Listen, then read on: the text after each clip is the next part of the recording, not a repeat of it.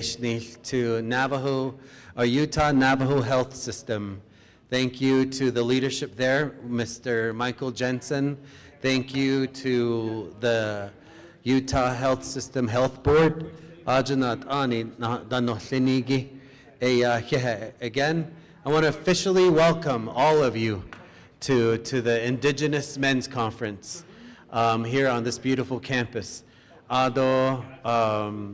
Nana nke speda hasan do she tropa hanchla adon le shamain le danaho tsoda naga ado look a bashchin shejain le twidenesh kayenta my fathers are from there sheje ado kia ani e ya dasche ado tlazalana dashnale kut aya the nench le do ashizini ge ya what's I own my own little company. I get to move home to Danahozo, and I do this work in sharing our language. And where does the teaching come from? For those of us speakers, we're using Nachama, Nechije, Nachamasan, Do Nechiche, Nechinalabenantkin. Nakahastwin the Gazani did nata to Hiltan Kedini dia. And that's where a lot of our knowledge comes from. And some, like Dr. Bayless here, a lot of education and the experience. So that's who we come here with. So I want to welcome you all to this conference that I've been trying to make it here the past 3 years, but I was always too busy at work. Now I'm here and to be the MC. So yeah, Craigie, thank you to Mr. A.J. Bitsui. So first I want to recognize the Utah Navajo Health System employees for putting this up.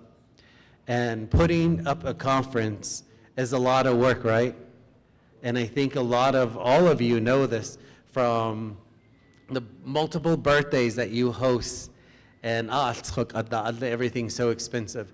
But Craig, and right now I am going to introduce a young man here.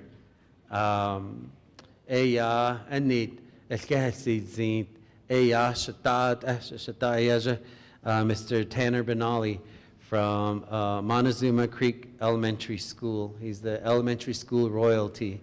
So he will be singing the national anthem to open this up. After that, we'll have Mr. Ernest Harry Brigade do the invocation. So, Shata, if you can come up and shake it off. You're gonna do good. So you can face and the audience, and it's all yours. Go ahead. So just say who you are, your name, your clan, and then we're going to sing the national anthem. Can I introduce myself? Yeah. Okay.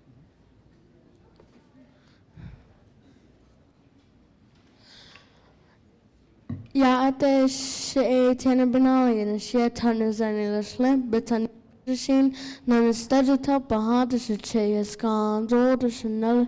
Shema a Shana Wires hole, yeah, Shazza a Clay Benali hole, yeah.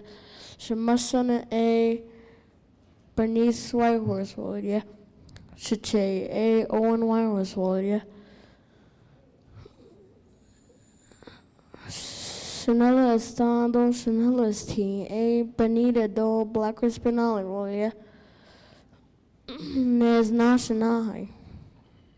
And I'm going to be singing the national anthem. Go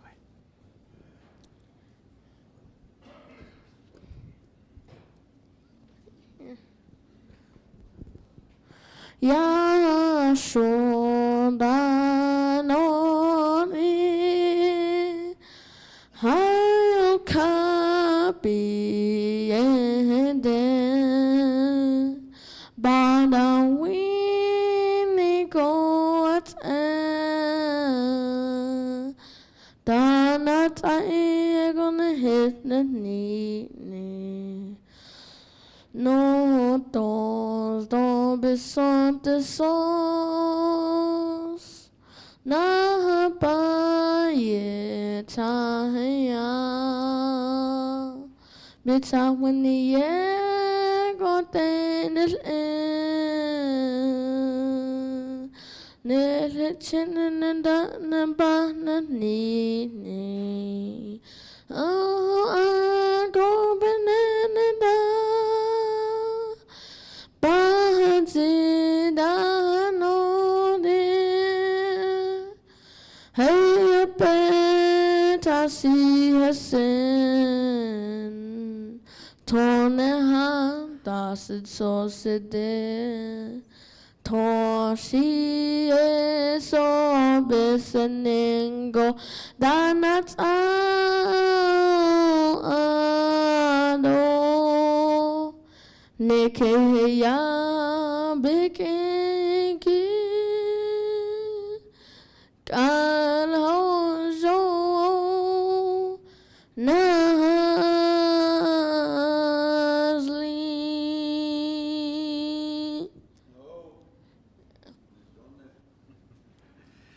Nejana thank you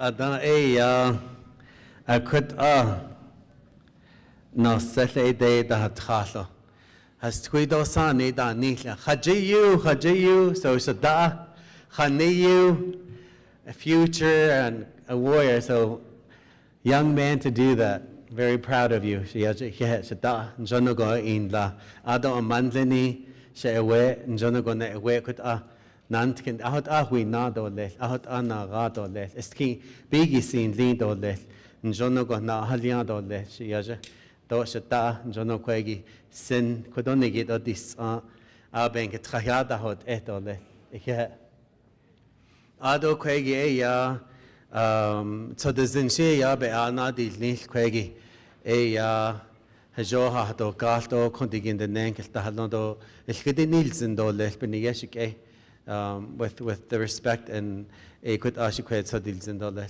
ado kwegi Mr. Harry Bigay kwegi shit sadizin shit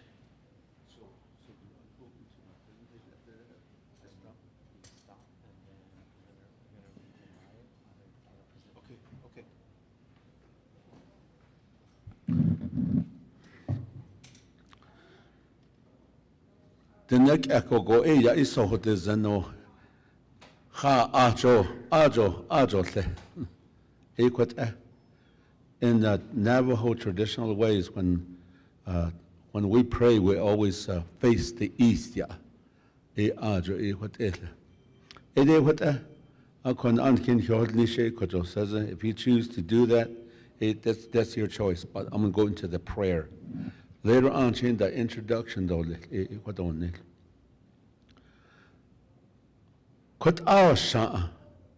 nobody has done this. Those of you that can, and you could all try. In traditional ways, when a medicine man prays, he sets the path and you follow. So what I mean is, let's all pray. Repeat after me. Set a new precedence for the Navajo Nation. Do you know the Utah Navajo health system is doing that? It sets the precedent for the Navajo Nation. A lot of the ideas that come from the board and then the administration, it gets popular, if you will, and it goes out there. So here it is. So there's a Shikek Ahoshita the Donil. Hojon to lel. Nejone to lel. Hojone to lel. Deep in the yedate, deep a kahat, no ka the ne, nikit neniki, ku ya, di cheat holdish, to te gande sahoat ni chele, ni masanele, the tane yard, equat a coco, up and na, di qua. Tenani tleniki, tenan leniki, hajo dole, hajo atakon zendole, hajo bespeho zendole, den na itligi, johot ego, nsaha kieso, kweho a, ekwet ela, nas zan, shama nakagi, yatelhil shetha niyagi, akokola, dicheku yata tchitolel, tahanetolel, to hayui, ahot ego shi, hanetle, nantinle, nihi tahui niltolel, bikidat itchitolel, ayata nejongo, nihja, bitahosiltsi, nelle nihje bigititsako, nahan nitsigan, bigititsako, bikititchiko, nitsiga bigite, haishi, nihipe ehni salahaki, aje yahakako, aje njono hashtatet ego, ahot anhatolil, akoko eya, bohul agi, khoto tahtitzago, haishi, hatishi, at ego, bechenitzago nechennetegota, kochil I, kochinni, kochit I, hatnile, dolel, ben yeit, tohot idape yonit eta, toyennetelgene, hajo pahuinzen, chon ilka, hajo, dit eya, bakhait, diben nago, kodonit ha yatelhil, johona enihje, klehona enihma, eta hwatiyin has ak atije, ku eya, chalhilnat zado tahiti, ya ishjas so tahiti, tsela kwel kahadet aniki, kone holjish, biyeje, doyat eko, nichindat et ayo wache, naho kosko, del tohtole, de katole, Johana et ahayaki, shilniki, Johana et ahayaki, nijongo kocho, eya ben kiltanada hotetil jizdole, Johot et hayubik nit, akondit abigatole, zelt atshahon, in it shahon, quat edole, velskot enich, hojodole.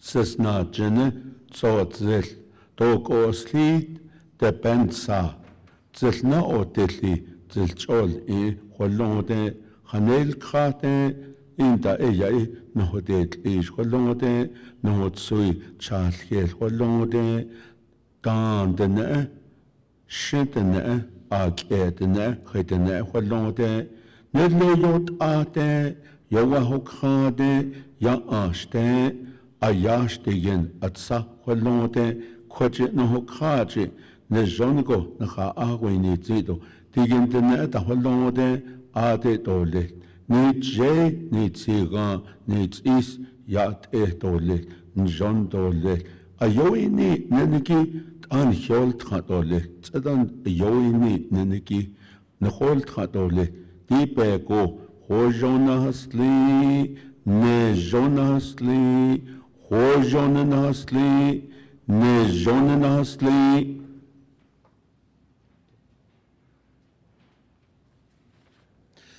Njonne, ada ben yet khojet liya.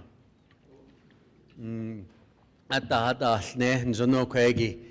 Nkatso hodezen ben getrahada hot etole. Nledit ahas tquido sani tzadel zino. Nji lahliya. What I got from this prayer was elcha aha winzen in this Indigenous Men's Conference. Nihishi Sani bil ketahat ini nakama ado bil inada inita eshi ba ahatanos sendolel nkhalchen nkha ahatan zendolel kwegi nasot khani elkha ahanit zendo benachadida na antkinde dilyel aha wada bilindi khaya ako kwegi nana eya dihishnet dolel di kwegi hich ahatzi higi eya nana anit sadazin khayila. Mr. Ernest Harry Begay is a traditional counselor who resides in Rock Point, Arizona. He has been doing ceremonies consistently for over 50 years. Wow, 50 years. That's a long time, yeah, for helping our people. He has worked as a traditional practitioner for 10 years for Navajo Department of Behavioral Health Services. He worked 6 years as a traditional healer counselor for the Indian Health Services at Four Corners Regional Healthcare Center in Red Mesa, Arizona. Currently, he is a traditional services program manager for Utah Navajo Health System. He provides traditional counseling and education services to people throughout the Navajo reservation and beyond. He uses the Indigenous Navajo modality, which consists of self-awareness, self-respect, self-help, and self-care. He also uses the Navajo oral traditions of black, blue, yellow, and white worlds to heal. He helps people with substance abuse, mental health challenges, behavioral disorders, domestic violence, and the variety of sicknesses that clinical institutions deal with throughout medicine. He also uses storytelling, ceremonies, and sweat lodge to help people. He is also a traditional educator and presenter on a variety of topics. So Kwegi, please help me welcome Mr. Harry Bigay to the stage again. Kwegi, Hannet Olech. So this would be the time that you would Okay, end. in time, okay.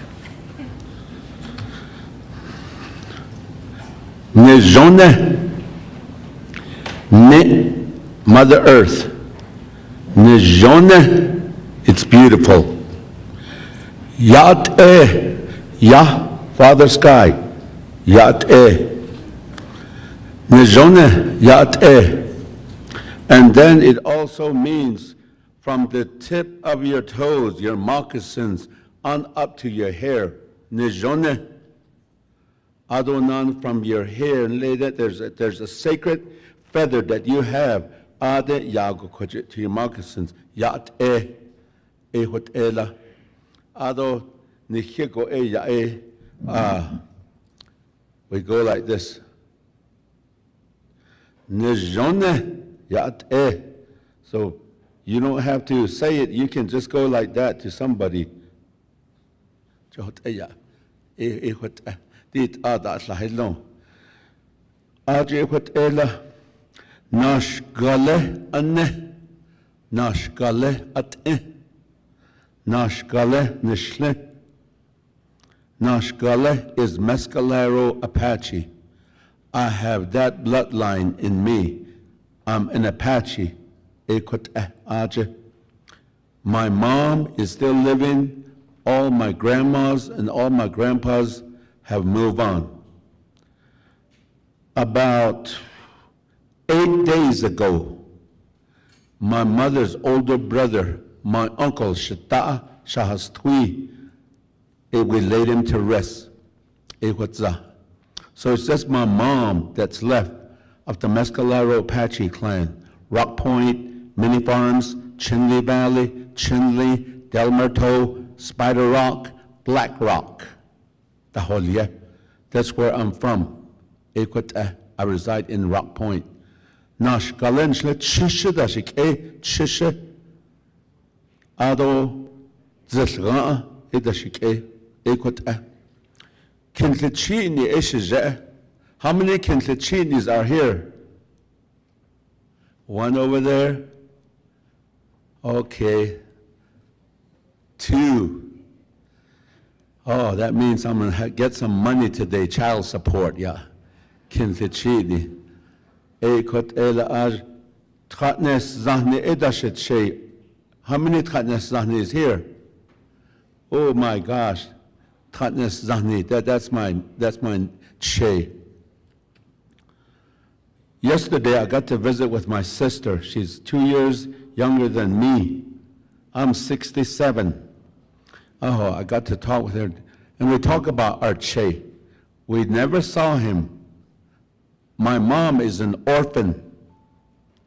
Elsie Benali Begay. She's an orphan. Her mom died when she was 2.5 years old.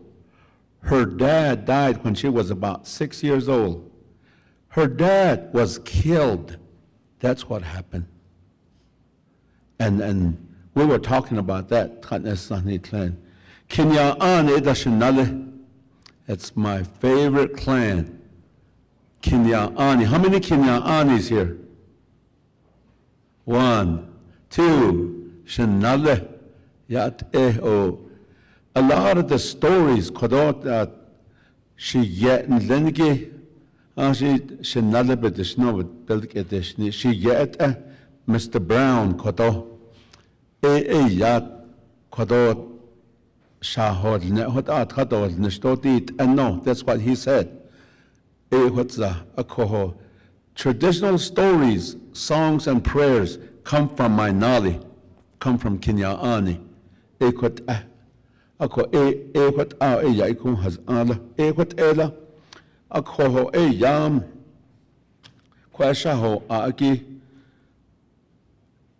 Ernest, but a lot of people like Mr. Brown did, they call me Harry Begay, I know ya. That's my dad, yeah. Harry So Begay.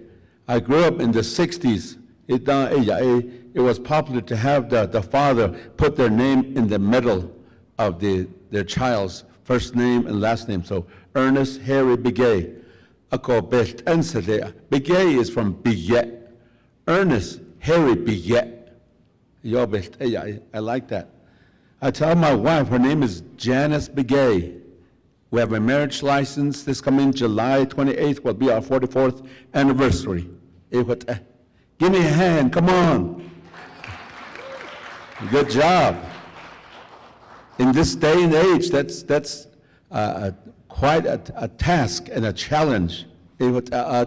So because of that marriage license, she became Janice Begay. So in reality, I tell her, your name is Janice Biyet. Janice Clara Begay. Janice Clara Biyet. It doesn't make sense, dear. I think you should go back to your maiden name, Johnson, Janice Johnson. But I don't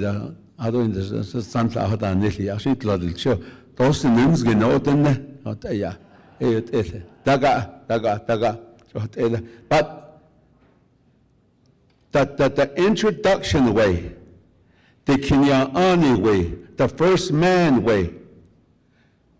Introduction, write this down. Your clans first, and then your name. That shows that you have that traditional mentality.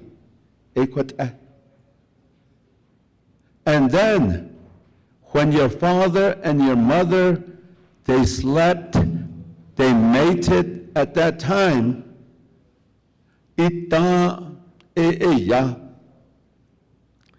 your clan came first, then your dad's clan, your Che's clan, and your Nali's clan. 9 months later, when you were born, that's when you got your name. See, that's a sequential order. It's just like east, south, west, north. See?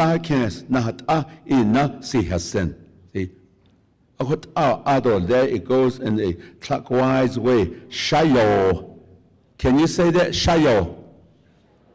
Shayo. Now say shalasase. Shalasase.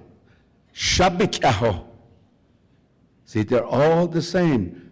Shayo. It's talking about that sun making its path. Shayo. Shalasase. Shabikaho. So that's why I always introduce myself. But if you have the Belagana mentality, first thing you do when you come up to speak, you say, I'm Ernest Harry Begay. Other than that, the speech begins. It seems like your clan is your census number. 126,796. That's my census number. There's a whole bunch of things, a whole process that is there, traditional dene mentality, other Belagana mentality. Kwaeki, Ehutela, Akwai Bahastido. Ade, to illustrate that even more, June 21st, Solstice Day. That's scientifically. Before that, before that, I put it in my prayer. Before that, today,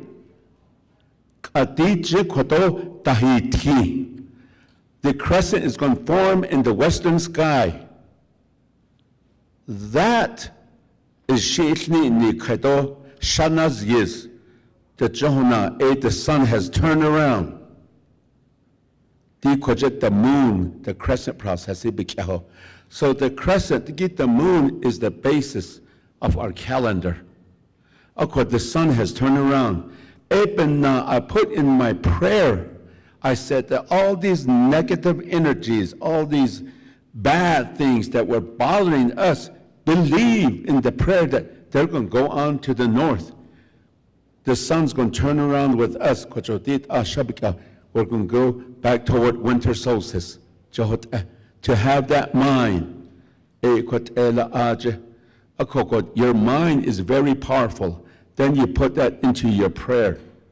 So the yin. So the yin. Tongue. Holy tongue. So the yin. So the yin. That means that whatever you're going to say, it's going to be that way. Wow. Powerful. Our tongue is powerful.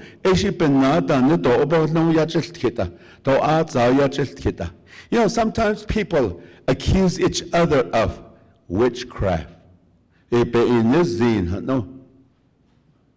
My Nali used to say, if we choose to, it's at the tip of our tongues.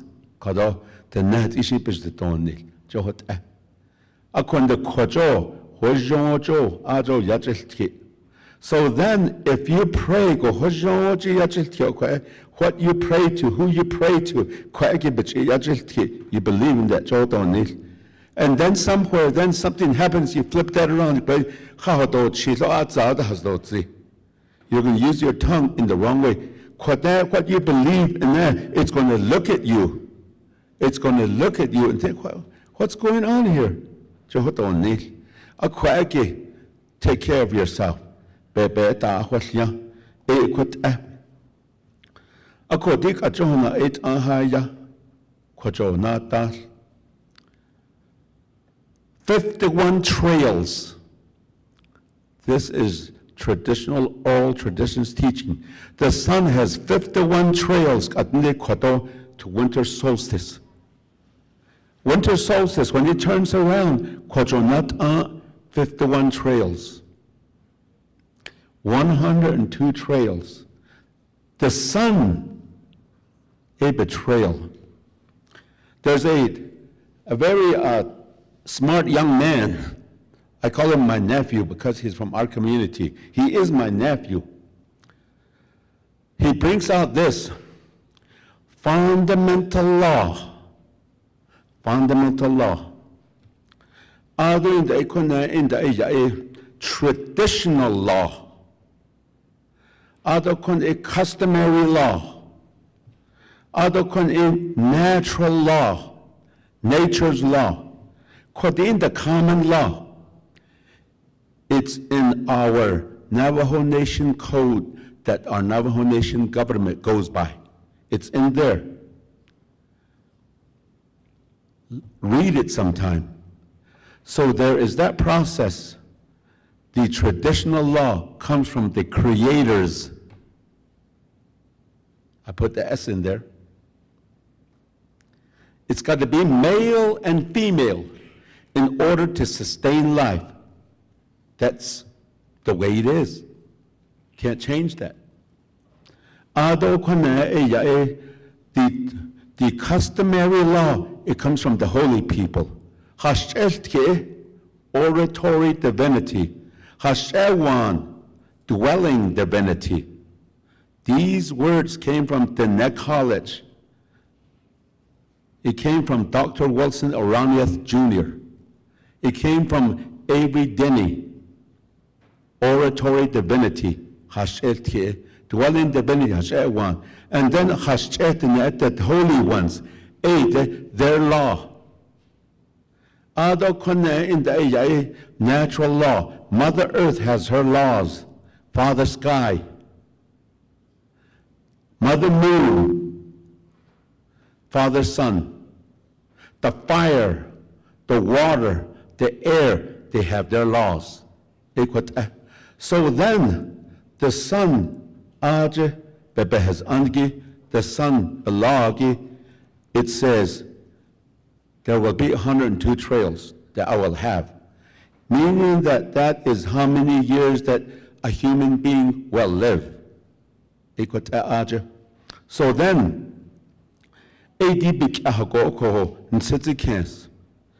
for myself, I'm 37. Oh, wow, I wish I was 37. I am 67 years old. So by that natural law, the sun's law, I have 35 more years to live. 35 more years to live.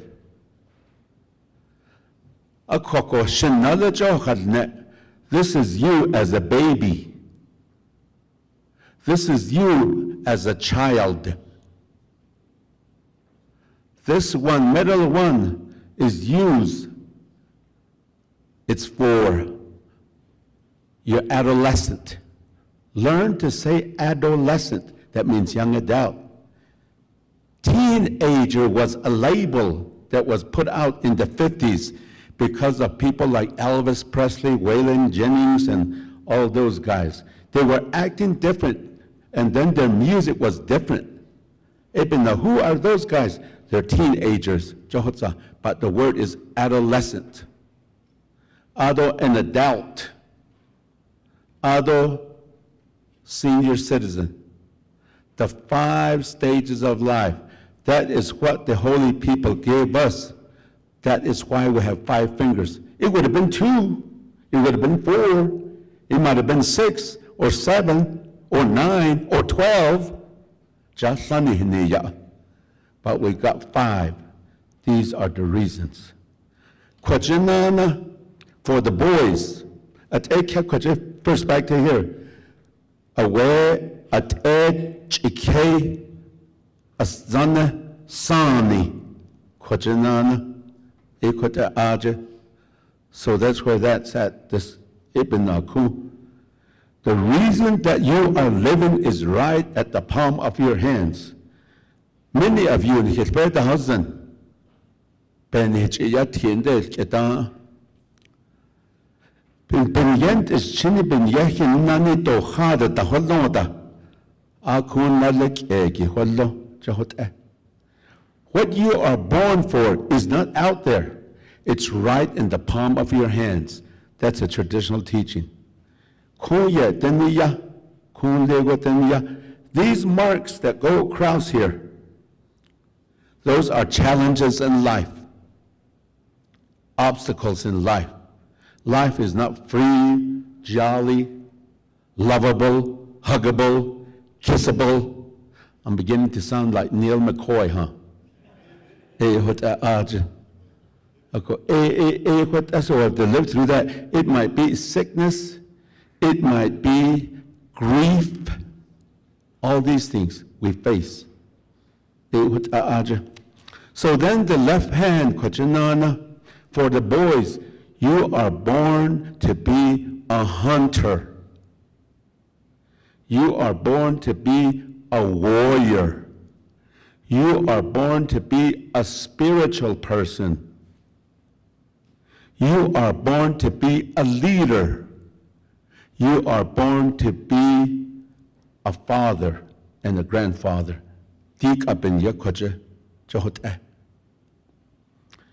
For the ladies, you are born to be a homemaker. You are born to be an arts and craft maker. You are born to be a spiritual person. And yes, you are born to be a leader. You are born to be a mother and a grandmother. I could go on to the toes, but I'll be talking till noon then. So right now, now, Hunter, as a young man, it's good to have bow and arrows to hunt with, or maybe just to protect. A man represents protection. That's what we are men for. We are to protect. A young man, he is there for protection. Turn around. Show your bow guard. That's the main one. Okay, thank you. So that's where that comes in. To hunt. Then it's good to have that bow and arrows. 2 arrows in Jonah. One, not yet, and it's gonna monster slayer. The marking is just straight. Although 2, child born for water. I'm talking about the twin warriors. That one is zigzag. To have that with the bow on top of your door. That's protection. And then as men, we have that protection. So the fundamental law, the son's law, we live to be 102 years old. The holy ones, they can take. So then the son then was made and they began to go. And then one day they said, it can't be just that the sun goes and people die. There has to be birth. That's where the crescent, the moon came from. The moon. So then, if you go by the numbers, 1, 2, 3, 4, 5, 6, 7, 8, 9, it goes to 9. Then 10 is like 0. 11 is like 1, all the way to 19. Always goes to 9. That is why a woman has to be pregnant for 9 moons, 9 months. So that number you can just count. 1 million, 1 billion, 1 trillion, 1 zillion. Somewhere you can just begin to make them up. It doesn't end. A man and a woman, you as the man, you're the main one in this.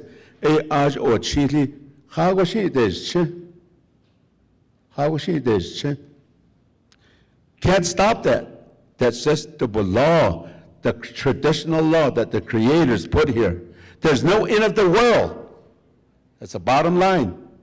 It goes on. There is change. The black world, the turquoise world, the yellow world, the white world, the glittering world is where we're at. What does glittering world mean?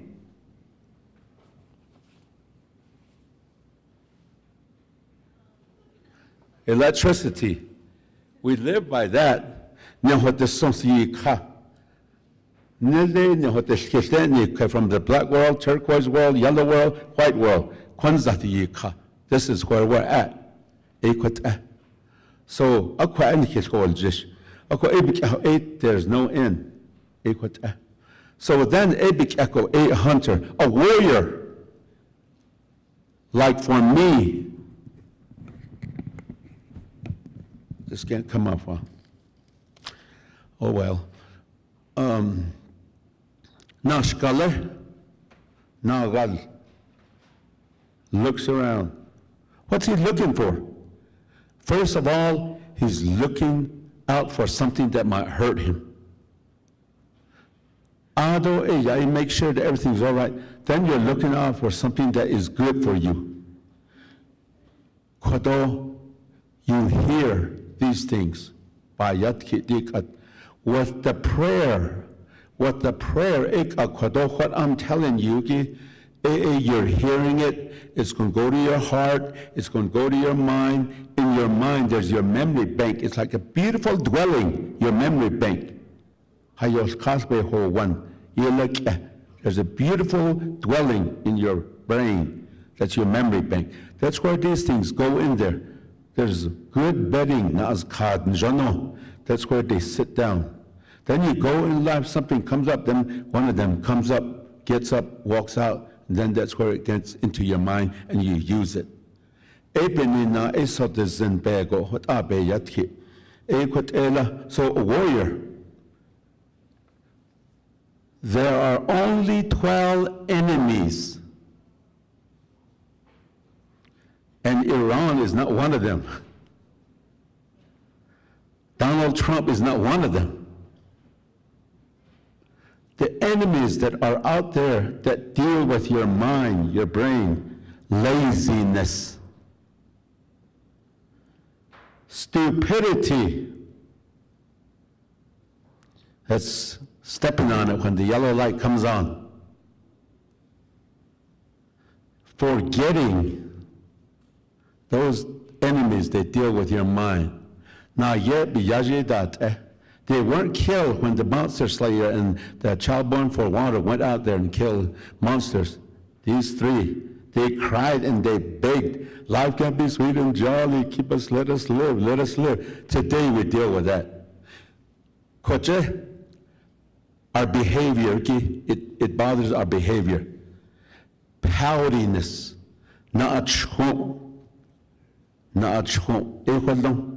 it's our enemy. Jealousy and envy,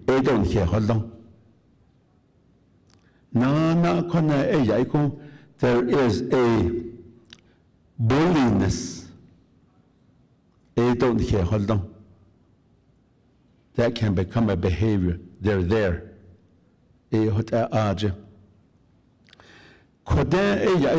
Is socially, in society, the enemies we have, number one, gossip.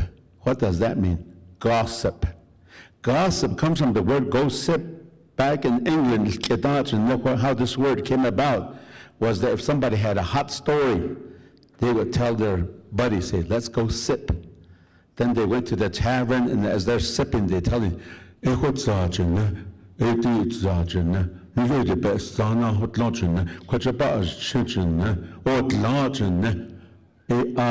that gossip, that's our enemy. Number two, in society, there's greed, there's that, Number three, to the West society, poverty. To the North, physically, bacteria, lice. That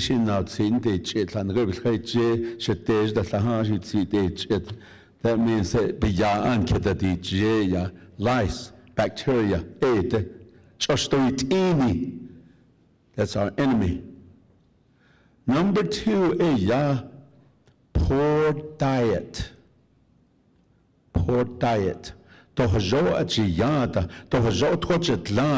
That can be, that's an enemy that we have today. Coffee and donuts, yeah. Oh, that's indeed. Out of soda pop. Do this sometime. Go to a trading post or a store. Just park there and just look. The majority of the people are going to come out of that store with nothing but a 12-pack of soda. They'll come out. That's our behavior today. They're carrying diabetes. So there's a little that's a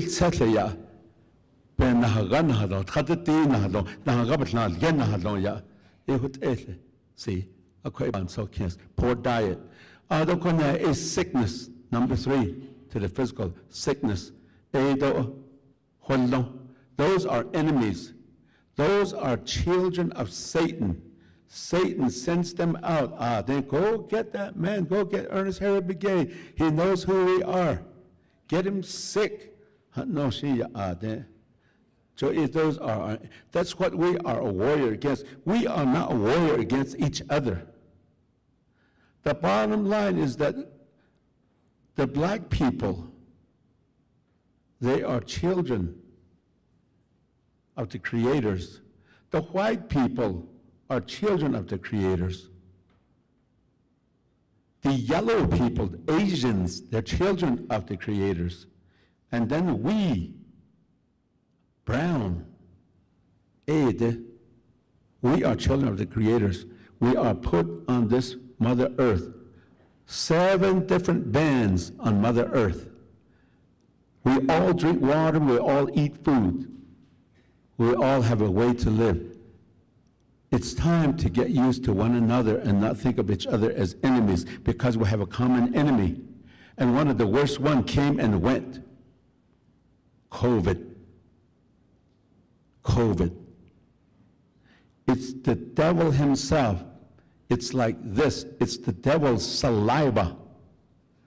That's what it is. All it did was came on all of us. Lost a lot of loved ones. Because we got our guard down. Being a warrior, being a spiritual person, the traditional education that we had back in the day, when there was no schools, no white people, no Hispanics, just nothing but pure Navajo people living, the hogan, the fire, the water, dishes, food. When they taught a child was born, they had all these rituals that they did. Like when they laughed, they gave out salt. When they walked for the first time, they put down sacred corn pollen for them. When they spoke, listen to this one. When a child spoke for the first time, they took minerals, they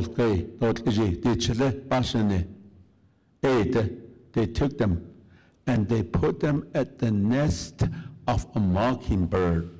Zahalani bet opigeda ade nilye a wen jgono yaltkito hnoya. Tobetlan tlago yaltkito hno. Bezedo nahon tlada hno. Bet sodot all dicho tahitilta hnoya. That's how they went about it. That's the one that, I don't want to say it's extinct, but people haven't done that. They won't talk awful. They won't use awful words in public like the F word, the F-bomb. Don't say that. Especially the F word. Don't say that. Don't say that to one another. That part, if you think of it, it's a significant, very wonderful way that was given to us. And that word, in life, it sustains life. You're laughing about life if you use that word. So control your anger, in other words. Be careful. The S word, these foul language. Control your anger, control yourself. Men, that's what we really need to do. I'm going to tell you, hey, come on, dudes, come on, men, man up, be man. The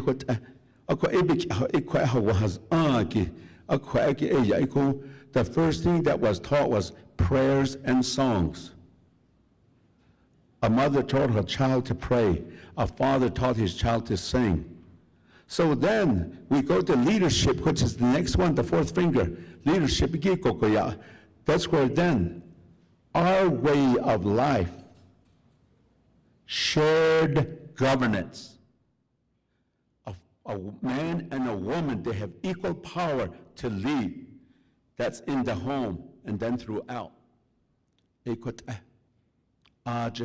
Shared governance. So as a man and a woman, you have to teamwork. That's how you go teach your child to be spiritual. That was the utmost, the first one, to be spiritual.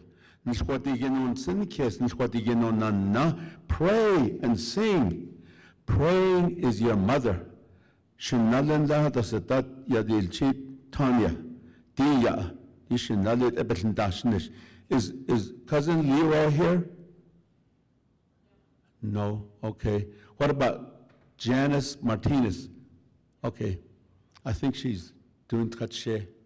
So, Dia, we are the traditional counselors for Utah Navajo Health System.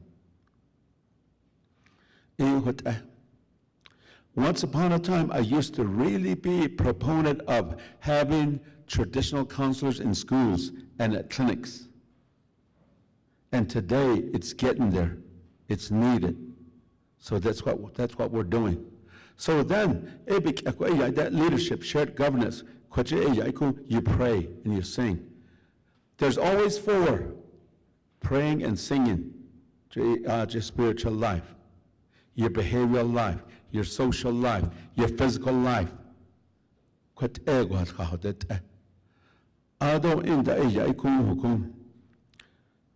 Being a father, that's what we were born for. I'm a father of 9 children. Being a father, having sons and daughters. So then, behavioral health, Joe, this comes in. This is the whip. It makes you think. It makes you really think. Don't get offended if your children are having a tough time. That's the way life is, challenges. That saying is this: if you want to know how you are as a parent, if you want to know how you are, look at your children. Look at this boy right here. He has a good mother and a good father, and he displayed it. That's a dream today. So, to be a father. A woman, a homemaker, a arts and craft maker, spiritual person, and to be a leader. Whoopa, Mr. McKay, wait, hey, hold up. What's going on here? A woman's not supposed to be a leader. You hear that a lot out there. But then, in the beginning, first man and first woman, they had equal power, shared governance, leadership. That's the way that it was. And then in that way, then all of us were leaders. I'm a father, I'm a leader. I'm an older brother, I'm a leader. You're a father, you're a mother, you're an uncle, you're an aunt, you're an older brother, you're an older sister. We're all leaders. So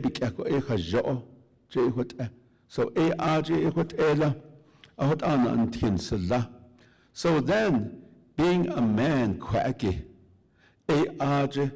the significance of being a man is your sexual organ. The significance of being a woman is your sexual organ. That's the one that's there. And that's the part that I think that we are really not paying attention to. The number one issue on the Navajo reservation, this is coming from behavioral health, mental health, the number one issue that needs to be addressed in Navajo is parenting. A father has to learn to be a father. A mother has to learn to be a mother. So fathers, your commitment is to that woman. Your commitment is to those children. And my gosh, it's one of the greatest things when you get grandchildren. I have five grandchildren.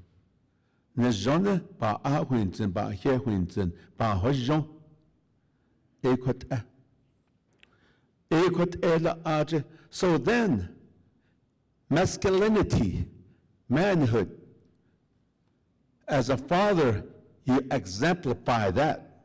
That's the most important one. You have to set the example in in front of your son. Exemplify that masculinity. That's what they see. And the uncles, they all see that. So then in time, and this is the part that I really want to hit the nail with. Puberty.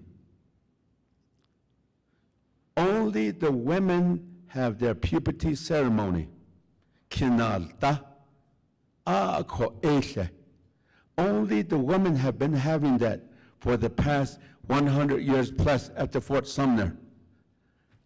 The men, the puberty ceremony, the touch, the sweat lodge ceremony, it's gone.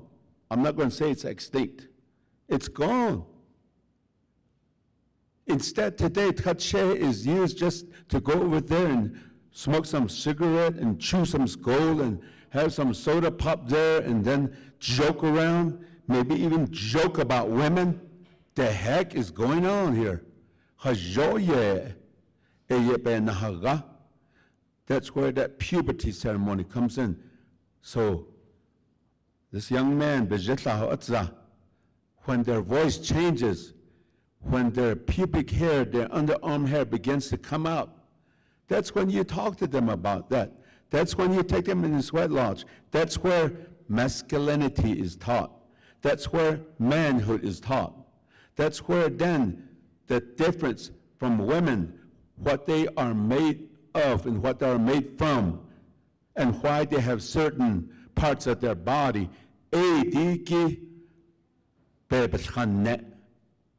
It just so happens that in Navajo, it is the maternal uncle's duty, the mother's brothers. So that's the same clan. The father, here and there you help. The good thing is sweat lodges are coming back. Sweat lodges. There's the traditional Navajo sweat lodge, with the dirt that covers it. Then there's this other one that they say that came from the Plains Indians. Some people on this side, medicine men on this side, they have the Tache, which is northeast. Sometimes they talk against this one. These guys too talk against it. That's not what it's for. How a person practices, they believe that, which is the traditional sweat. My grandfather, we took him into one of those where the rocks are in the middle and you put water on the rocks. We took him in there. He was about 82 years old. We took him in there and he watched. Then when we got out, he said that this sweat lodge belongs to the son. This is how that first boy, or now yet is going to so that's what it is. To have that. There's many of them out there. That's where there's teaching. The first part of the teaching is that string. That string. That's for men. That's for men. When women have their puberty ceremony, young ladies have their puberty ceremony. They're taught about their body and all of that.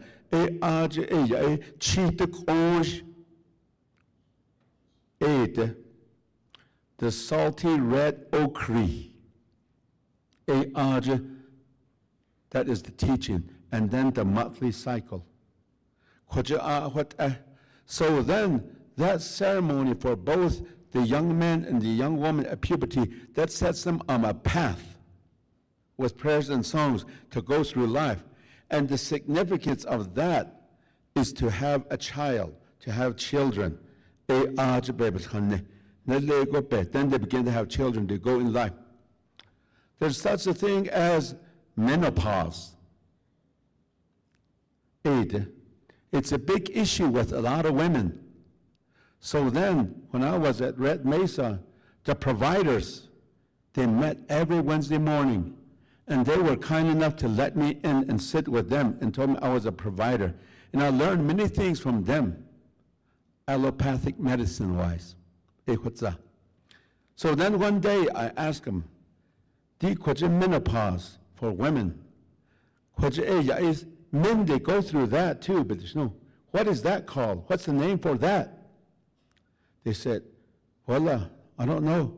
These are providers, doctors. I don't know." We just know menopause. Kwajiki this, kwajiki wala. You can't call it a midlife crisis. Jo ado indant ado ya. I told him, "I'll help you with your language." Kwaje menopause for the women. For the men, why not call it womanopause? And they want to talk to the man, that makes sense. No, yeah. Kodo, that puberty ceremony, kodo to that menopause, that womanopause, you go through that stage. When that happens, then there's another ceremony. That's the one that nobody does too. There's another ceremony now that for the women, that grandma has now moved on. You don't have your monthly, it has moved on. Jahotza. So you have to get blessings and prayers to go to old age. So that you will go through this cycle of life. It's challenging. Then it's going to be a change. You can no longer be going around. You have to be careful.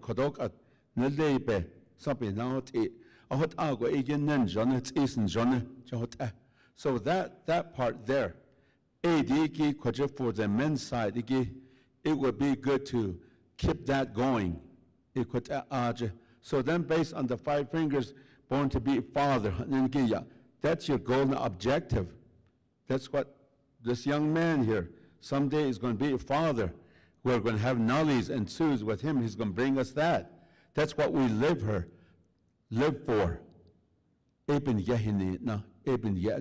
So as the man, you're the lead.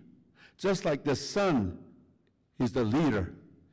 In traditional mentality, that son goes around us. In scientific belief is the earth and all of us, we go around the sun. I see on Facebook, another trip around the sun. That tells you that they have the Belagana mentality. It goes around us.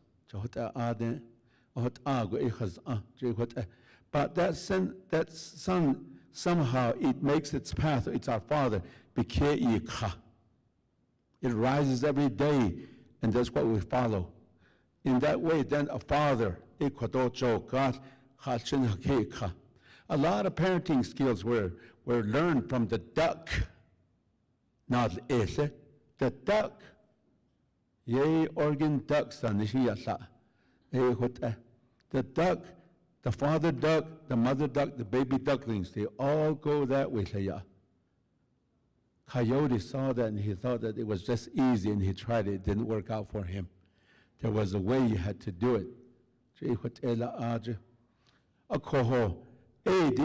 As a man,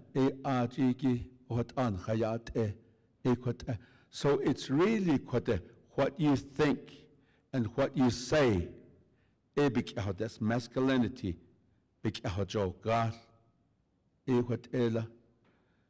Medicine man, that signifies you're a medicine man. You wear turquoise, that signifies that. You wear a blanket and you wear moccasins. You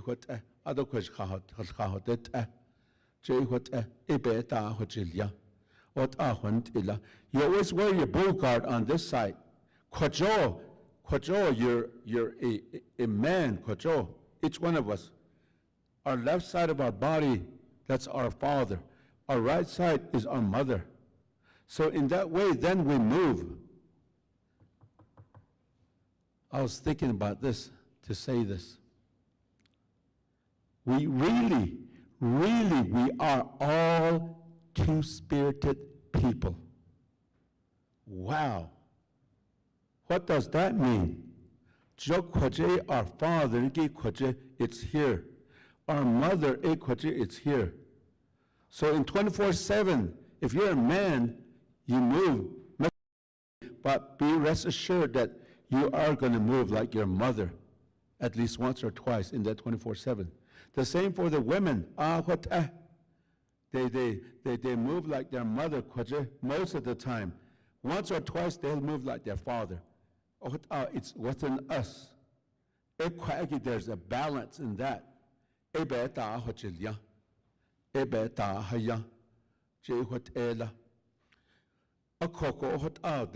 how we're going along today. You are the leader. Hasodazan hagin hodlo, hat she hodlo, hat she hodlo, alkido ka hodlo, hatat all hodlo. That's that string at the sweat lodge. It's really, that story is for men only. There are some like that. Even for women, there are stories that are for women only. Here's just to shed light a little bit on that. She could only hit question that all that. And I've got about 3 minutes, so I'm going to give some time if there's a question or two. Yes.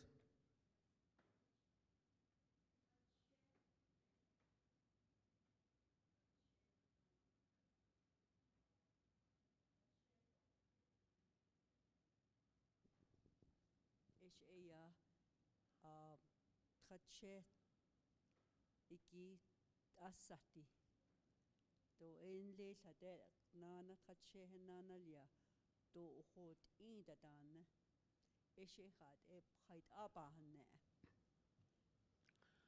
Eishi anneniki, khaishi khwanneniki, nabishtelki hat ipenna. See, that's the thing with our people too. At either you wet or that or just either.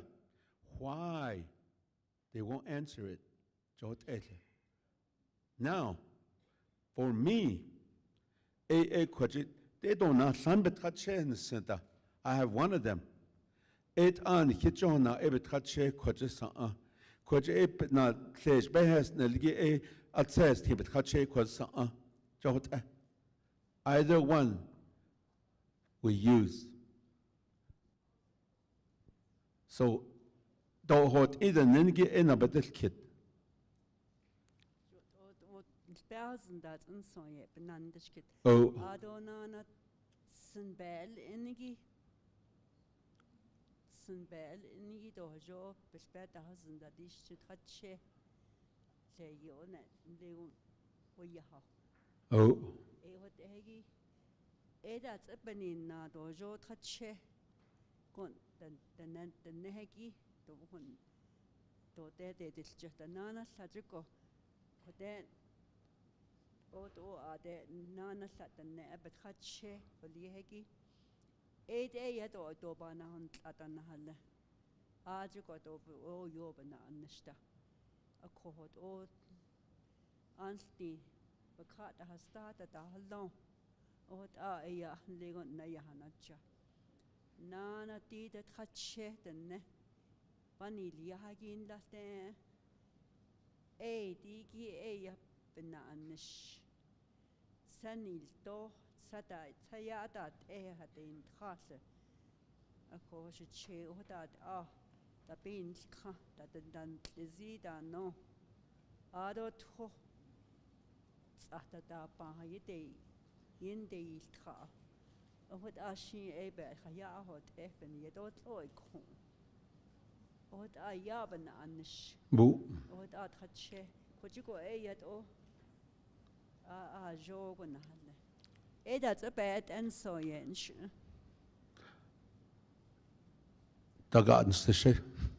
That's my answer. Daga. Alchishikelt abana anish. A condedi codet non-sat never khache no. Should you go it's ours. What Jonah ebit khache hot and hanilia. Equat ella. Okay? Big hane aji old killer.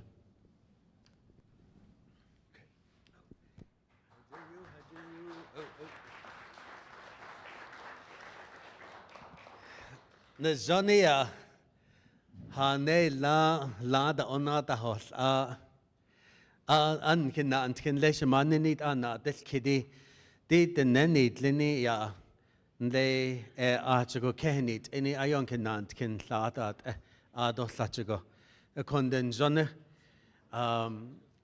really quickly we do have some raffle items here. There's two Pendleton blankets right here. There is a grill and two bow guards. If you want to have a chance to win one of those, go ahead and learn about colon information at the entrance. You walk through there, and if you can get some information, and they will give you a ticket to enter for that. And then these young ladies right here, these are, I believe, prizes, right? Yes. And then again, these are all by UNHS. Yeah. Now we have our next presenter is Mr. Dr. Andy Bayless. Quick about his history, all the wonderful work he's done. Andy Bayless earned his doctorate in pharmacy from University of Utah in 2012 and has been practicing as a diabetes management specialist since then. He is dual certified as a diabetes care and education specialist and board certified in advanced diabetes management. Dr. Bayless lives with his wife and 3 children in Blanding, Utah. They love exploring San Juan County and traveling worldwide to learn from other cultures. So please welcome Dr. Bayless.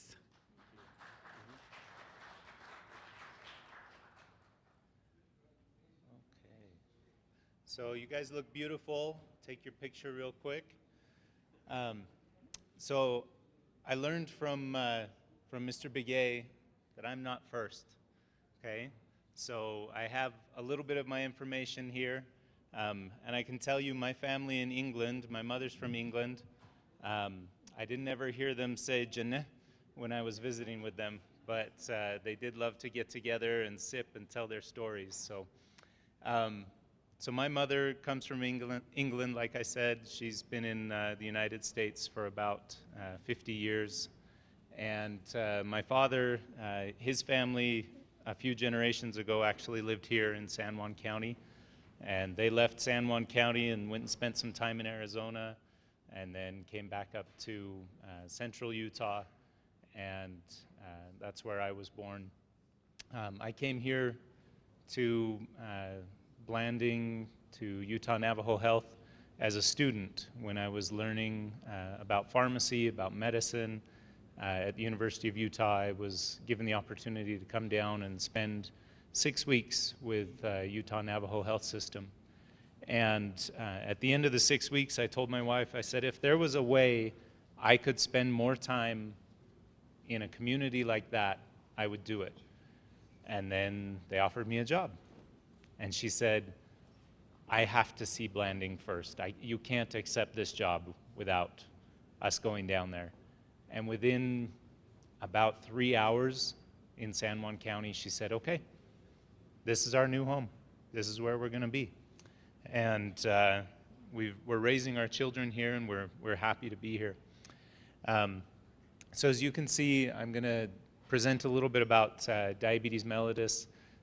Just kind of a quick intro. There's, thousands of books you can read, hundreds of doctors you could talk to, lots of things that you could learn. Mr. Biguet was telling me a little bit today about how he teaches about diabetes in his traditional visits, and the step-by-step from the food entering our mouth to our waste leaving our bodies, and all the ways that we can need help as that happens.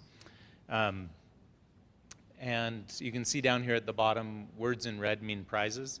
So we've got some handouts that I'll be giving out.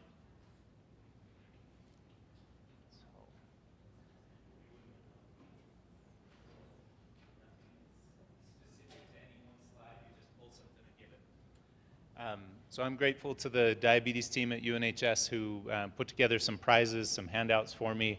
They tried to find things appropriate for our men's conference. one of our nurses ordered a nice set of screwdrivers, and when they showed up, they were about this big, and they had jewels on them, little sparkles. And she said, maybe I'll save that one for a children's conference. But so just kind of keep an eye out, and as you see any red words come up, we'll talk about those.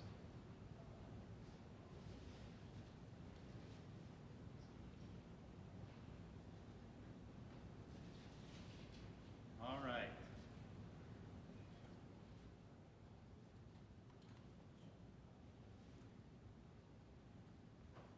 Well, it looks like the connection's not working great that way, so we're going to go with a lapel mic instead. Yeah, and I might hang out over in the corner.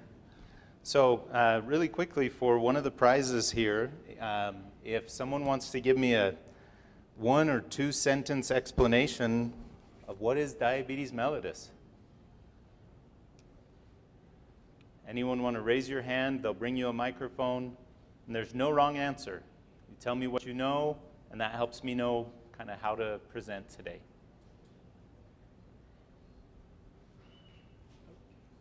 All right, we got someone out there. If you want to run a microphone out, that way everyone can hear.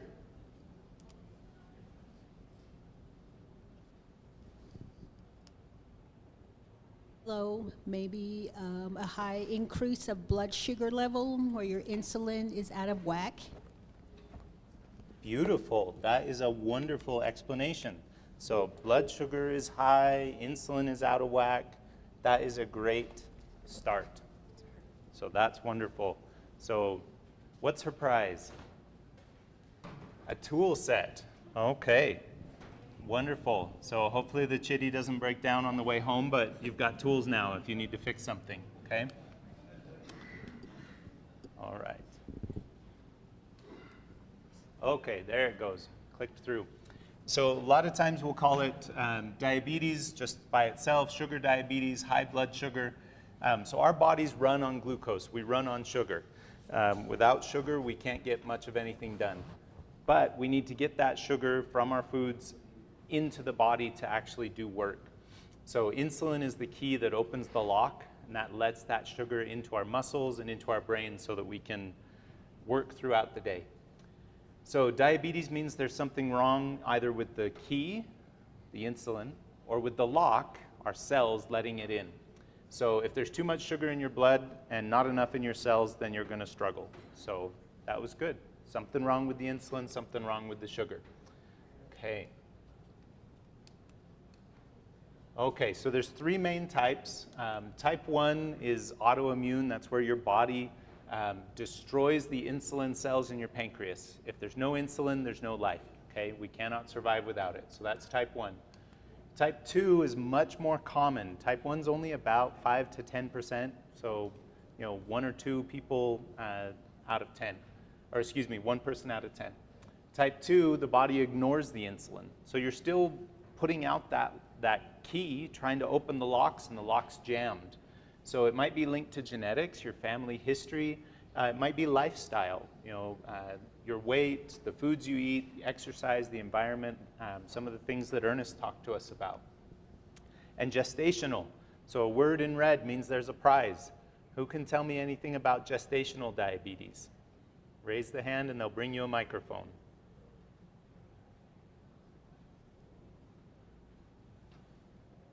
Any thoughts? Oh, we've got a hand in the back here. Shout loud.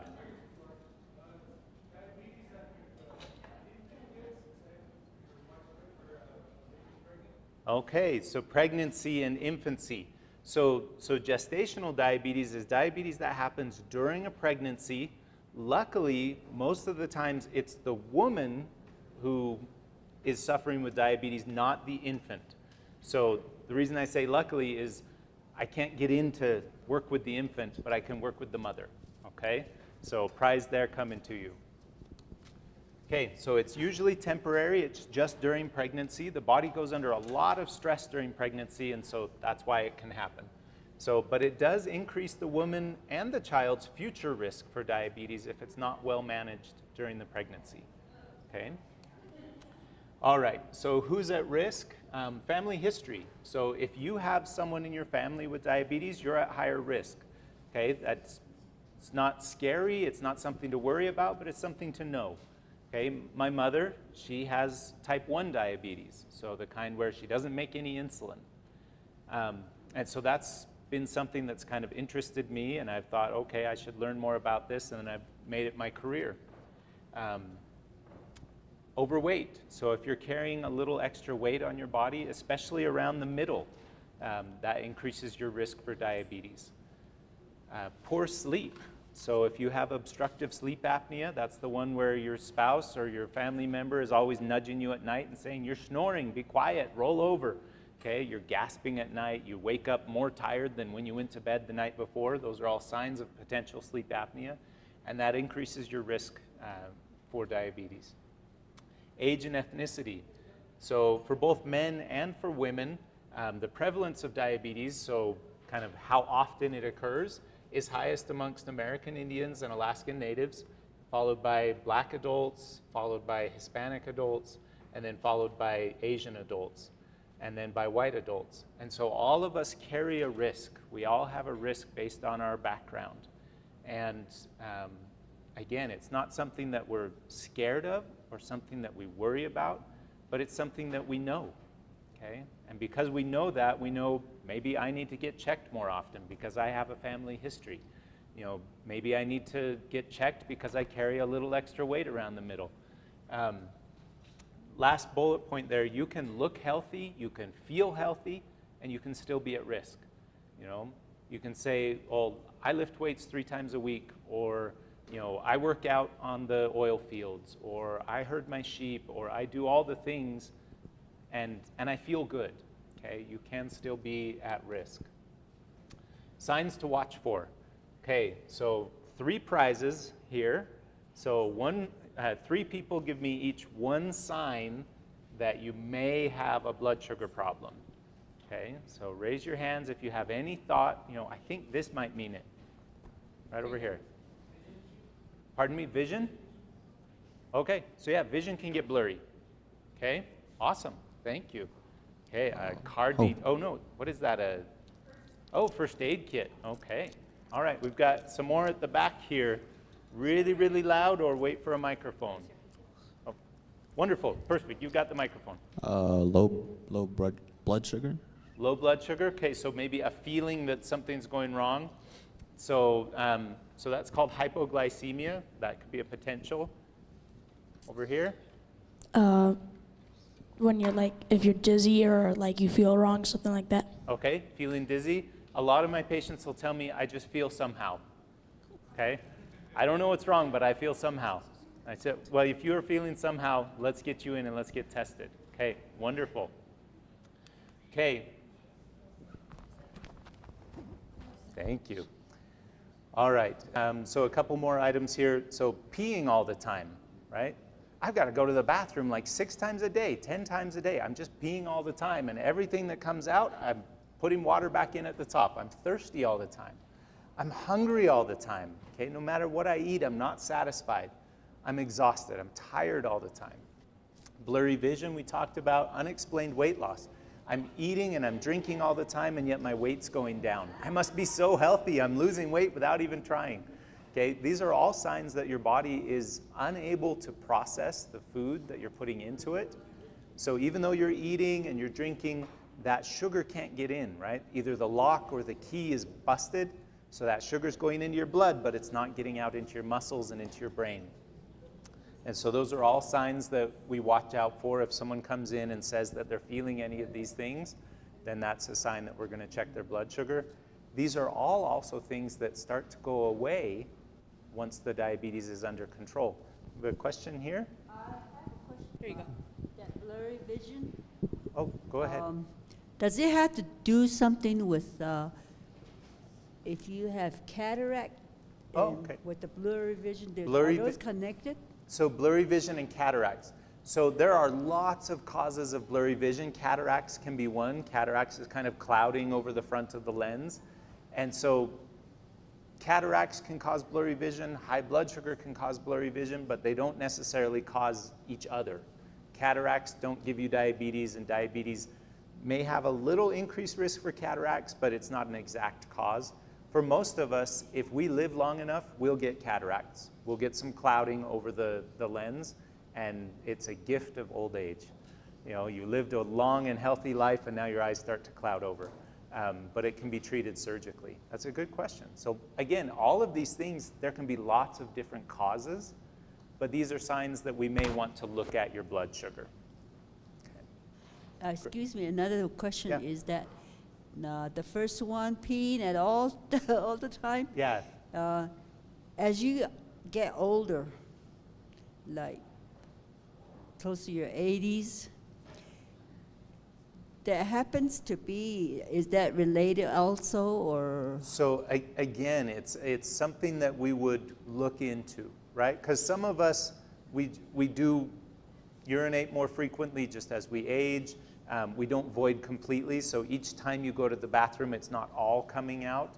And so again, some of these things are just symptoms that can occur for other reasons, right? We feel this, and it doesn't necessarily mean diabetes. But if you feel a couple of these at the same time, if they're happening kind of more than one at a time, then that tells your doctor, hey, we should check your blood sugar. And if your blood sugar is high, then lowering the sugar will usually make these things feel better. So maybe we're tired because of our age or our job. Maybe we're peeing a lot because of our age. But if we get the blood sugar better, it will get better as well. It may not go away completely, but it'll get a little better. Thank you. That's a great question. I think she deserves a prize too. Those are wonderful questions. So, all right, kind of moving forward here. So you're feeling those things, you go to your doctor and you tell them about it. How do they test for it? So fasting blood sugar, you haven't eaten or drinking anything in 8 hours. And I want to tell you a little secret. Eating and drinking nothing is nothing. I have patients come in sometimes fasting, and their blood sugar is really high, and I say, this doesn't look good. We need to make a change. We need to do a medicine. We need to do something. How long were you fasting? Well, I didn't eat since the night before. And I've learned over the years to ask more questions. Okay, did you have a coffee this morning? Well, yeah, I had a coffee this morning, but I didn't eat anything. Okay, you didn't have anything to eat. Well, did you have a donut with your coffee? Well, yeah, I had a donut with my coffee, but I didn't eat anything. Or, my very favorite was a friend of mine down in Monument Valley who had a breakfast burrito that morning, but it wasn't like a real breakfast burrito. It was just a small one. And so the answer there was, well, let's come back tomorrow and try again. An A1C test, these are both, they can either be blood draws from your arm or little finger pokes. An A1C test tells us your average sugar over the last 3 months. Okay, so it gives us an idea, not just what's happening right now, but what's been happening for the last 3 months. Ernest told me that our red blood cells come from our mother's line. That's what we're testing with the A1C. We're testing the red blood cells to see how many of them have blood or have sugar stuck to them. And that tells us where your sugar's been for the last 3 months. Then our oral glucose tolerance test, this is for the women during pregnancy. We have them drink a big sugary drink, and then we check their blood sugar for the next couple of hours to see how their body responds. So these are all blood tests at the clinic. Okay? So what happens if you ignore diabetes, if you don't control it, if you don't take charge? You can have heart disease. It increases your risk for heart damage. It increases your risk for vision loss. So we talked a little bit about that blurry vision. There's lots of different causes, but diabetes can increase the risk of going blind. Nerve damage can make your feet feel tingly or feel like they're on fire. It can make them feel numb. Okay? The worst thing that can happen there with numb feet is you get an infection or an injury, and you don't know about it because it doesn't hurt. Okay? And so when that happens, well, you don't know you're hurt, so you're not going to go in and seek treatment, and then it can get worse. Infections get worse, and people can end up with amputations. This is all by ignoring the diabetes and not taking care of it. This is what can happen to some people. And kidney failure. Our kidneys are little filters. Okay? They clean our blood, take the bad stuff out, and then we pass that out as urine or as pee. If we're not taking good care, we wear out those filters. Okay? It's like, imagine your truck. If you never change the oil filter on it, it gets gummed up, it gets blocked up, and eventually the engine seizes, okay? If we're not cleaning the kidneys by taking good care of our blood sugar, they can get damaged and blocked up, and they start to fail on their filtering job. So when do these happen? So we don't know, okay? We know that as time goes on, your chances for these problems get higher and higher if your blood sugar is not well controlled. I've seen people who've had diabetes for 20, 25 years who are feeling great. All their blood sugar, or all of their blood tests look great except for their sugar. Sugar's always been high, and yet everything else is fine. And then in a matter of 6 months, they go from that everything's feeling great to being on dialysis due to kidney failure. Okay, other people have a very steady, slow progression over the years that we can see clearly. And so because we don't know exactly how it will be for you as an individual, we try to treat everyone as best we can. Get that blood sugar down and help keep you strong and healthy. Don't freak out. It's manageable. Okay, these are scary, right? These things are scary. We've seen our family members go through them, our friends, our neighbors. We know someone who's had these challenges, and it makes us worried. It makes us scared, okay? I get scared for my mother knowing that these are potential risks for her. But I also know that she works hard to control her blood sugar, and that reduces her risk. Okay, how to prevent diabetes, or if you have it, how to manage it, okay? So 3 people again, give me some suggestions on how to help take care of diabetes. I've got one here nice and loud.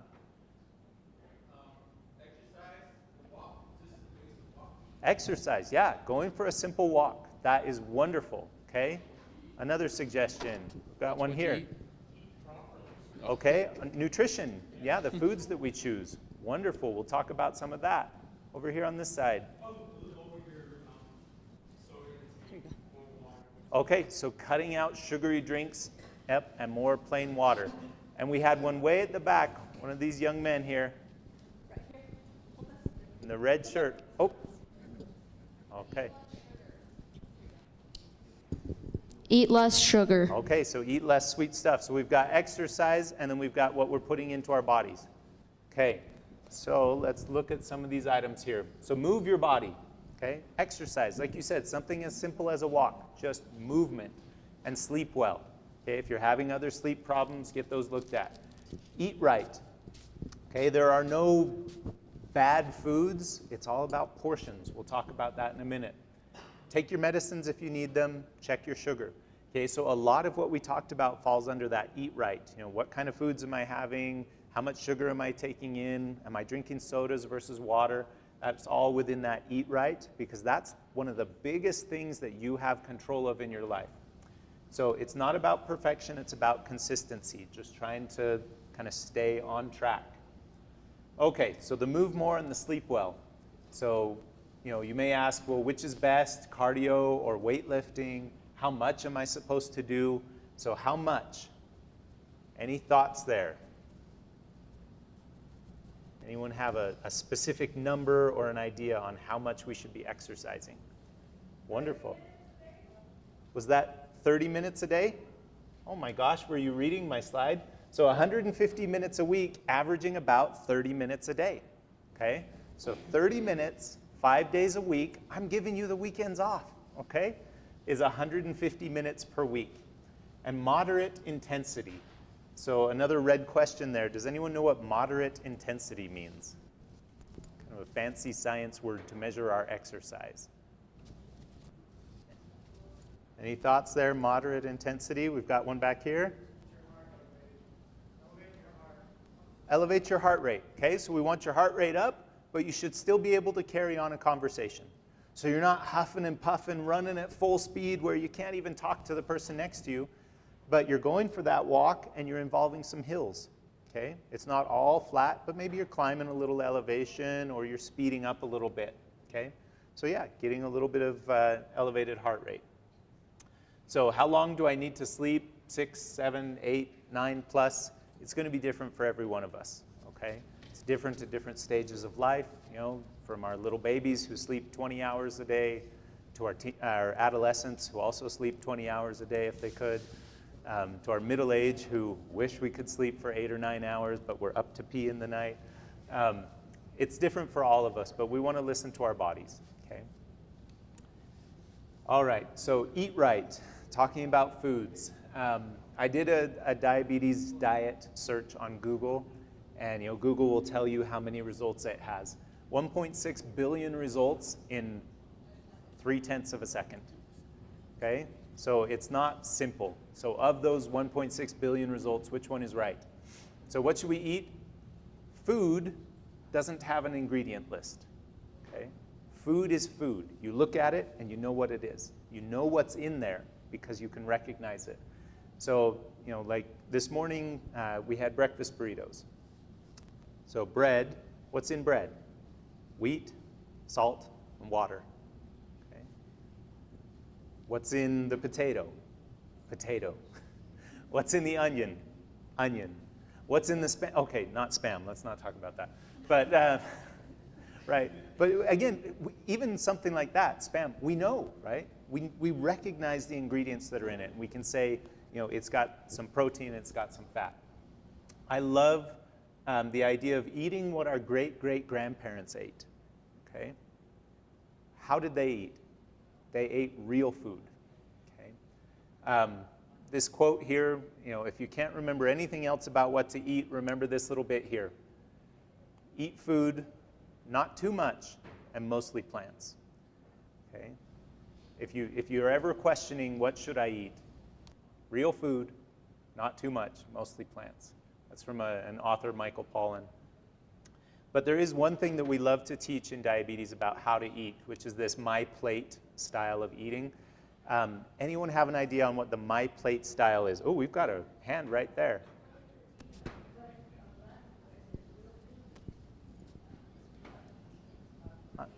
Can you take her the microphone? I'm sorry, I couldn't hear. What does that mean right there? Oh, sorry, ask again. Where it says real food is what our great-great-grandparents ate. Yeah. What? Which is going to be different for each one of us, right?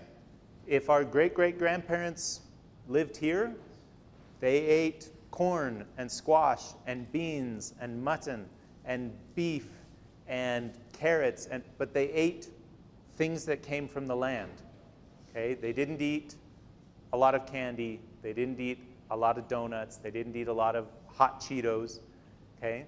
I've had a patient ask before, well, can I have peach pie? How much peach pie can I have? And I said, well, it's an okay food. It's got some wheat. It's got some fruit. It's got some, and she said, well, I remember my grandmother would make a peach pie, and she would eat that herself in a day or two. And I said, well, yes, your grandmother made it. She might have ground the wheat herself. She might have picked the peaches from her backyard. And so they're real foods, right? And for some of us, our great-great-grandparents may have been poor. They may have not have had access to wonderful foods and a beautiful grocery store like we have. In fact, none of our great-great-grandparents had that. But they had real food. Okay. So my grandmother lived to be 112, so she must have ate real food. Anytime she butchered sheep, she made everything into jerky. Yeah. And let it dry, and she went around in the springtime and pull out onions from the ground. Yeah. And boil that, and then she ate a lot of that corn, fixing. Yeah. So a lot of our great-grandparents. That was her diet. No pop, no candy. Yeah. And that's the life she lived. Thank so you. I'm just thinking that she must have ate real food. Yeah. Yeah, Grandma ate real food. If she lived to be 110, she 112, she did a good job. She did a good job of taking good care of her body. Thank you. So this word here, my plate. Anyone familiar with that? I think you were raising your hand. I was gonna say that like you have your portion of meat and veggies and your starch and carbs or whatever. Yeah. So it's a simple way of dividing your plate. So like you said, you have your portion of meat, your protein foods. You have your carbohydrates. So carbohydrates are things that turn into sugar in our bodies. And then finally here are non-starchy vegetables, okay? So this is just a simple way of kind of breaking things up, right? Breaking it into our plate into different sections to help us manage the sizes or the portions of our food. Here are a couple of examples, okay?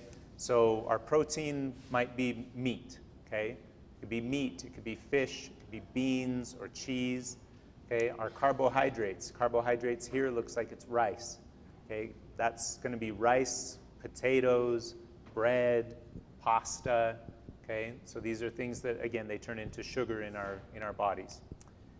And then our vegetable side, so some greens, some squash, and peppers, okay? So there's one example, right? And then you've got way up here in the corner a little bit of fruit. Those berries, if you're eating a lot of fruit, right? I had someone tell me once, well, how much watermelon can I eat? And I thought in myself, well, I can eat like 1 or 2 slices and then I start to get a little kind of bloated or something. So I said, oh, you know, you can have a couple pieces of watermelon.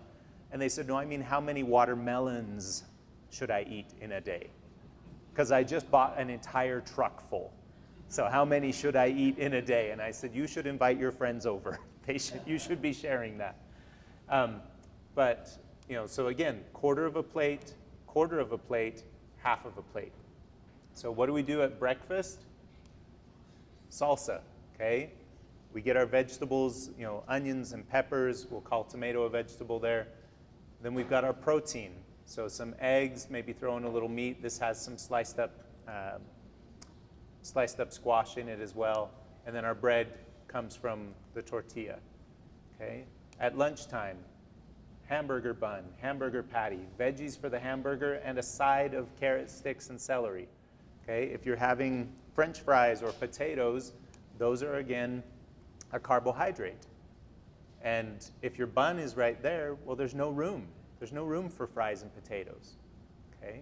So we want to choose, not that fries or potatoes are a bad thing, but we want to choose one or the other, the bread or the potato.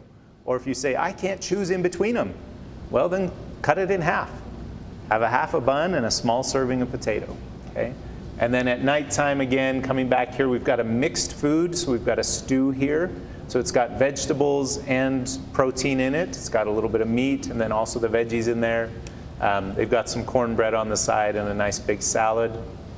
You might say it's not stew without potatoes, then wonderful. Your stew is now a portion of all 3 spaces, okay?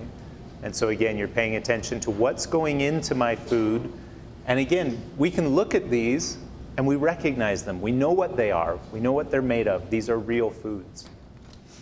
Okay, so we've got our exercise. We're going to try for about 150 minutes a week. So that might be a 30-minute walk 5 days a week, or it might be an intense gym session for 60 minutes, 3 times a week. Then we've got our foods. We're eating real food, things that our great-grandparents would recognize as food. We're eating small portions, mostly plants, but again, some healthy meats in there as well. So medications. Some of us need the help here for medications. So there are a lot of different ones. We'll do a brief introduction to them. But which one's best? For my patients, it's the one that works for them. And it's never going to work if you don't take it. Okay? Yes, sir.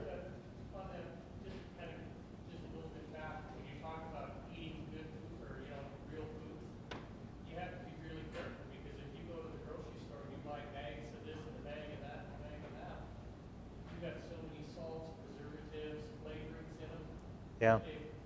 You no longer have the value of the vegetables or anything like that. You would just add so much garbage to it. Yeah, so looking at those different foods at the grocery store and flipping it over and looking at the ingredients list to see, is my bag of broccoli actually made of broccoli? Yeah. Yeah, what's been added, what's been mixed in. And so that's the difference. If you go to the frozen aisle, you can eat from the frozen aisle and be incredibly healthy. You can eat from the canned aisle and be pretty darn healthy. You can eat from the fresh produce section and be very healthy. But at the same time, in each of those locations, you can find foods that don't agree with your body. And so it's about looking on the backside and seeing, well, you know what, to put it in a can, they probably have to add salt so that it doesn't spoil. But if I don't have refrigeration at home, I'm not going to be bringing back a bag of frozen carrots because I don't have a way to keep it. So I'm going to choose the canned product, but then there are things I can do. You can, if you know it has added salt already in the can, I'm not going to put salt on top of it when I cook it. Or I'm going to rinse it. I'm going to rinse off that salt water that was used to preserve it, and I'm going to cook it in fresh water to kind of leach some of the salt out of it. So there are ways that we have to be aware of it though, because if we're not aware and we're dumping the canned green beans into a bowl and then dumping salt on top of it to give it flavor, well, they were already salted in the can. So that's a great feedback there. Thank you. So medicine's not going to work if it doesn't go inside. Okay, medicine never helped anyone by sitting on their shelf. So we want to make sure we're having that conversation with our provider, with our doctor or our nurse, to know, how does the medicine work? How am I supposed to use it? What should I expect from it, good and bad? I always say if there's no side effects, there's no effect, right? It's changing the way your body is processing the foods that you eat. So you can expect the medicine might have a little negative side, okay, because it's changing the way things work in my body. So many people will require more than one medication, and often the dose or the strength progresses over time. So we're doing the good things. We're eating real food, we're being physically active, we're maintaining a healthy weight, but our body may ask for more help over time. We may need one medication, 2, 3, 4. It just depends on what our body's asking for. We'll work hard to provide that for you. Shots versus pills, I can tell you there's very few people I know who prefer a shot. Okay, most people say, well, can I get it as a pill? Some things yes, some things no. And then this is something that I'll often hear. My mother, my grandmother, my brother, my dog's twin sister, the internet, someone told me that insulin is bad for you. Does anyone know where insulin is made? Oh, way in the back there we had pancreas. Wonderful, that is the right answer. I think I'm out of my gifts, but there are some more here. AJ, you said I could use up to 5 of these other gifts. So, okay. All right.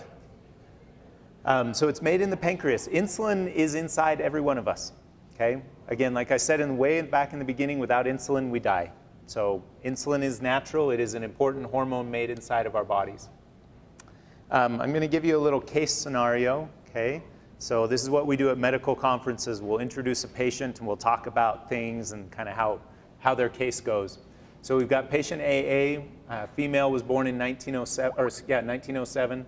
At the age of 11, she was diagnosed with type 1 diabetes. So not making any insulin inside of her body. At that time, she weighed 75 pounds. Okay, 11-year-old, 75 pounds, pretty average size. She was put on a low-calorie, low-carbohydrate diet for 3 years. That was the only thing we could do at that time. Well, your body can't process sugar, so don't allow any in. Okay.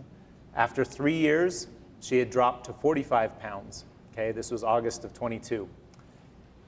In 1921 and 1922, in Canada, Frederick Banting and Charles Best, a couple of scientist researchers, isolated and then purified insulin from animal models.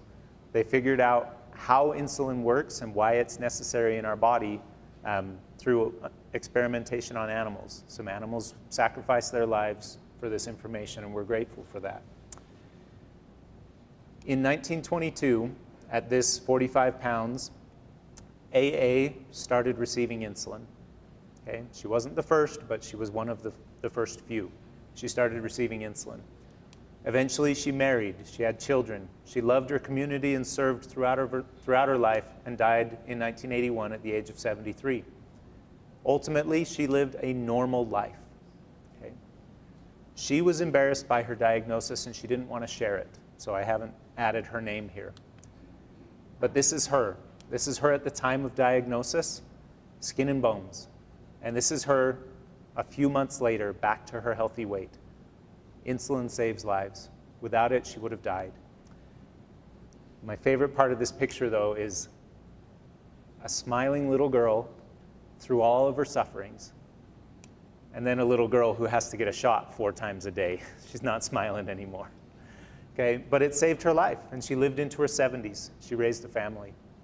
So for those of us who may need insulin shots at a time in our life, it preserves life. It keeps us alive.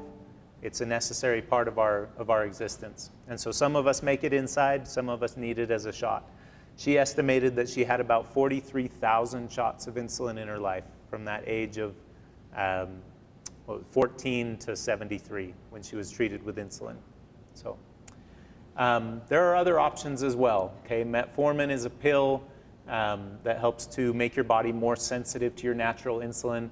The dipeptidyl peptidase 4 inhibitors we usually call gliptins. Okay, so if you're thinking, oh, I'm on some medicines for diabetes, I wonder which one it is. The quote marks there, that's how you can recognize your medicine. It has that at the end of the name. So metformin is a class by itself. It's the only one in that group. Then there's the gliptins, the glucagon-like peptide, and the dual glucose-dependent insulinotropic polypeptide GLP-1 receptor agonist. These are shots, and they end in tides. These are famous worldwide because they also help with weight loss. Okay? They were developed as treatments for diabetes, but they also help people lose a little bit of weight, so they've become very famous. Sodium glucose cotransporter 2 inhibitors, they're flozins. These make you pee out sugar. Okay? Our bodies naturally try to hold all the sugar inside because it's valuable, it's energy, so our body tries to hold it inside. In diabetes, we have too much of it, and so these medicines allow you to pee out some of that sugar. Okay? Sulfonylureas, the names end in izide or iride. These tell your body to make more insulin. Okay? So our bodies will naturally respond sometimes to even the sight of food by producing insulin. Okay? You see lunch over there across the hallway, you think about the little treat that you've got in your bag, and your body will start to make a little drip of insulin here and there. The sulfonylureas tell your body to make extra. Okay? I liken them to a bad boss. You go to work, you work as hard as you can, and at the end of the day, the boss says, work harder. So you come in the next day, you work even harder, and at the end of the day, work harder. Okay, and that goes on and on and on. That's the same with these medications. They keep asking your body, specifically your pancreas, to work harder, make more insulin. Okay? And the trouble there is, what would you do if you had a bad boss that every day just said, not good enough, work harder? Do you keep going every day? Not me. I got a good boss. He doesn't say this. But if I had a boss that just said, not good enough yesterday, work harder, I'd try for a while. I'd show them what I could do, and eventually I'd quit. Okay, the same thing can happen with these medications. Eventually that pancreas can get burned out, and it just can't make any more. Okay? Thiazolidinediones or glitazones, these medications also to help to sensitize your body, make your natural insulin work a little bit better. A lot of these can be used in combination. They can be, take 2 from this category, 1 from that category. You can kind of mix them together. Just like this beautiful picture behind, some of them are good together, some of them aren't. So we need to be careful there. All right, so we're exercising, we're eating healthy, we're taking our medicines. How do we know if it works? Okay? How do we know if anything's changing at all? Well, we're going to have to check our sugar. Okay? For most people, we shoot for a goal range of between 70 to 180. We can do it through a blood drop, or we can do it through a CGM. So this is what a blood glucose meter, where you poke your finger, get a little drip of blood, you put it in at the bottom here, and it tells you a number. Okay? That tells you your blood sugar in this moment. If you check it again 30 seconds later, it'll be different. Okay? So this is just kind of a momentary glance, but it helps you know, am I somewhere in the right range? And a CGM is a continuous glucose monitor that updates about every minute based on how much sugar is in the water inside of our skin. Okay, this is not going into your blood like an IV going into your vein. This is just checking the amount of sugar inside of your skin in the water. So this is the most common one we use at Utah Navajo Health System. It's called a Libre 3. You can see it here compared to a penny. So it's about the size of a penny, and then about 2 pennies thick. It goes on the arm usually, and you'll have either a cell phone or a monitor. And so this shows my current glucose, a directional arrow, am I on my way up or down, and then also the history. You can see here a little apple, and then there was a blood sugar spike, and then a little picture of a syringe, so taking medicine and it coming back down. Okay, so this tells you where am I right now, where have I been, and where am I headed. Kind of gives that path so that you can better understand how your body's progressing. Checking your sugar doesn't change your sugar, okay? But it can give you information to help make better choices, to help your body stay healthy. So just looking at your sugar won't improve it, but it might help you recognize certain foods. Okay, I mentioned my mother has type 1 diabetes. She's recognized that she can't eat white rice. If she eats white rice, it doesn't matter how much insulin she takes, her blood sugar will be high for hours afterward. For her, she said, well, that's fine. I don't like white rice. And she's cut it out. So she'll use, brown rice or noodles or something in place of it.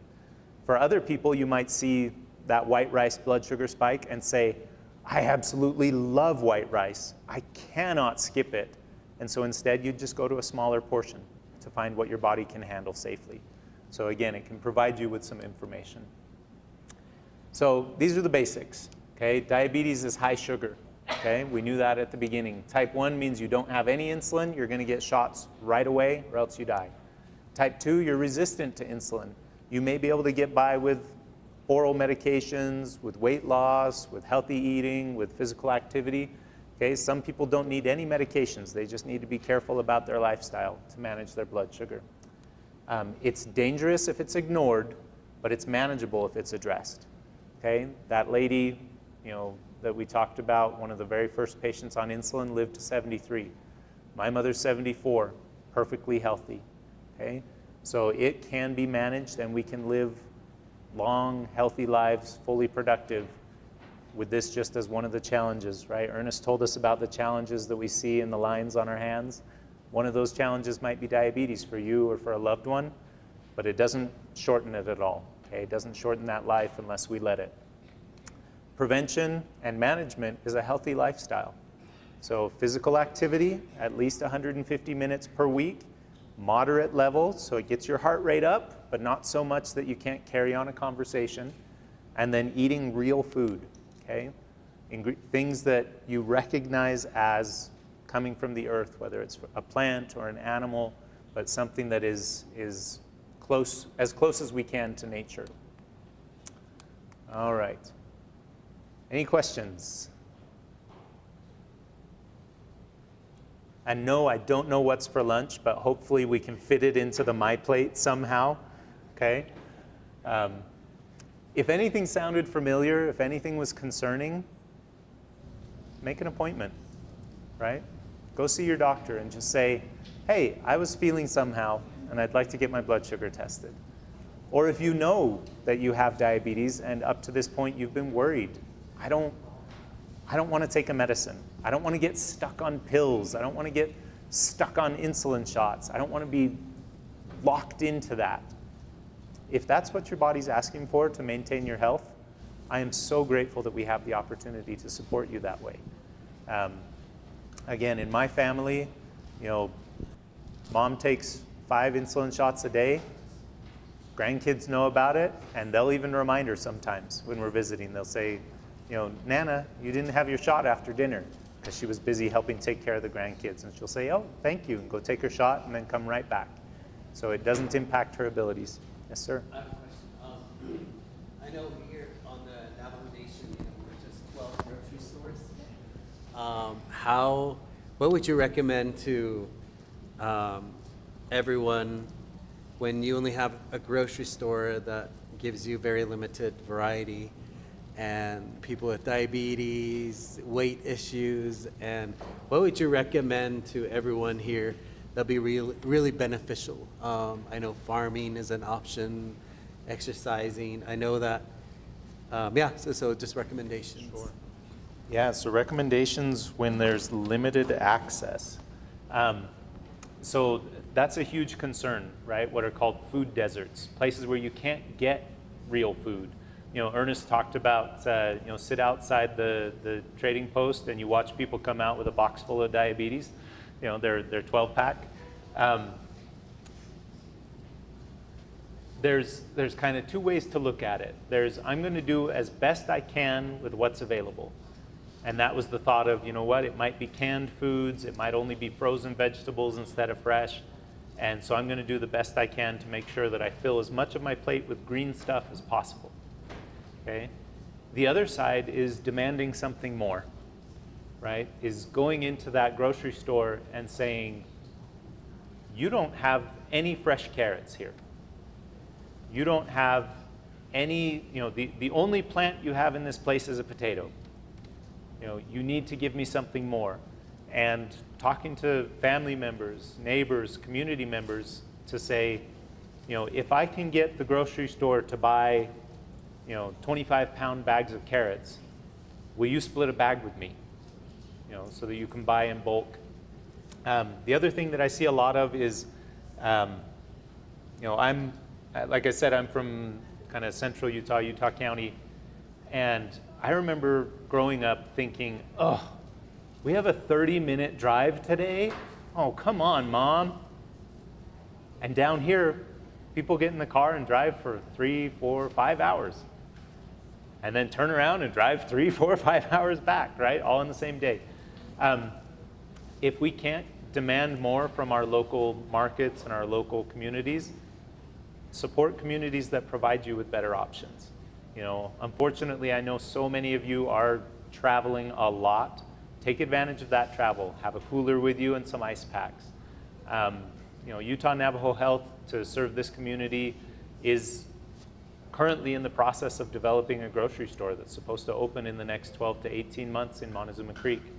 The word that was told to me as an employee was, they said, you will drive from Blanding to Montezuma Creek to do your shopping. That's how good the grocery store is going to be. They said that grocery store in Montezuma Creek is going to put ours here in Blanding to shame. So that's going to be awesome. That's great news for all the people in that area. Okay, any other questions? Thank you. Okay, again, just remember, it's manageable. Take care of yourselves. Thank you.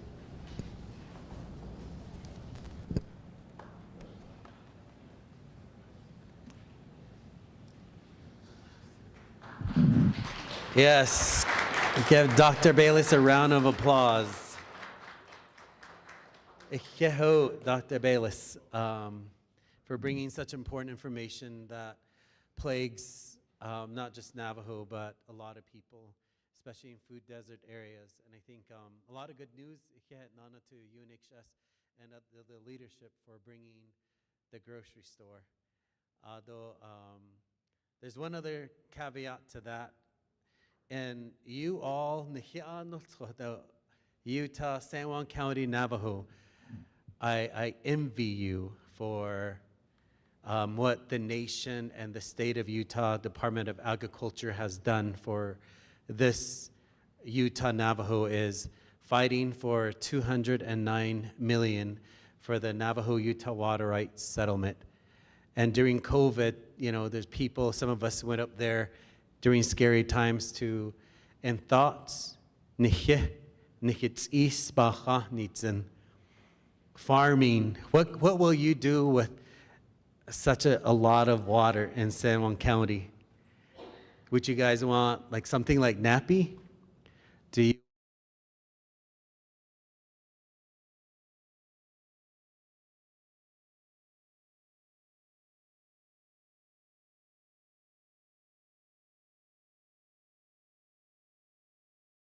Now, we're going to take this time for prizes.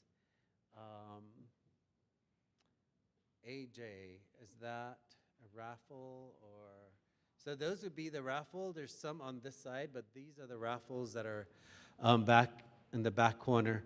So we're going to give us a few minutes, and we're going to do raffles. After that, we will break for lunch. And we will have a food truck outside. We will have food available here also. So, Ado Kweshamana Adil Kedish.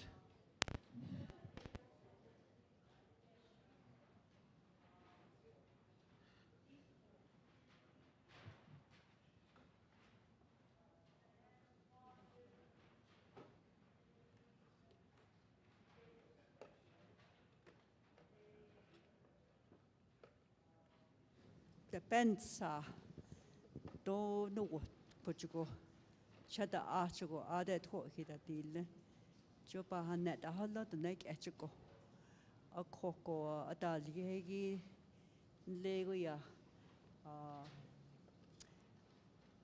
Rio Grande or achugo ille jo hud apata hanne shidi has tuida hat khali yo spet hausen nana Bahates hiki yati thoha nenigi water rights no behind ako od ona silkil halende johot esho hajo ba hozen non jagalon jagalan le jajdaga hota ako nlede ba hoins nigin le depends sa det in linigi zudo hayi balakana adol le yitay Ado yitaha listo yintaha chiho ye khaz od ba honsun ako ade enle ako khote huya ille ako dit kha dol tosane ayud ba hastki khala nit is ba ha nitsen den nani lengi tasitsi shi hot dansi kes ako di pahan ni den re hastia hol negi hot no chiyan de beltras des ako khait ego John legit tot asigin je page hol ye je aj bihil ada tasigi tot ne da inda na ada ako di papa sa halon halo bayati ako thogi hanne leje go e bella il azli but aba honsen le tripra don le galop which you at probat segi ekota ze eda ze the net it la do beniye oda ze lo the chon e do beniye hat ala bena annistole le jushin so e banses kes ako di hot aba yati ako ba hast hege e ba konsen ko hane la ja na ne ya do ya tsi hun do ya konsen da Johnny is ba hast ki di de nani lini ko de ke hoit enigi a tsonen ni chi hol en hala ko be tiet os ni be hat da be ta do e ben hiten ena hot e has atlet so na hakie ade nan deho tino nan deho hot ke kashin do yo tino na des khanot di hon shi yaj bitna aji ba honi zi hajo ya bas bin hilia ho lot de lede nan de ako ya biketa astio hitike ha no ya biketa astio nan de to les Khashne la da thuil anse katot abanses kes ako atskone do be khashin da thin get olnel ot ade adol de enhi hol en don hit khol hollo ako di thogi isi jo hitla da de bogni Water, oda de uranium, bag edel ye beniye lands, oda de be igis beniye khalet ela mountains. oda e benaidish kitya Kesh makwegi isla godaza naden kid ado sai oba khainsi an nensi kesi e khet ole shma hot adil ani ashin khoya abat e hello chiyan qat chiyan di tehli bat e hello nekin sikhes elto nekit so yo digin ado let so e do trapenash ne she e bahshne di let so hogi la dalt easy at 10 hallo e onaznel e do yo beln daj de ya la ho e ani e yego a konde di tino e jo ba ho ya thogi ya to nal kha ya e la to nal kha e di nadal khahi e hot lego din kweke not any Manazuma le akra gendal nishi aje nilch in den khandal kahot e qat And the whole Navajo Nation, there's over 530 AUMs, abandoned uranium mines. And there's numerous water studies going on. So I thought it's naturally occurring. Nikin nagot tahalo. So digi khada asido ndal kha. Di ndal khahi. La needed khada shanda adat lena and it's ayun dal kha kuda khada kha. Down that bears ears at khada shanda adan don dal kha. Then Hutsur to Shanda ka couldn't they shit then Cameron do not lay Badaway gap I don't lay quidjo so hut anda al katobik dest dobini nane behes ani bebe hut nikid the nehada dot kidol nilta deepat the haloni behes ani bebe eta destes hut abehata hot siho be khultzel be ani to onikil na neda to onkil na khazda Jo ebeni yadi stqui tkhit Asia. Elhidi kha isha nikida dil has tquini tlini kha ila bedit zin. Ado ejidia. Ay enil idia el ka al yed kaya but the hoye in kinkel grazing the halonia store the kaya. You see Navajo Nation Nasco. Hato nilin de anihi nit aya kaya ado trobet the hoye so ishma za hens khago del kidon dil ani keep that up shesh khajon to netsudo na alchin baden nihin khaden in khahan sing it ana al khal ishi ol yahot sheba hensen nen hot hazini so yeah ado shil na hadil okay I have an awesome responsibility to introduce one of our indigenous heroes, a role model, and being in the status as a lot of you role models that are out there, it's hard, right? As indigenous people, or just in human in general, the obstacles are real. But let me tell you a little bit about Bronson Koenig. I'm barely getting that, Koenig, so you guys can remember that. Bronson Koenig, Mr. Bronson Koenig, inspires indigenous people everywhere. Koenig is a member of the Ho-Chunk Nation and starred in the University of Wisconsin before embarking on a career in pro basketball. Bronson was a 3-year-old starter and 2-time All-Big Ten selection for the Badgers. He left UV as the all-time leader in career pointers made. Following his college career, Koenig signed a 2-year contract with the Milwaukee Bucks on July 6, 2017. He worked professionally in the G League and overseas before retiring in 2020. So what I like about this young man is giving back to community everywhere, to our youth that are sitting back there. Ado hastquido sani no lini ikhe dishilto nke wet nke weshne. So welcome him to the Navajo Nation on Blanding, Utah, under this rock between Blue Mountain and San Juan River. So there's a lot of really good energy. Without further ado, here is Mr. Koenig.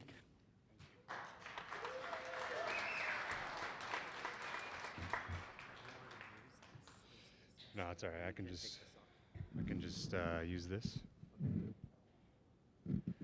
All right. Aho, hichakota niwina, hijakishna, hini karagiwino, ochungada rajada, manangsunchka hingaide, egi, maichate rajada, bronsonga hingaide, anaga, hinukwaseja, wahanji hanje, hunchiki karachija, wawaje, maichate yate tekshane.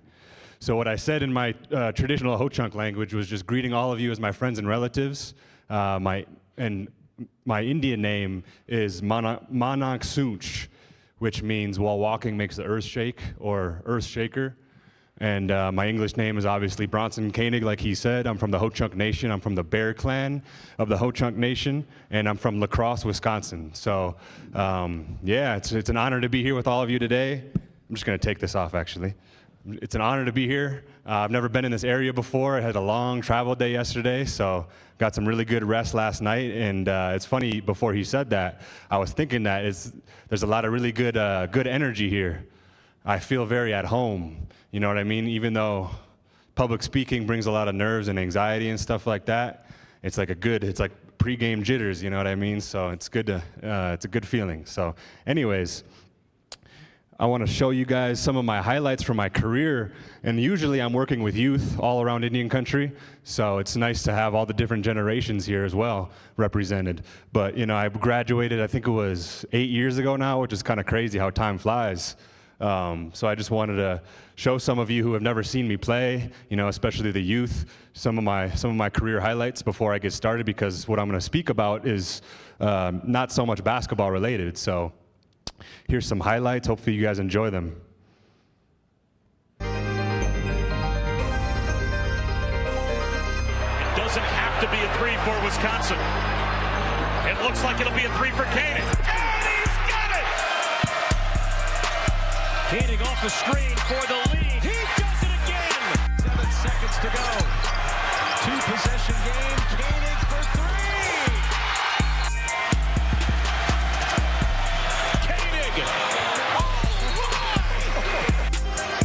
Brooks on him. Danny wants to drive it. On the spin to the left hand. Koenig, he's good to shoot. Koenig gonna let it go. Got it!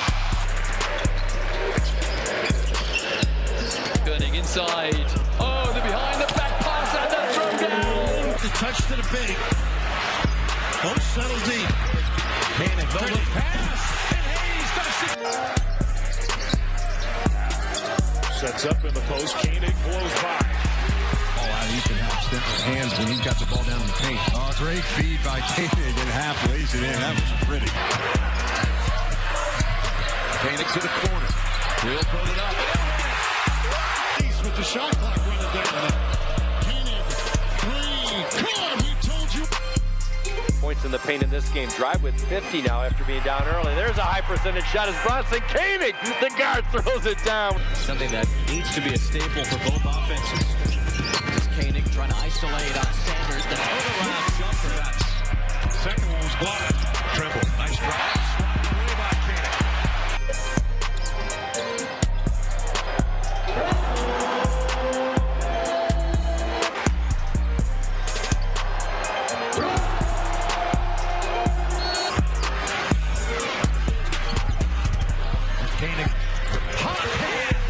Working down, Vern. 5 on the shot clock. Koenig pull-up jumper. Oh, he is so gifted. See how they're focusing on him. My goodness, see how effective it was? Which is right about now. There you go. Koenig, he's done that a couple of times. Boy. Koenig looking up again. He's been batting that shot clock throughout. Now the game clock. Why did you tell him what you thought? Sure, he'd love to hear you. I was too scared. But in that mix, too. Minnesota 3-minute scoring drought. Well, there's no drought for Wisconsin right now. Bronson Koenig. Senior day, the 4 seniors looking for win number 111. School record 115. Koenig again. Between this and the Iowa game, maybe his good back-to-back efforts defensively as Wisconsin's been all year. And how about offensively? 3 straight 3-pointers for Bronson Koenig. The crazy thing about Bronson Koenig is he still hasn't shown a ton of emotion. I think I'm more emotional over here after seeing that one go. He shot an absolute moon ball. Mom's happy. Loves it. Single digits. Wisconsin up by 9. Koenig on the stop and go. Nice defense by Hammonds. They let him turn the corner. 1 on the shot clock. To get going. On a second separating shot clock and game clock. Bronson Koenig ties it up. 2 to go. Trip to the Sweet 16. Koenig's got it. Rises up. The shot. And it's good! It's good! So hopefully, thank you. Hopefully you guys enjoyed some of those highlights. And like I always say, I don't play those highlights to boost my own ego or anything like that. I do it especially for the youth in here, because when I was your guys' age, I never saw anybody that looked like us, any natives playing at that level, playing in the NCAA, NBA, anything like that. I knew I loved the game of basketball, but I didn't even know what was possible for myself. I didn't know how far I could go because there's nobody else doing it. So that's also why I show you guys. And also because I know Navajos love basketball. You know, you guys probably give me the most love out of anywhere I've ever been in Indian country. So thank you. Thank you. But like I said, I want to focus on some stuff that's a lot more important, kind of things that I've been really interested in, especially since I retired. And since I retired, I've been going all around Indian country, up into Canada, the First Nations, up into Alaska. So I've seen a lot of different things, a lot of different communities, a lot of different issues. And so that's why I titled my presentation, Ancestors Calling My Healing Journey, and you'll learn why I call it that actually in a little bit. And I just want to preface that, you know, I'm just honored to be here and share my story. You know, if you can relate to it, that's great. If you disagree with some things or you can't relate, that's okay too. But I just want to let you know that this is my story, you know, so hopefully you guys can take a lot from it. So, thank you. So like I was saying, that was my whole life, my whole identity from the time I started playing when I was 4 years old, was basketball. I was like a little basketball prodigy kind of thing. I just loved the game of basketball. I wanted to be the best I could be. I wanted to be better than everybody else. I was playing for 8 hours a day, all that stuff, just totally immersed, a gym rat. How many more of those do we see today? Not too many, unfortunately. And obviously ended up choosing to stay and play for my home state school at Wisconsin. Had a lot of success. We went to back-to-back Final Fours my very first year. Not a lot of college athletes do that, period. National championship my second year, 4 straight Sweet 16s, set school records for three-pointers made, all types of stuff like that. But that was kind of like my former life, my former identity from where I'm at now. And that's what I came here to talk to you guys about. But I want to stop here and see if you guys have any questions about my basketball career before I move on.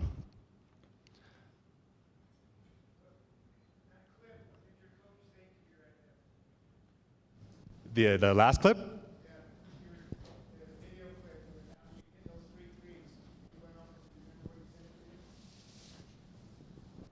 After I hit them, I don't really remember. I just wondered if it was like keep shooting or something else.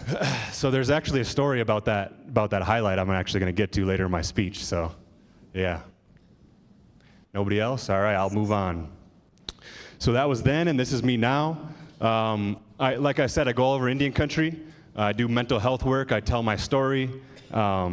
I also teach mindset and performance skills to a lot of our youth around Indian country, because it's this same thing everywhere I go. There's so much talent all over Indian country, especially athletically.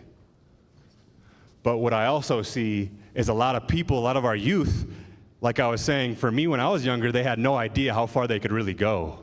It's like their ceiling for themselves is really low. Like they're just gonna play on the res circuit or something like that. When I'm like, no, there's real talent here that could play Division I basketball, that could play professional basketball. But we don't have the proper mindsets to actually get there, and the mentors and different things like that. So that's why I do what I do as well, and I also became a father since I retired. These are my 2 daughters. I was actually visiting right before I came here in Toronto. That's Gijik right there. They're Ojibwe from Canada. And then my daughter right here, and then the top right is my first daughter, Zamora, and that's in Minneapolis, where I live right now, actually. So, yeah, so that's kind of what I'm doing now. And this is a picture from Standing Rock after I did a camp when I went there for the Dakota Access Pipeline. I did a camp there. And like I was saying, all this talent in this there was like 200 kids at this camp. And I mean, so much talent. But like I said, a lot of that talent was, not even realized by the kids themselves. So that's why I do what I do with the basketball camps and trying to show them how hard you have to work to actually get to that level too, because I've seen that all over Indian country is so much talent, but we don't know how to actually bring that out and really refine our skills in that talent. And like I say in all my speeches, I go to all these different communities, the Seminoles, Pine Ridge, and it really doesn't matter because I see the same issues everywhere I go. A lot of depression, a lot of suicide, anxiety, poverty, all these different things. No matter if it's a rich community or if it's a very impoverished community, it's the same things. A lot of stress, a lot of people that don't know how to deal with the stresses of everyday life. And something I also noticed too in my journey is that a lot of these issues in all these communities are very normalized because that's what we grew up in. And we don't even fully realize a lot of times just how toxic that our family life, our homes, our environments that we grow up in really are. And I always tell that story is like, I was the same way. I didn't really realize how toxic my family was until I went to my white friend's house when I was like 10 years old. And I saw them all at the same dinner table, eating dinner together, telling each other they loved each other, communicating in healthy ways, things like that. And that was really new to me. It was kind of eye-opening to me. Because in my mind, I was like, this is not how it is at my house. So that was the first time I really realized. And that's why I say all these things are very normalized. And that's why I do what I do, because I think it's so important to increase the awareness and the consciousness of our people, because that's the first step to actually healing ourselves and our communities. And for me, my upbringing was no different than pretty much all of us. That's me when I was about 10 years old in Washington, D.C. with my brother on the right there, and then my two older cousins in the middle. And for me growing up, there was a lot of chaos at home, like a lot of our homes are, because of alcoholism and addiction. My dad really has struggled almost in his entire life with drinking. And so in those kind of homes, there's a lot of yelling, shouting, screaming, fighting, things being thrown at the wall, all types of things like that. And for me growing up as the youngest, I was always very sensitive. I would cry all the time. I was just very sensitive to energy. And my brother right there, he was about 5 years older than me, and that's who I looked up to. But he had that same mentality a lot of our men have, a lot of that toxic masculinity in all of our communities.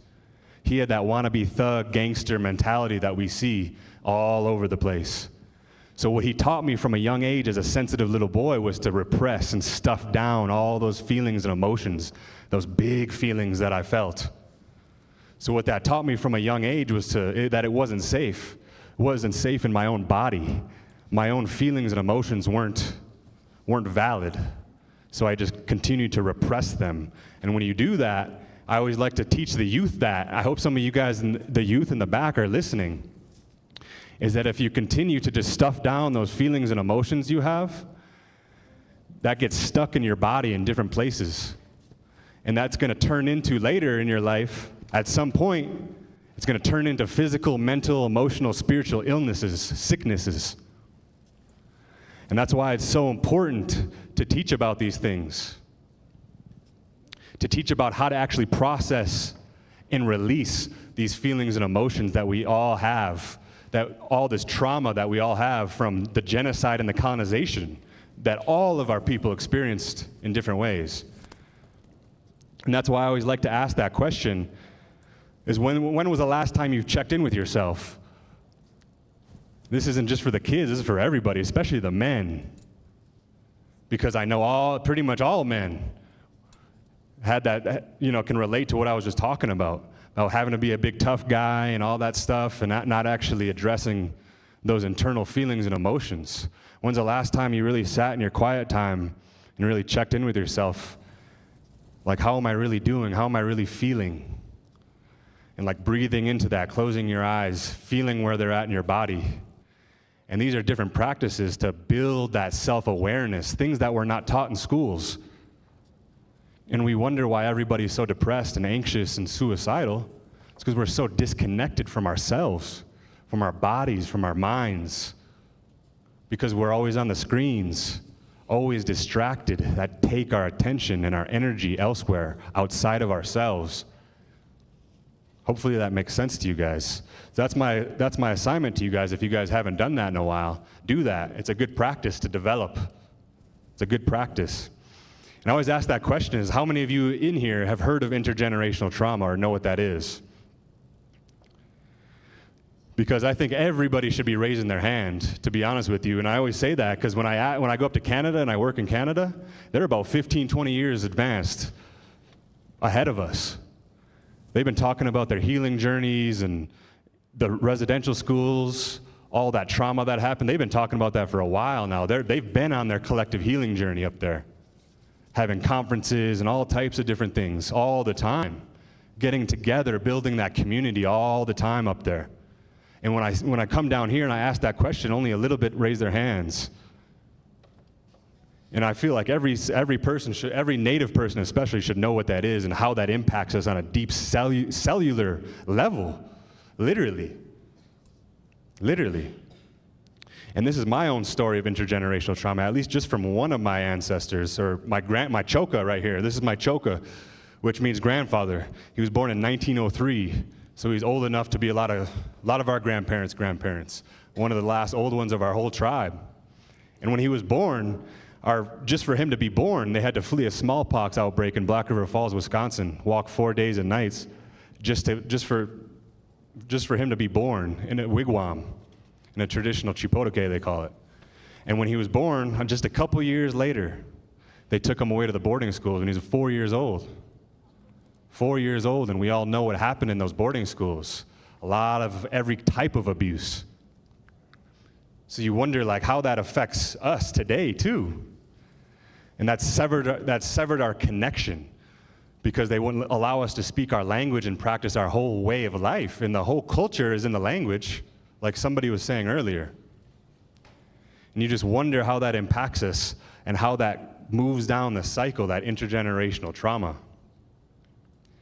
And then when he was, I think it was 1917, they had to survive the Spanish flu that killed millions of people all around the world. So he had to just keep surviving. That's what somebody said to me at a conference up in Edmonton, Alberta, Crees, was that our generations, like the younger generations, we have to realize and have that awareness that we actually have the ability to dream. Because a lot of those elders, and the ones that came before us, they didn't even have that ability to dream. They were just trying to survive, literally. And I wish more of our youth like really actually leaned into that realization, because we would start taking our lives and our healing journey and just everything a little more seriously. And I always ask that question is like, what do you guys think my choka and my grandma did to their kids when they had kids? Because they were both in boarding schools. The same things that was done to them in those boarding schools, or at least, some of that stuff, they abused them in different ways because that's all they knew. And I always say that too. Like you can even see it in my mom's eyes, that look of trauma that I see all over Indian country. A lot of traumatized people that were never shown affection and love that every human being fundamentally needs, especially as kids, as babies. But at ceremony a couple months ago, my aunties were telling me just how they were brought up, never told that they were loved, never shown any affection. So you see how that trauma cycles down. And even to this day, my mom really struggles to show affection, to show any softness, any vulnerability. And I see that same look, same energy everywhere around Indian country. And you think about how we communicate with each other in Indian country, in our families. And because I just sit back and I observe. And we don't know how to communicate in a healthy way. We think about that for a second. If we were actually taught how to communicate in a healthy way, instead of yelling and screaming and name calling, and how many things could be avoided? How many fights? Domestic abuse.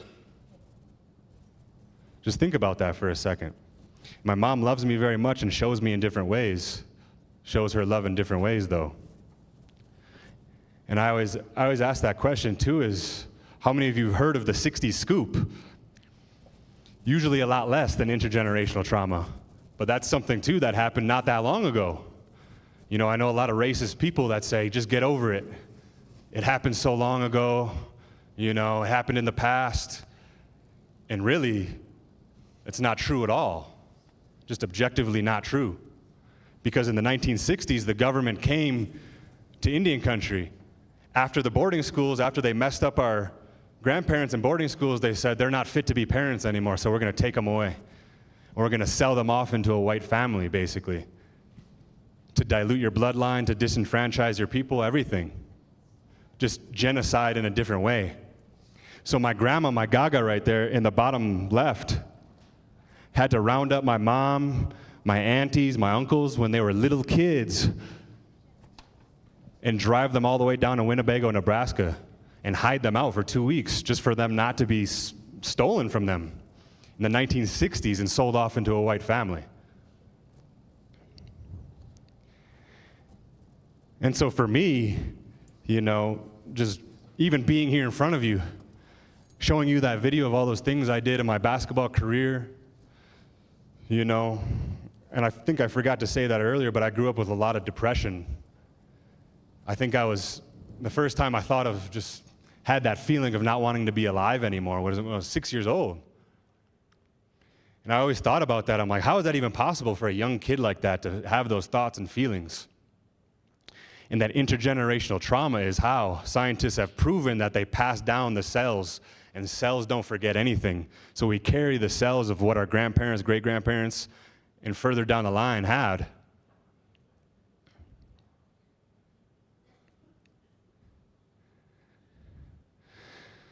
So think about that for a second. Think about where you come from in your family lineages and what happened, because every Native person in here in all over Indian country have similar stories, similar backgrounds, and how that affects us on a deep personal level. And I don't like to just focus on like the negative or, you know, what happened to us and that's bad, but I also love to teach about, especially to the youth, the intergenerational gifts that are passed down through that same DNA in those cells as well from our grandparents and our great-grandparents. Because in our way, Ho-Chunk way, and I know pretty much, I feel like every tribe that I've heard, we say that every human being born is born with multiple powers, multiple gifts. But in school, it's a one-size-fits-all. We're going to teach you all the same exact way. How is anybody supposed to learn what their unique traits and gifts are that way? It's impossible. Not impossible, but yeah. That's why we see a lot of our people and a lot of our kids, they don't even know who they are. They don't know what their gifts are. That's why I always like to tell the youth, even though they're not listening, is to find out what you're passionate about. What are you naturally passionate about? What is that fire burning inside you about? Because that passion will lead you to your purpose as to why you're here on earth, why you were born. Because in all of our communities, you'll see people walking around, zombies. They never leaned into that and learned what their passions were and their purpose on earth was. Because you're not just born for just no reason. You're not here just to be here. And even if it's as little as making somebody laugh, you know, that's a powerful gift that you can give. So that's why I always like to ask that question to the youth is, do you know your gifts? Or anybody, really. Because we all have multiple gifts. And for us, different ceremonies was to bring those gifts out, fasting and different ceremonies like that. I'm sure you guys have your own ceremonies for that. Kind of rites of passage ceremonies. So for me, when I was young, I was fortunate enough to find my gift. One of my gifts, which was basketball. That was me when I was like, I don't even know, 9 or 10 years old. But I was obsessed, like I said earlier, playing for 8 hours a day, you know, going to the Y, just there all day, just playing, trying to be as good as I could possibly be. And to also get away from all the chaos going on at home. The cops always coming over. I remember my dad would be waking me up early. Get up, we got to go look for Miles. He's running from the cops. Cops are looking for him. He'd be hiding under people's decks and under people's boats and all types of stuff as a little kid. So he taught me and showed me, my older brother, what not to do, how not to be. But also at the same time, I was looking up to that. So it really kind of messed me up in some ways. But to get away from all that stuff, I just played basketball in my driveway till 12 a.m. Neighbors would be calling, tell him to go to sleep. We're trying to go to sleep. He's dribbling the ball. That's how dedicated, that's how much I love the game. And that's the dedication it takes if you really want to get to the next level in whatever you do. That's why I say it's not even about basketball. Look inside yourselves and find what your gifts are. Drawing, painting, music, art, dance. You're all gifted, you're all talented. So that's a question I want to ask you guys. What are some of your creative outlets? And maybe somebody will give out one of the items there, the gifts. Anybody that wants to answer. Just to think about some different ideas for the kids especially, what they can do for outlets when they're feeling overwhelmed. Anybody?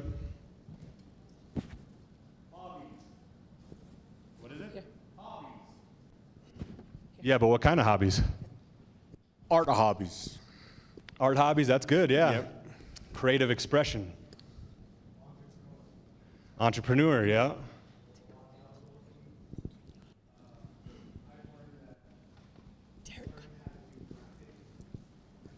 Hold on, Derek.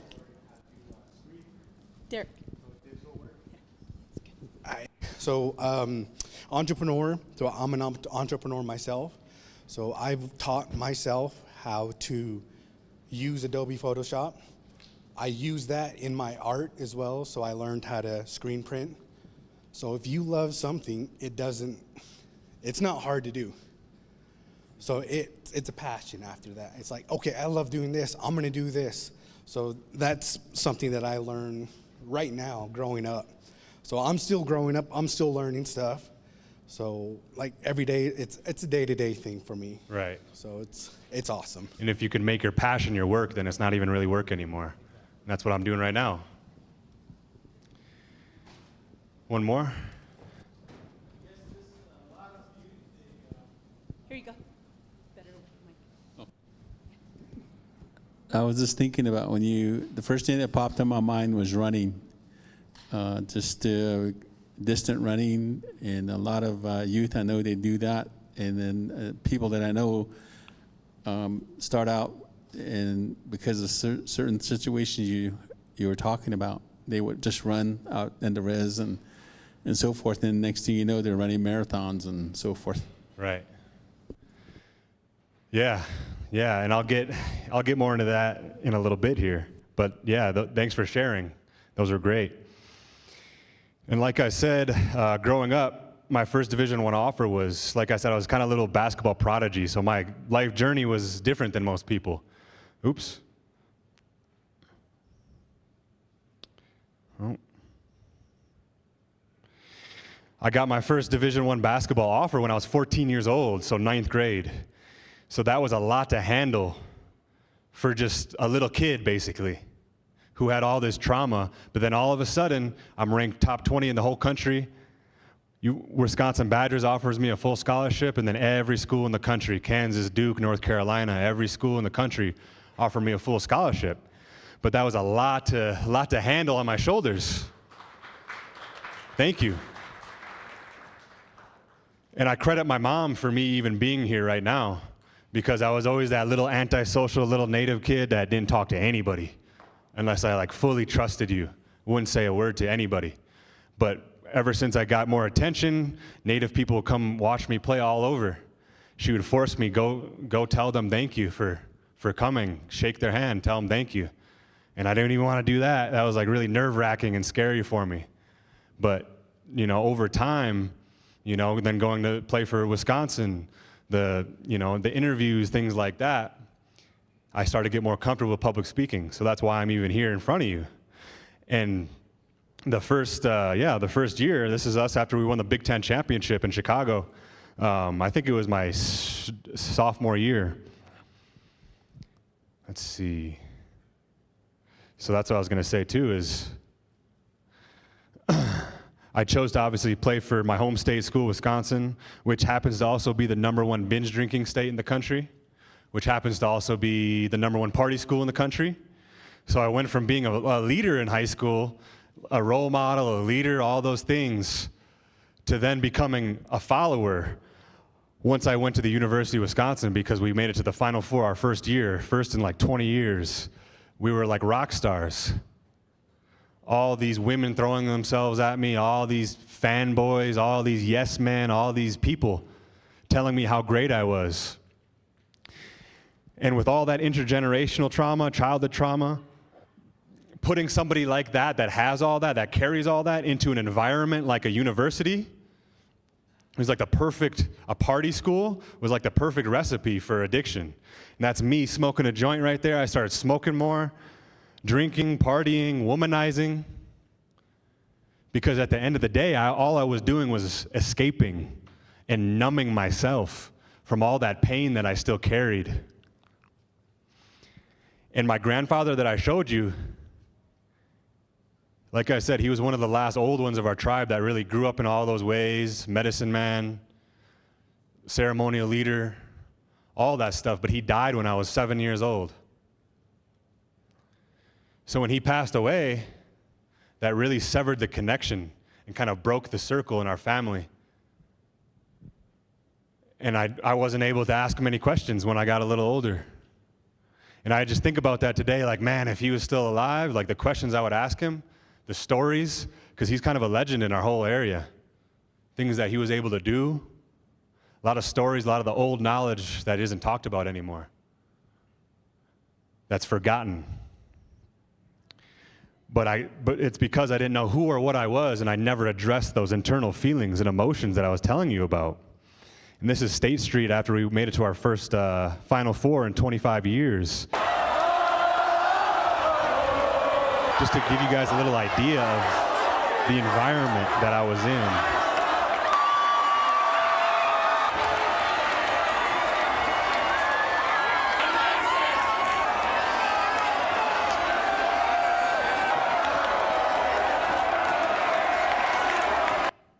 And from the outside looking in, it's like, oh, it's cool, it's really cool. But at the same time, you know, I always used to say, like, for Native people, it doesn't work.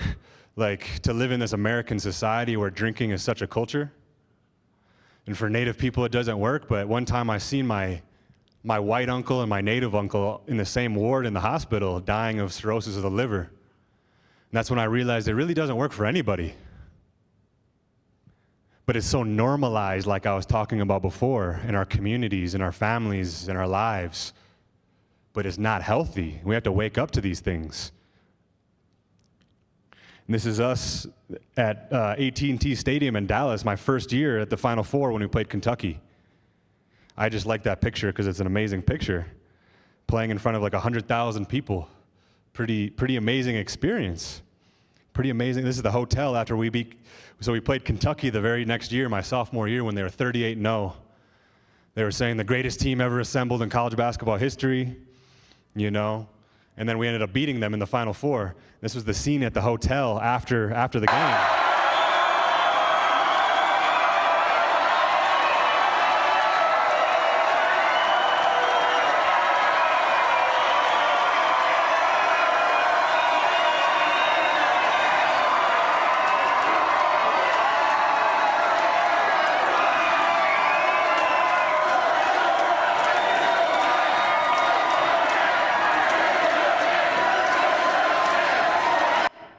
So when I tell you we were living like rock stars, we were living like rock stars. And it's easy to get a big head and a big ego when you have all these people building you up like that, putting you on that pedestal. And for me, you know, like I said, it just inflated my ego. And I was seeking all my validation and happiness from outside of myself, from women telling me how good I looked or how attractive I was, to all the journalists telling me how good I was in this particular game or whatever. But I never started my healing journey. At that time, I never even heard of a healing journey. We just started talking about mental health here in the States not that long ago. So at the end of the day, like I said, I was miserable. And I always like to ask that question to the youth. Like, what does mainstream media, what does the world make us believe success looks like? What do movies, music, you know, shows, social media, what does that program into your subconscious mind that success looks like and feels like? I'll just answer for you. It's a lot of money, cars, clothes, followers, going on extravagant trips, all that stuff that we see on social media. That's what you think, like, oh man, those people are happy. Those people are fulfilled, genuinely happy in their lives. But I had all those things because when I was playing for the Wisconsin Badgers, in the summers and the off seasons, I'll go train out in Hollywood, Los Angeles, with a famous native actor. He told me, come train with me. I got a celebrity trainer, all that stuff. So I was literally in Hollywood with Michael B. Jordan. We had the same trainer, going to Hollywood parties with models and all types of celebrities and all that stuff. I had money at that time. So I had everything I was just talking about that you think in your mind will bring you happiness and fulfillment. But at the end of the day, that's actually the most empty I've ever felt in my entire life. Because spiritually, morally, I was bankrupt. I was empty. But from the outside looking in, you probably think that he's happy. He's got everything. But at the end of the day, I didn't have anything that mattered, truly. Because I didn't know who I was or where I came from. My mom didn't take me to ceremony really growing up too much. I was just playing basketball. That's why I always tell people in Indian country, it's great to have that outlet, basketball, but you need more than that. You need that spiritual connection. I don't care if you're traditional or what you are, as long as you have a connection, literally. And that's, like I said, that's the most miserable I've ever been. And then after that summer, after making it to the national championship, being on ESPN, everything, going back into my junior season, it was that time right before school started in the summer when we didn't have practice or workouts. We were just there before school started. Everyone's moving in to their apartments. Went on a 21-day bender, 3 weeks straight. Blackout drunk every night. Every single night when I was supposed to be getting ready in the gym to take over the team as a point guard and to lead the team. Instead, what did I do? I partied. I didn't take advantage of the opportunity and the blessing that I had. And that was probably the most far off the middle path I've ever been. Because a few weeks after that, or I don't know how long exactly after that, it's always tough to explain this story because it's one of those feelings that each and every one of us in here have experienced, our intuition, that we can't explain to other people. But it felt like an internal pull and tug on my shirt saying, okay, you've had your fun. Now it's time to come back. This isn't what we came here for. But at the same time, I didn't really know what was going on. I also felt a pull to reconnect to the culture, to the traditional ways, because I come from a traditional family. But I didn't really know what is this? So I asked one of my mentors, I was like, what is this? Why is this happening? And he knew how I was living and what I was doing and everything like that. And he said, you have to stop doing what you know you're not supposed to be doing. Partying, drinking, womanizing, all that stuff, and start doing the things you know you're supposed to do. Going to bed on time, eating right, conserving your energy, building your energy, not wasting it on drinking and partying and women and all that stuff. He's like, once you do that, you'll actually be able to start understanding and opening that connection to hear them and understand them better. But they're trying to get you back on the right path because you're going off track too much. That's why I always tell the youth too, and everybody really. I mean, all of our ancestors, well, I know Navajos are a little different with ancestors, but all of our helpers, different tribes, different spirits, deities, whatever, they're still there trying to help us and guide us, even though the connection has been severed from that genocide. They're still there. They're still trying to help you and guide you. You just have to be open to that. And that's what my teachers have taught me. And this is a picture from my junior season. Shortly after all that happened, actually I started growing my hair out because I wanted to feel that connection with my ancestors. But I ended up cutting it because somebody told me the NBA scouts wouldn't like that, which I wish I would have never listened to. But that's why my hair is like an awkward length in this video, in this highlight. But there's actually... Go. 2 to go. Trip to the Sweet 16. Katie's got it. Rises up. The shot. And it's good! It's good! Wisconsin has won it!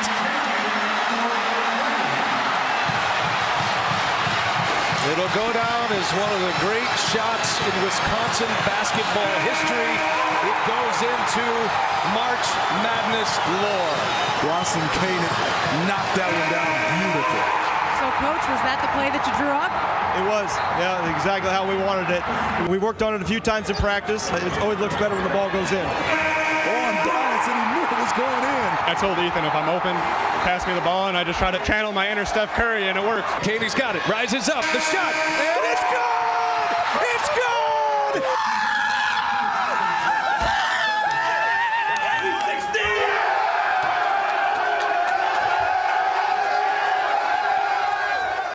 So I told you before that there's a story behind that that I always like to share because, you know, it kind of plays into the theme that I'm talking about. Is that from the outside looking in, you know, it's like, wow, it's amazing and it's cool, and it is. But at the same time, what most people don't know is that the night before that, or the game right before that, that was the second round. The game before that I had a really bad game. Broke my streak of consecutive three-pointers made. I was just really, really down on myself. I went back to the hotel room. My roommate left, and I just broke down completely because my nervous system was so overregulated. It was so heavy.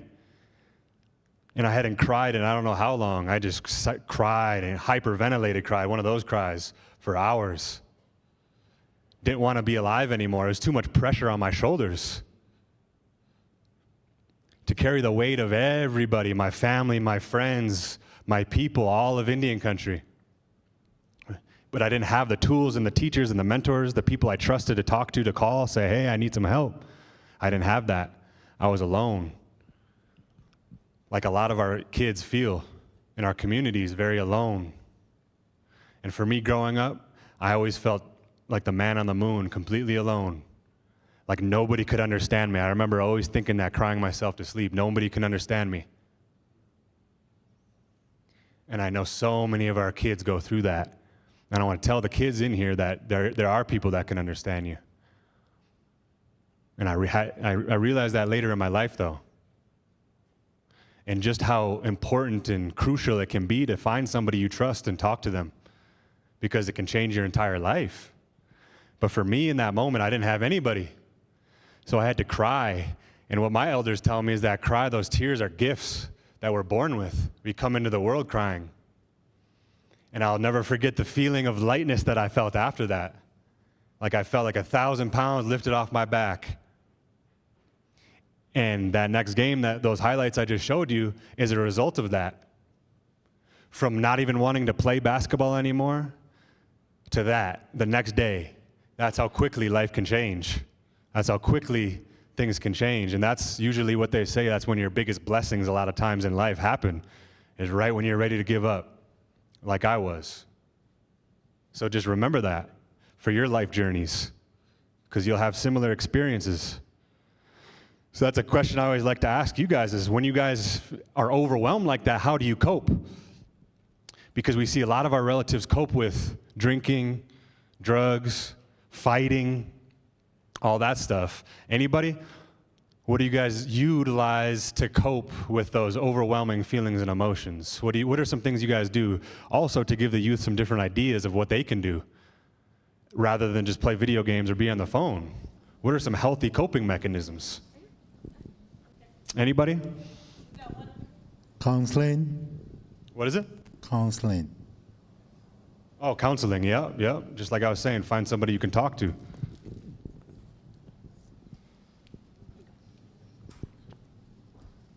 So right now I won one of these prizes, tripod. So I've been going out and putting my phone away, getting away from electronics and doing hikes. So my phone keeps track of my mileage and all that, but I've explored 11% of NF. So just getting out, getting away, and getting back to nature, I guess. So. Mm-hmm. Reconnecting with the land. Yes.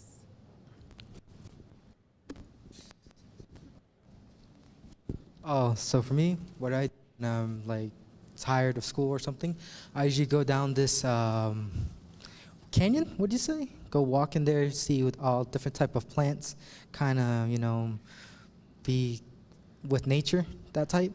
Yep. Calm down with it, or usually go into the weight room. That's here.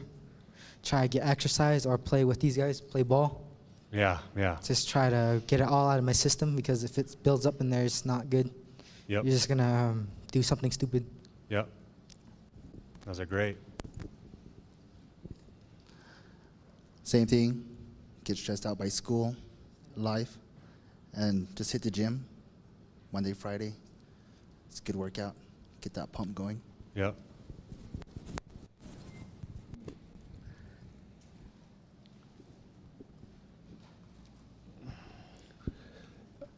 My coping mechanism is very much a spiritual journey at my age. When you're pushing 70, you spent 10 years of your life in a boarding school, you lose your mom or your dad to alcoholism. When things are so bleak out here, you got to go beyond yourself.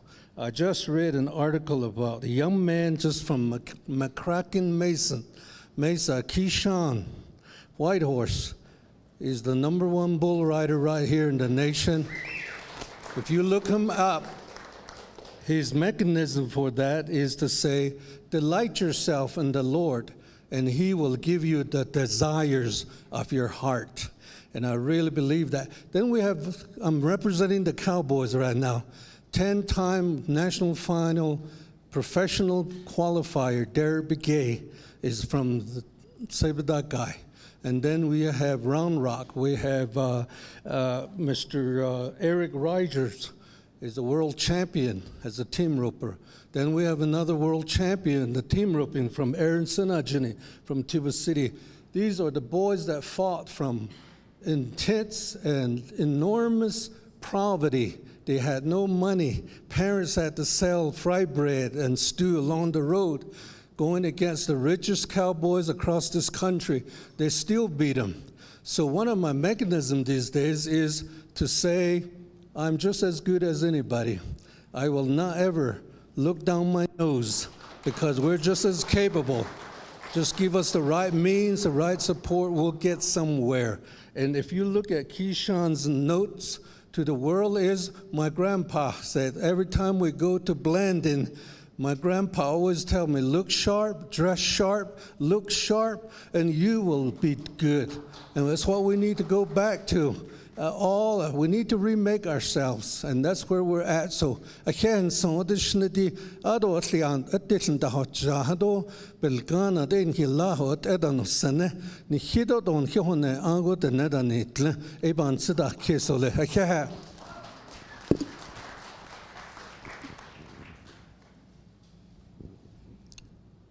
The way I cope with is when I get stressed or something, I sing.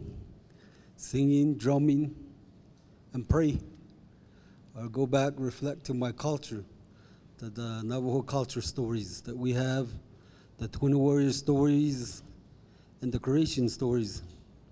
They relate to these, what's been the topic here, like the stress. There's stories about those through our culture stories, and also depression. That relates to the culture, how to heal it, how to heal these depression and suicide. So that's how I cope with my situations. So sing and pray.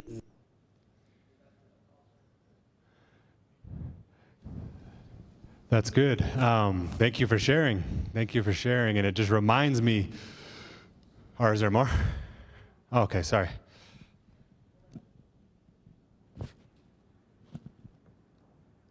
Hello, sir. Glad to meet you. My name is Edward Whitethorn. The way I cope with things in my life or feeling low, back in my time, my younger years, I've been through a lot of situations, been an alcoholic in my life and come out of it. to understand what you're talking about, your elders and your grandpa, which is really true.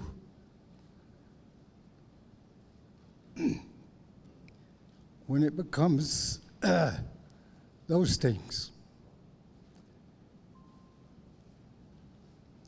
to come out of it, live your life to a point to where, at my younger years, me and my wife, Ruby, we came up here back in our 20s, not knowing what we want to do, but we bought a house in our younger years, which is nowadays I'm 70, 73, and the house is all paid, and we're living a pretty good life.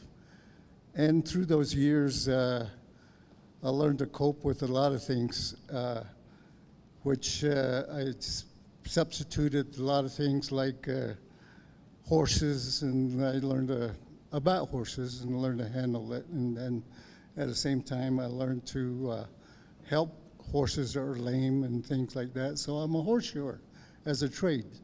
And at the same time, as my younger years, I'm an artist. And so I relate back to my younger years as what I have grown up with, and with my brothers and sisters. They're all artists too, as I am. And that's the way I cope with it. And I don't really watch TV, but mostly a lot of my wife says I'm on Facebook a lot and things like that. So I'm an artist as far as what I tell the stories of my work is what you see that you don't see anymore. So that's what I do. I love my art, but I want people to have it too. So have them enjoy it, and so I can relate to that, and somebody relates to that too. So that's where I get away, painting. Mm-hmm. Mm-hmm. Thank you. Yeah, thank you.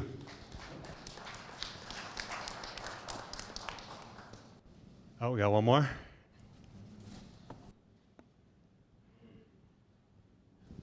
I guess you were talking about your tradition. You know, it would have been there.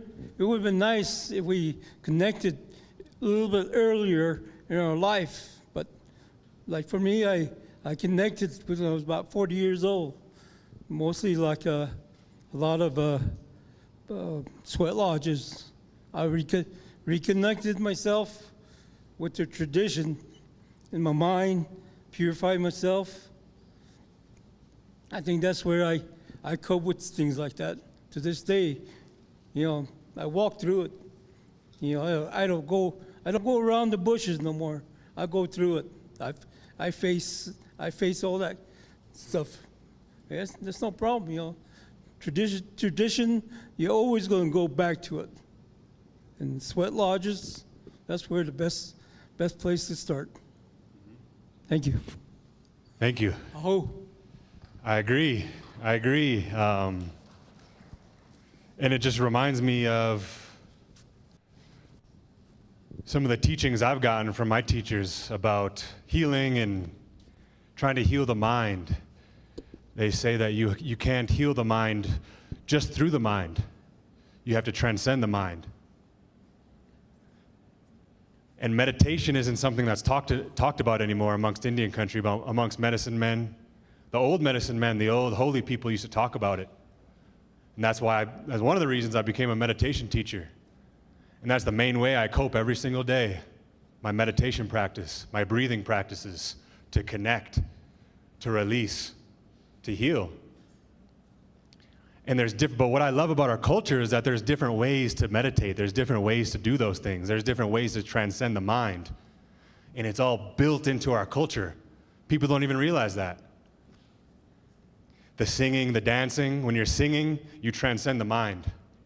You go to that place, you connect with Creator, with whatever deity, whatever you want to say, universe. When you're dancing, you're transcending the mind. Sun dancing, whatever. Singing in the sweat lodge. That's transcending. And when you're transcending like that, your body, your mind, it naturally releases and heals like that. So just think about that, like how genius our ancestors were, truly. And I'll talk more about that in a little bit. But this is a story I always like to tell too, because it's a powerful story, I think. When I was with the Milwaukee Bucks, United Tribes Technical College asked me to come do a camp for the youth there. And I had a big ego, and I was like, or the college coach actually asked me to play with the team. I had a big ego, and I was like, oh, it's going to be easy. I'm going to kill these guys. They're just college guys, low-level college guys, you know. But to my surprise, I was playing with them, and I was like, dude, these guys can actually play, like really play. I was looking around, and shoot, like 5 or 6 guys in this picture alone. This ain't even the whole team. 5, 6, 7 guys on the team could have played D1 ball. A couple more could have played D2, high level.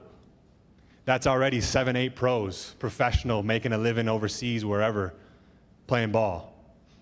And I was kind of looking around, I was like, why are you guys shouldn't even be here right now. You should be somewhere way better than this.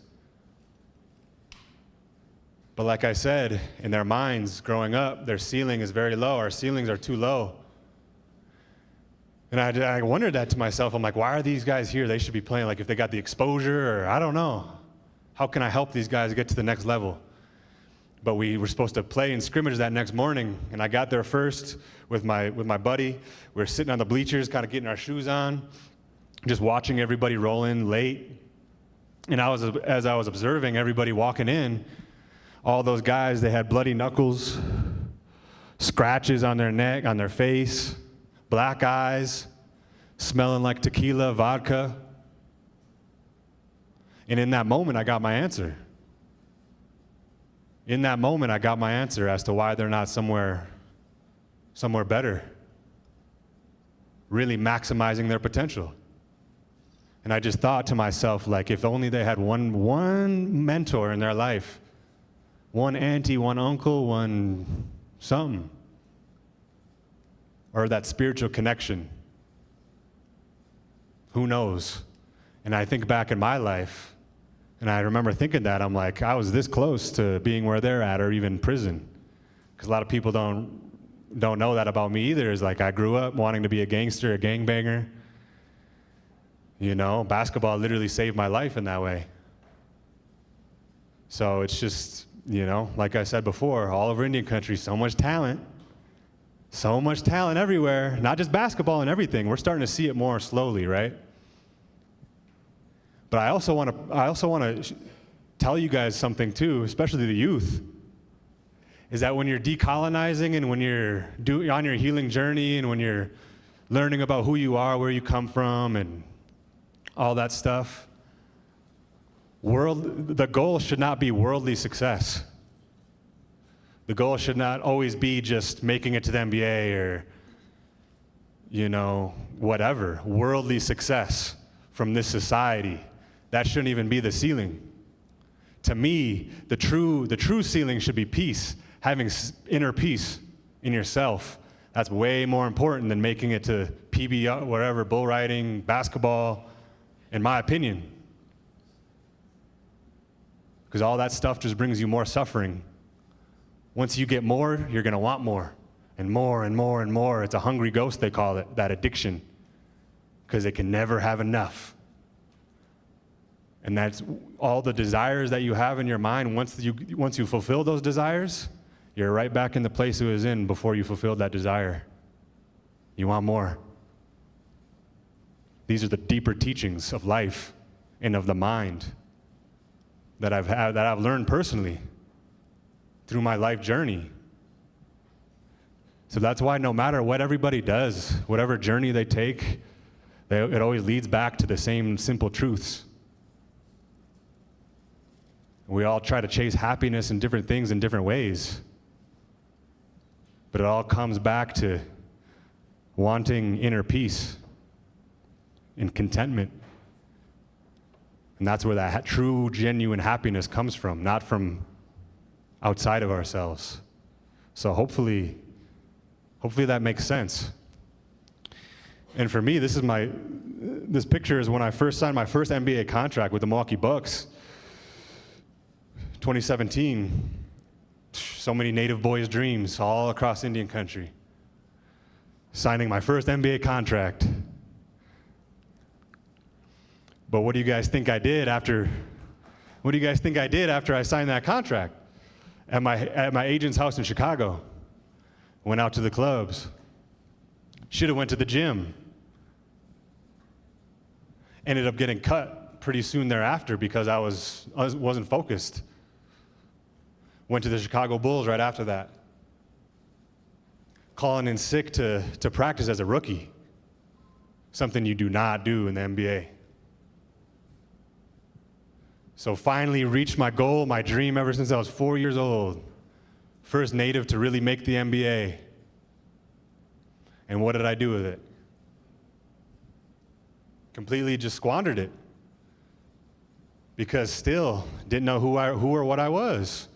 Didn't know where I came from. Didn't know how to actually deal with all those things inside of me. And so right before that, or I can't remember, right in that time frame, I got canceled. I was one of the first people in Indian country to get canceled.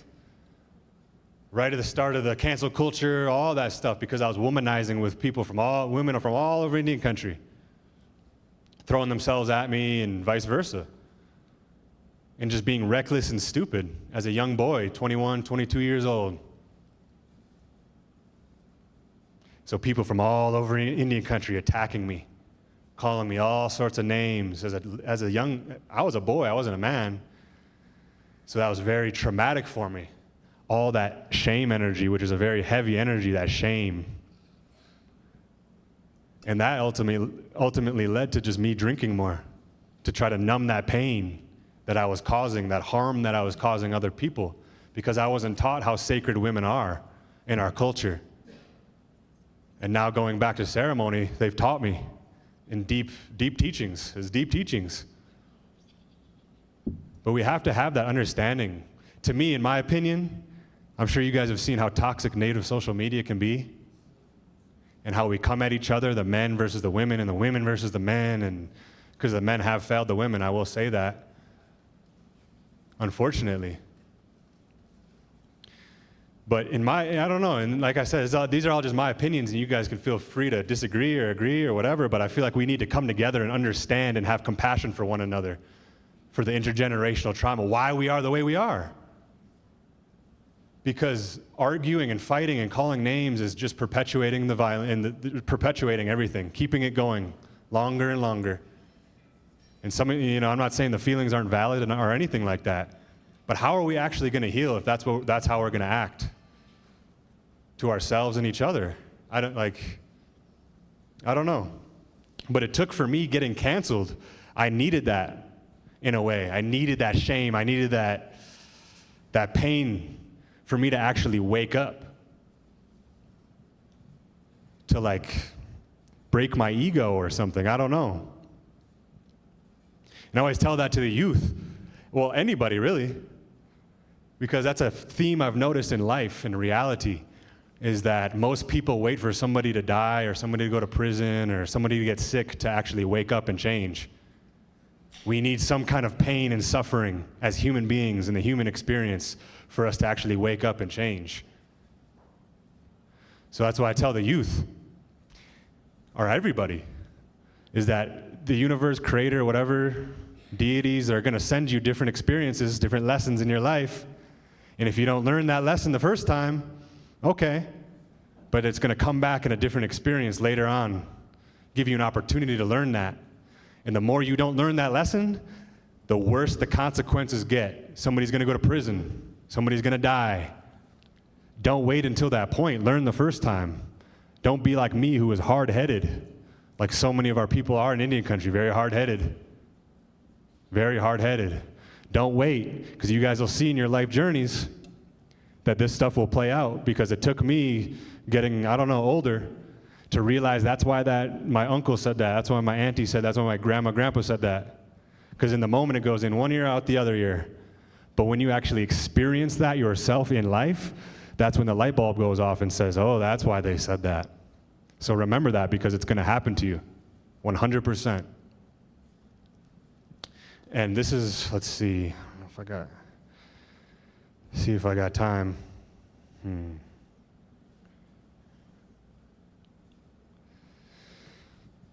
All right, well, if I go over time, I'm sorry, but, oh, I don't, okay. Oh, okay. So this is a story that I don't tell very often. I kind of just added it into my speech because it's a powerful story. This is me at UCLA in Los Angeles training for the draft. That's my trainer right there. He's from LA. He was Kawhi Leonard's trainer, Kyle Kuzma, all these NBA guys.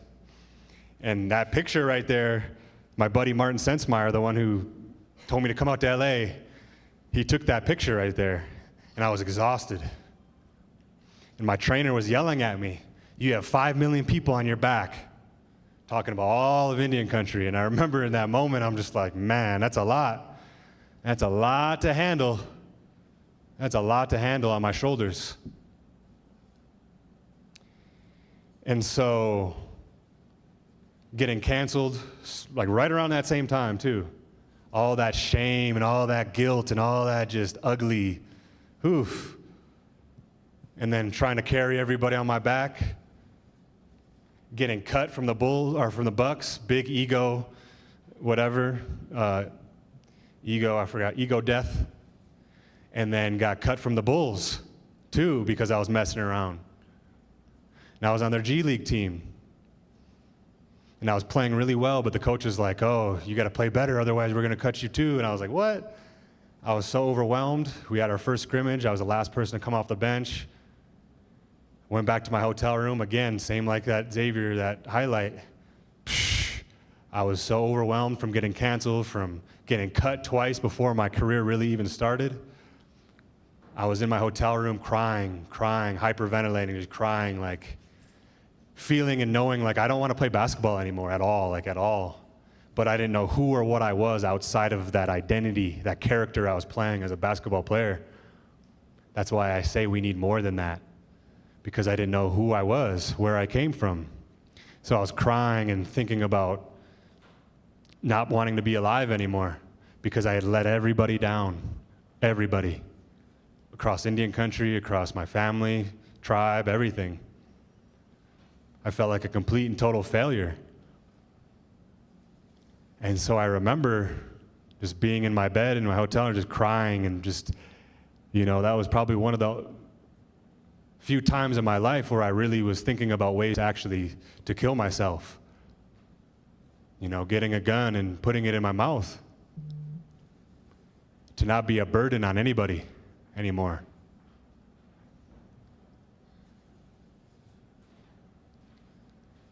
And then all of a sudden, out of nowhere, my phone starts to vibrate. And I look at it, and my old teammate from Wisconsin texts me, Trey Jackson. Nobody had heard from him in a couple of years because he went super religious, like monk, and kind of just disconnected from everybody. And I hadn't heard from him in like a year. And I was like, why is this dude texting me right now in this moment? And I opened my phone or whatever, and it was him. And he messaged me, and he said, "Hey, bro, just wanted to check up on you because I was just in the shower washing my hair, shampooing my hair, and God came to me, actually, and told me to check up on you right now. And told me to tell you that he's been with you every step of the way. And that he'll continue to be with you on every step of the way in your journey, and to not forget that." And in that moment, I was just like, because my faith was really shaky. I didn't really have any faith, really, at that time. And I was just like, in disbelief, in total disbelief. Because how could he know to text me in that moment? Your ego tries to figure out, how and why and all that kind of stuff, but that's what spirituality transcends the ego and transcends that mind. The how and the why, all that stuff. And so I just share that story with you guys, in hopes that it re-strengthens your faith and your knowing. Because he's with all of us. whatever you want to call them, God, Jesus, Creator, whatever. I know some people get caught up in that stuff. But it's all the same. That's what the highest masters, teachers have taught me. It's all the same. So hopefully that helps you guys. I know it helped me, and whenever I get down, I remember that. I remember that connection.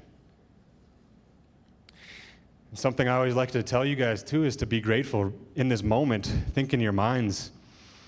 If you guys have aunties and uncles or teachers, just people in general that are healthy, present. I used to say sober, but it doesn't. Even if they're not sober, that's okay too. If they try their best and they're present in your life and they try to help you, be grateful of that. Because that's my grandpa right there too.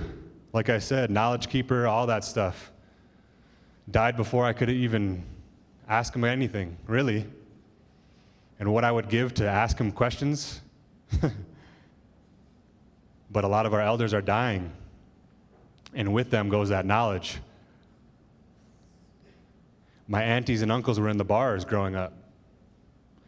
None of them said, let's go hunting, let's go fishing, let's teach you how to, whatever. Teach you how to be native. Whatever you want to, I didn't have that privilege. And I see people all over Indian country that don't even realize what a privilege that is.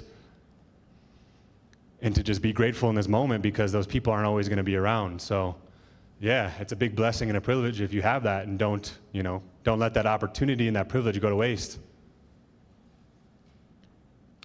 And so for me, and my healing journey was, shortly after I got canceled and all that stuff happened, my mom thought it would be a good idea for me to get my name because she knew what I was going through, and, just the spirits were urging her to have me and my brother get our names.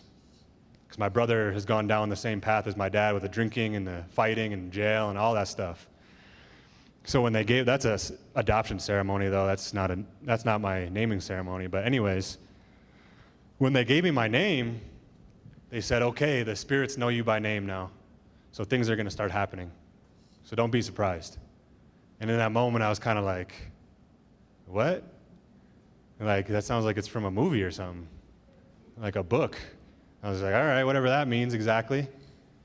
But as you guys, some of you in here know, things start to happen when you open that connection, because they say that connection, that doorway has been opened now to the ancestors, to the spirits that we worked with, that we've worked with forever, all that stuff. I was like, okay. So that's why I always urge the youth to get your names, your Indian name, your spirit names, because that's who you really are, your spirit. And so that's a question I always like to ask too, is when's the last time you fully disconnected, especially the youth? When's the last time you really disconnected from the phone, from the internet, from your friends, from all those things? A lot of our ceremonies I was taught were actually, in the olden days, you couldn't speak at all, because that's real fasting. Because you're taking all that awareness that is always outside of us, that's always going outside of us and going back into us. That's why I do silence and meditation retreats, meditating 6 to 8 hours a day, not speaking at all. And it cleanses your entire body and your energy system. And that's what a lot of our lifestyle was, silence, the power of silence, and that's not even talked about anymore. Why don't we talk about that? Why don't we practice that as silence? And most kids never ever been out on the land without their phone or anything, just themselves. That's my assignment to you guys, to go out on the land with nothing for an hour. That's gonna feel like a year, because your nervous system is gonna start going, you won't be able to sit still, all that stuff. But that's how you slowly heal your nervous system. That's how you know the old impressions, the old energy that is stored starts to come out when you sit to meditate, when you sit to fast. Your body starts moving, that's the energy coming out. That's what we're taught. So that's my assignment for you guys. Should I tell that story? No, I don't know if I got time. So to me, in my experience, in my journey, the culture has everything everything we need. I've met a lot of natives who think the old ways are obsolete, that they don't work, that the new ways are better. And I fully disagree with that. Completely.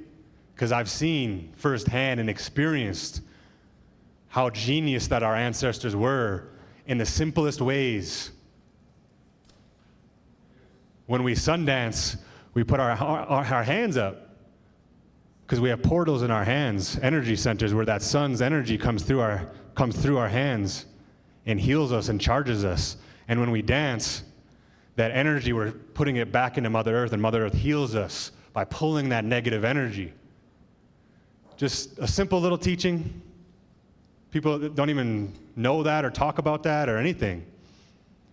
But it's so simple yet profound and powerful. And it's the same in all of our communities with these simple but powerful truths and knowledge.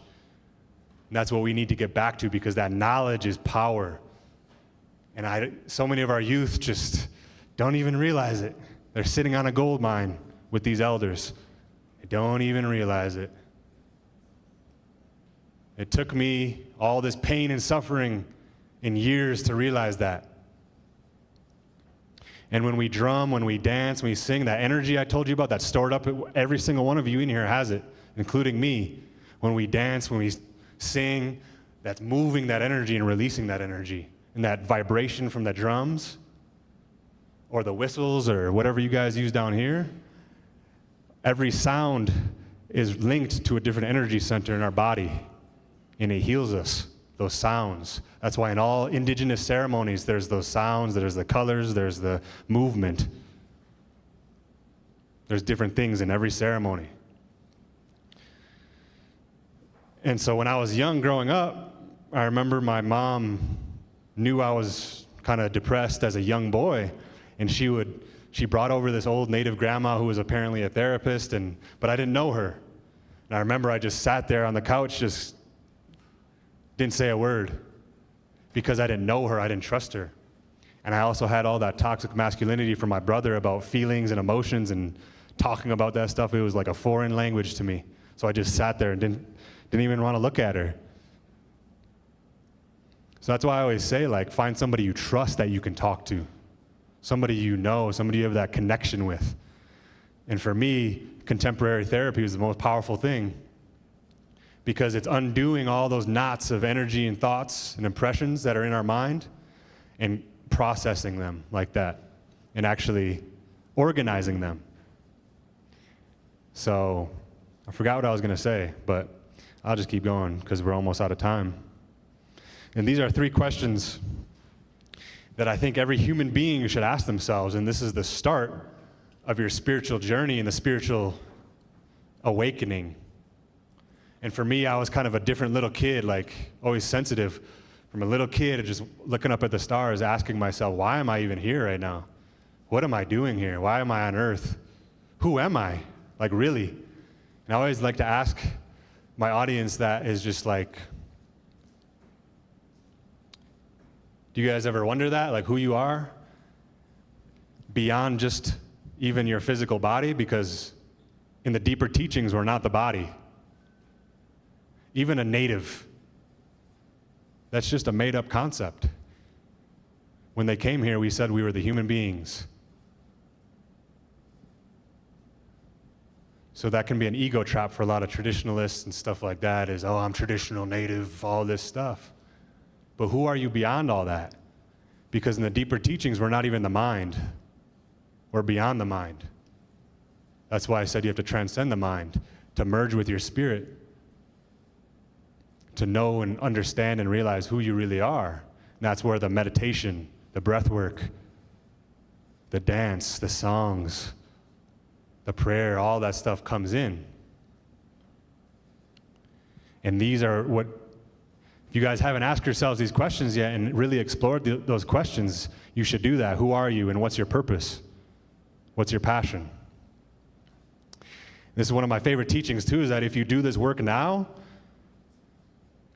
you can heal generations backwards and forward. That when you sit to meditate, or when you sit for ceremony, some of that energy actually goes back up into the spirit world and can heal our ancestors. And our ancestors, the ones who came before us, that get reincarnated after, can actually get that healing and help us even more. But like I said, I know Navajos have a little different relationship with the ancestors than most tribes. But that's one of my favorite teachings. And it gives me that much more energy and motivation to go to ceremony, to sit every day for meditation when I don't want to at all. Because I'm not just helping myself, I'm helping generations backwards and the ones who come after me, my daughters, to not pass that trauma that I inherited down to them. And if that's not enough reason to do the work, nothing will be. And the cycle's just going to keep repeating. I want you guys to understand that, especially the young ones that don't have kids yet. So, yeah. Let's see. The willpower and self-discipline is the highest form of self-love. Everybody talks about self-love, but nobody talks about what that actually really looks like. Exercising that muscle. It's basically like working out. That willpower. Going to bed on time. Waking up. Working out. Meditating. All that stuff you don't want to do. It's like a muscle. Breaking those habits, building new good habits. It's just like a muscle. The more you do it, the easier it becomes. That's what true self-love is in action. Not eating flaming hot Cheetos like so many of our youth do. How many cousins do we got that drink Pepsi every day? Every single day. Probably the worst addiction in all of Indian country. Sugar. It's like, when are we gotta wake up here a little bit and start taking action.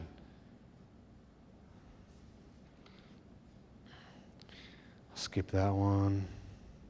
So that's another teaching that I love. Last few slides is that healing is always available to us, but we have to ask. Like I said earlier, we have to be willing. We have to ask our helpers, whether in the physical dimension or the non-physical dimension. We need to ask. We need to have that willingness. And once you are willing, they'll help you. Once you align your energy and your intention, that's why I teach kids in my workshops to make intentions. What are your intentions? What are your goals in life? Once you actually match your energy with that, people will start coming into your life to help you with that. Your helpers, whatever. But it's like we need to know these things. And that most people go their whole lives, even older people, never become elders. Because they never analyzed themselves. They never self-reflected. They never built the self-awareness as to why they are the way they are. The toxicity that they carry never actually took action to heal that and to change themselves.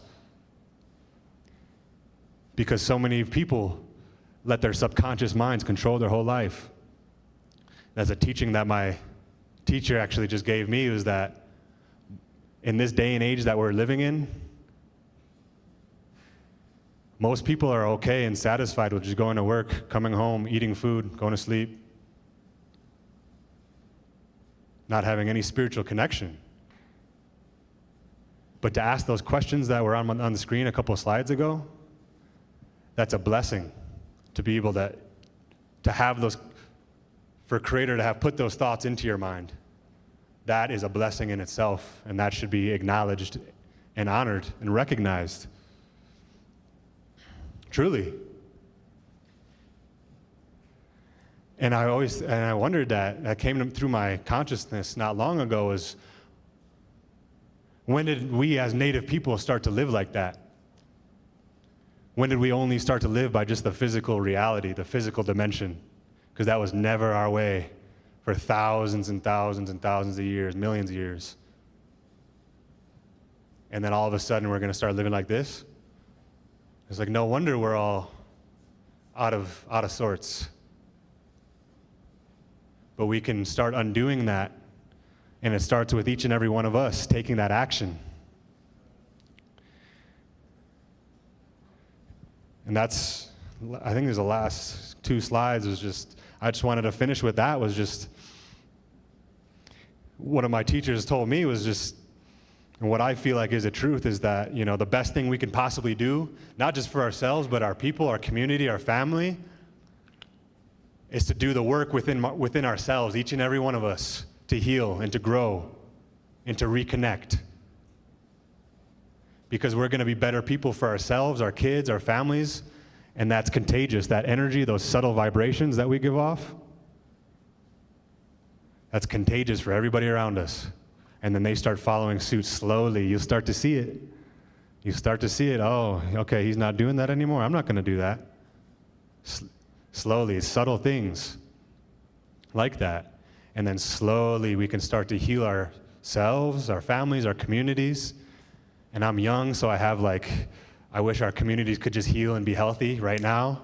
But I know there's no quick fix and easy way to that. Like, all these conferences are great, but like, are they really doing anything? And I believe they are. I really do believe they are. So, yeah, I just want to say thank you to the organizers for allowing me and giving me the opportunity to come here and tell my story outside of just being a basketball player, you know? And for me growing up, like I said, I thought my sensitivity was my greatest weakness, that I wasn't a man, that I wasn't a warrior, because our tribe is a warrior society. But I've realized all these years later that it's actually my greatest strength, and that it's one of my greatest gifts in this lifetime.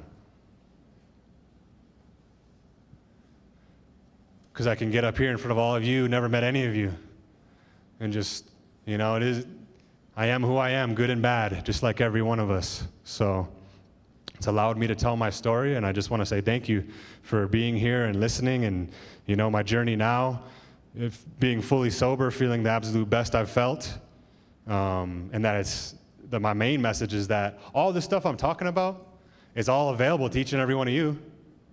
It doesn't take anything to do the stuff I was telling you about, to reconnect, to sit still in quietness, to meditate. It doesn't cost anything. To work out, to eat right. I mean, sometimes that does, but you know what I'm saying, though. It's all available to each and every one of you. And then my last message is, the main thing my teachers and elders have taught me, especially when I'm down, whatever, is just to remember who you are. Remember who you really are. But for that, we have to learn who and what we really are first. So, especially the youth in here, like, remember who you are. Learn who you are, because that'll give you all the strength you need throughout all the battles and everything in the journey of your life. Truly, as it has for me. So thank you.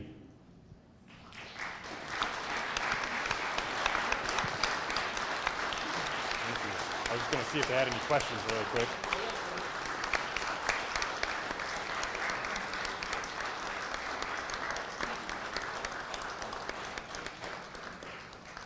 I just wanted to ask and see if you guys had any closing questions before I leave, before I take off. I know I went overtime a little bit, but, you know, I apologize. Okay, Navajos are on schedule. One question, he said. Or a statement, anything. No. No, never did. He was one of my favorites, though. Testing 1, 2. Yate. I have a question for you in my language, Navajo.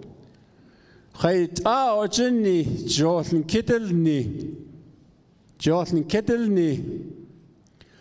want you to repeat how you say basketball in your own language.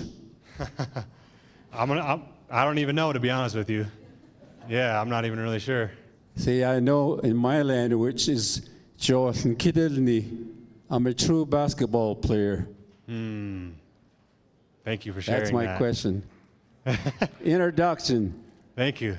My youth days, boarding school days, that was our passion, basketball. True.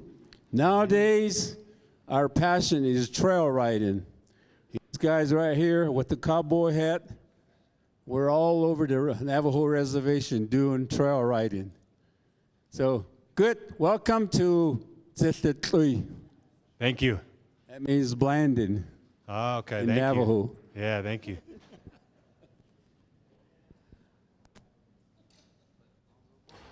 Why'd you? Hey, did you ever meet Lonzo Ball? After all that, that's the question you're gonna ask me? Yo. No, I never met Lonzo, man. No. Yeah.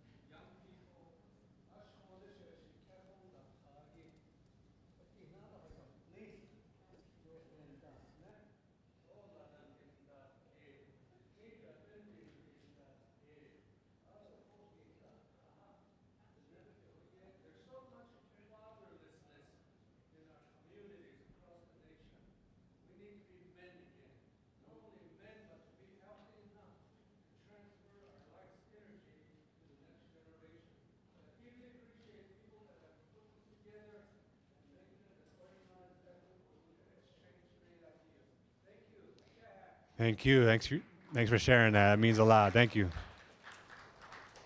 Next question, or someone in the back? What lesson did you learn after your sophomore year when you lost to Duke? What lesson did I learn? Mm-hmm. In terms of what? Just anything about? Anything. Anything like work harder, make the right plays. What plays should you have made? He said when you guys lost to Duke. Yeah, I heard him. No, I'm just kidding.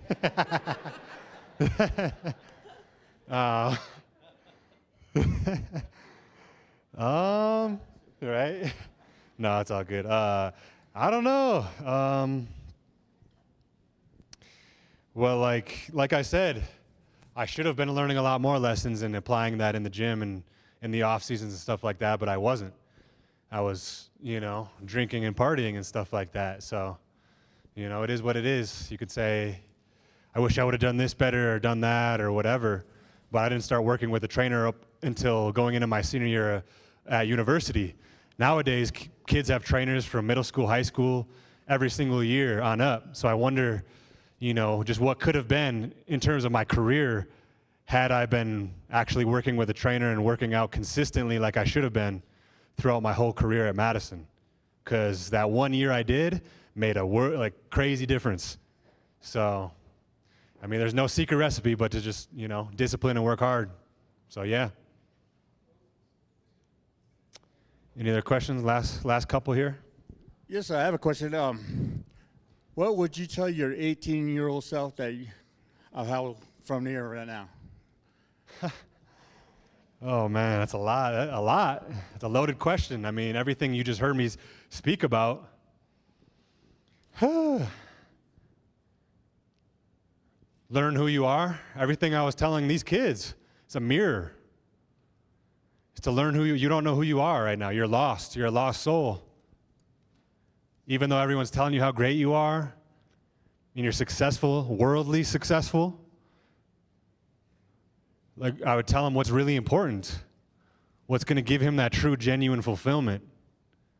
And that, my Cree uncle always says, because he does the same kind of work, Leo McGilvery, he's a singer, him and his wife, man, if I only met you earlier, we could have really, helped you. Because all this stuff I'm talking about, all this healing and reconnecting and all that stuff, releasing energy from the body, think of how much more agile and athletic I would have been, how much lighter I'd have felt, how much more at peace and at ease I would have been during the games, oh, I would have been such a better player. That's why I always, kind of use that to kind of sell it to the kids too. Like, this is going to help every aspect of your life. Every aspect. So, yeah, hopefully that answers it. She's coming around with the mic.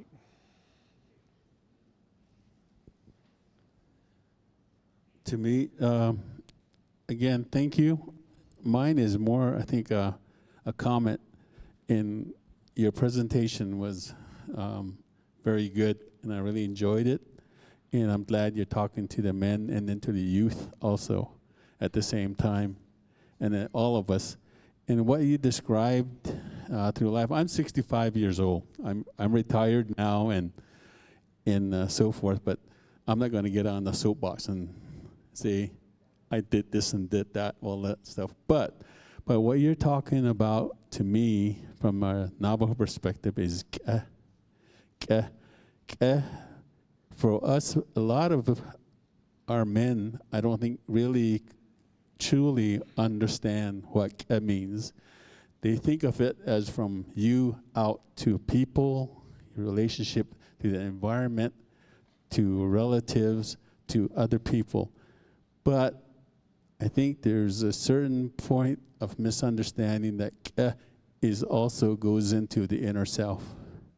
To yourself, what you talked about, who are you, and what are your purpose and so forth, the relationship with your heart, your organs, your mind, everything, in that sense. And then spirituality to what your belief is, whether it's Native American church, traditional powwow, Navajo tradition, and so forth. So, in that sense, is to me is what you talked about today, and for each individual man or person.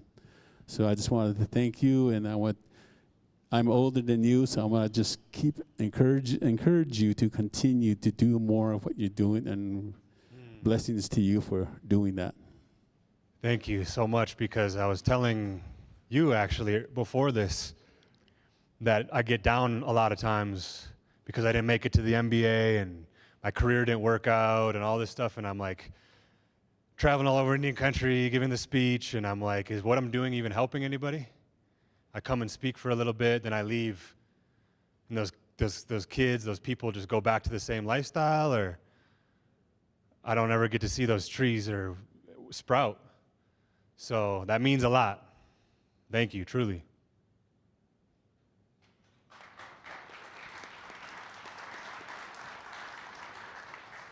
Again, that's amazing. Thank you. Appreciate that. Well, again, another round of applause. I'll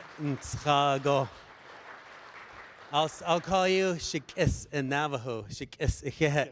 To yego and hawago and nainza go kadota neni tlini not so deal zendole nedo na alchin adon the mado and je hawadan jono and dita to and trahahot eto ninsikes adokudan khandi data. You're always welcome here. To our people, to our youth, it does make a difference. I want to let you know before you go, it does make a difference. Everything and the hard work that you put into it, thank you for making yourself vulnerable, right? That's a real strong man, a heal person, especially in Indigenous men. We have the hardest time doing that. So thank you again. And quick question, how long are you going to be here? Are you going to be here for a little bit? Yeah, however long. Yeah, and after this, I want to present something to you and some of the presenters that I've worked really hard on since yesterday. Traditional item that I went to harvest at Bear's Ears, and it means a lot to me. And everything that you have said, now I know that you will truly value it, that you'll know the meaning of what that means. So thank you. Thank you. Yeah, Yes. Thank you. Yes. Thank you. Well, without further ado, my apologies to my brother, Mr. Harvey. Eshi kwegi ngichanado di kwegi Mr. Pax Harvey is a really well-known Dene gentleman, starting off with the power and the healing of laughter. Tlohotachit Imagine how much healing you have brought to our people. Ich gehe in Chicago. Nandacha shisa zinicha einschne. Don nachachin gezani. The neck etcha hananzi ho yo na ilna. Quid adish. Shitsilla shabeta hadosi. Pax Harvey. Quid adit yatkit ledo. Adit And then Mr. Harvey emphasizes our Dene heritage and experience in community development. PAX inspires audience and embrace their unique strengths, overcome challenges, and foster positive change. He is dedicated to bringing cultural understanding and empowering individuals and organizations to achieve their full potential. Mr. Pax Harvey, if you can please welcome him to the stage here. The battery.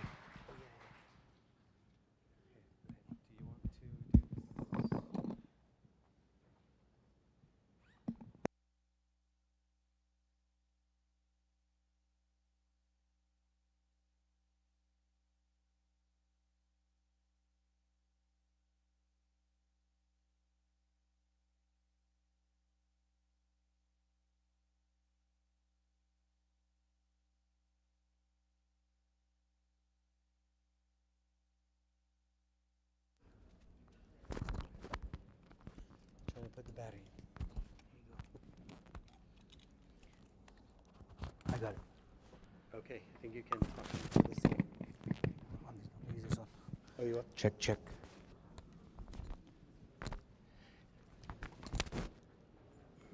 I want to thank Bronson for that powerful, strong, effective message. Because I was telling him just now that he reached down deep into my soul and lit my spirit up. That's exactly what he did for me. I don't know about you. If you didn't feel that, we'll probably get you a medicine man. Because this guy, there's a purpose and a reason of why you went through what you went through. It was a gift. You were given a gift through your journey. And that gift is very clear. You are moving lives, changing lives, saving lives. That's your real gift that you were given. And you sought that journey and you found that gift. That's amazing. Not too many people can do that. And you're on that journey. So one more time, I want you guys to show my brother here some love from Utah, from Blanding. Give him a round of applause for me.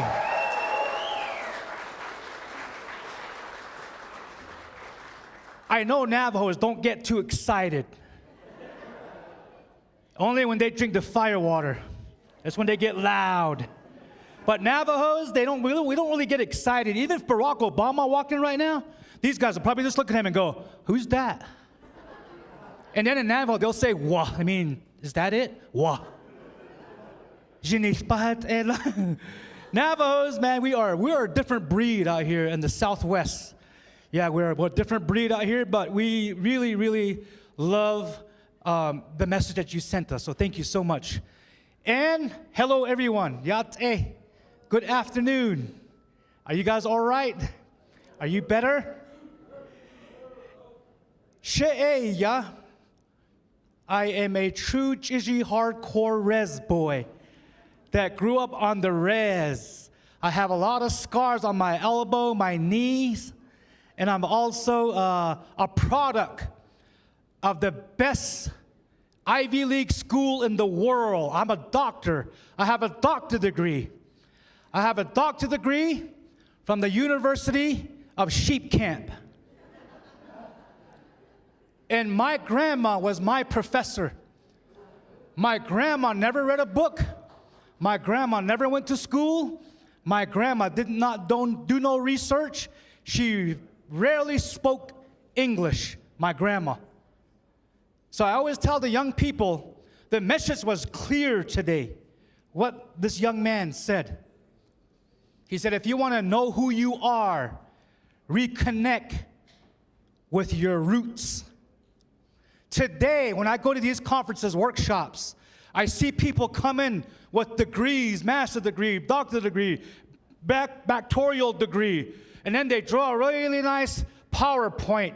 This is Plato's theory from the Greek people. This is Steve Jobs, Stephen Covey's philosophy, the hierarchy of needs from the Russian people. This is what they study. They have all these models, and they talk about motivation. That's not our culture. That does not belong to us. We have our own. And then I want to ask the audience here today, how many of you can speak Navajo and understand Navajo? Raise your hand. Who understands? If I start speaking Navajo here right now, look at those hands going up. If you can understand Navajo, raise your hand. Those are the only people that will understand me if I start talking Navajo. The rest of you are going to go, I don't know what he said. Ha'ishin, I don't understand him. And my Shishna Ash is here. This is one of my mentors, my teacher, Mr. Tom Chi. Yadidni Shishna Ash. Give him a round of applause for me. I hear him talk, I hear him speak, I listen to him. And he's the one that inspired me as well. And I'm saying this because myself, we always tell our people, learn your language, and we're up here talking English. And we're speaking English. If I start speaking Navajo, I'm gonna lose some of you. And I don't want to do that. So unfortunately, I'll probably do both. I always want to speak Navajo for one whole hour. But if I do that, if you guys give me a survey, you're gonna put question marks.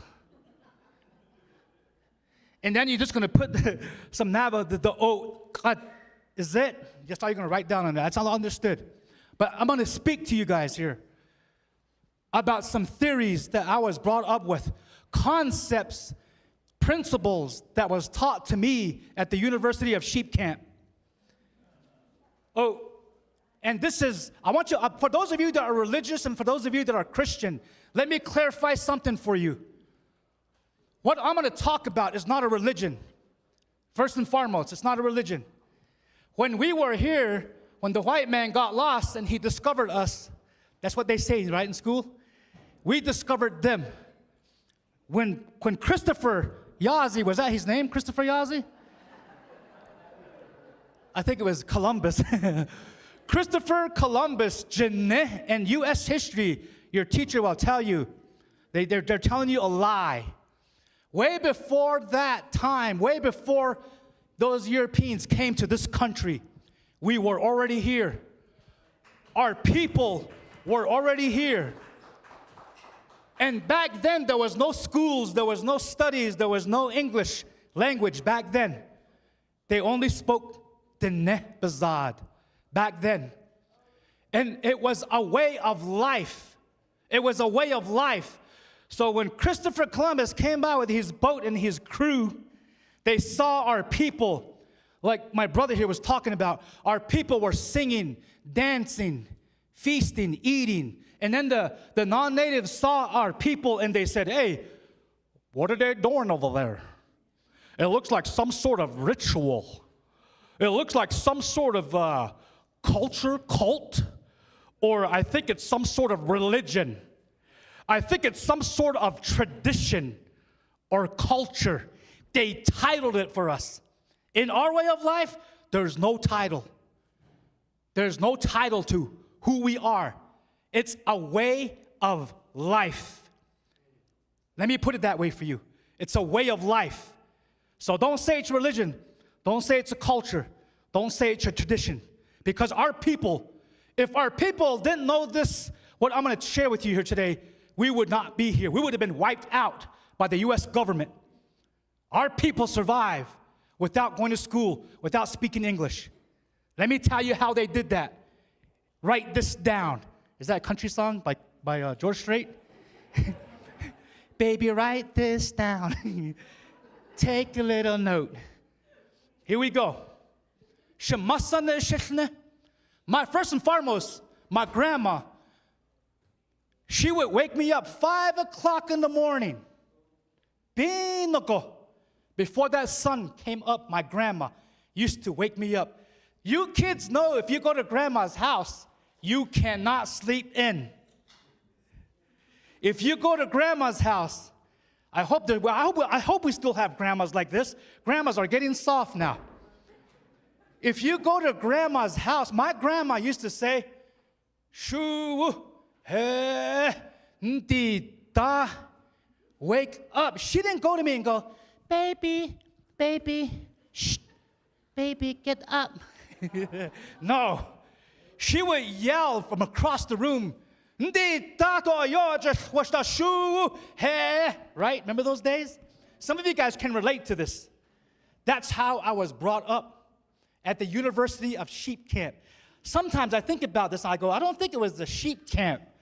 I think it was the Navy SEALs Hell Week training.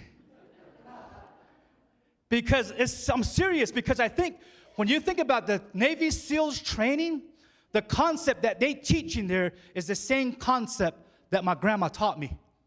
And I'm going to share that with you right here, right now. This is to the men. The men's conference, Jinne. Is this a men's conference? I want to talk to you guys man to man, guys. Or, I don't want to say boys. Do we have any boys here? We do have some youth, right? Boys. Hey, there's a little guy over there. What's up, buddy? And then we also have teenagers, and then, well, the know-it-alls. The know-it-alls, teenagers know-it-all. We were all there once, remember that? And then now we have adults.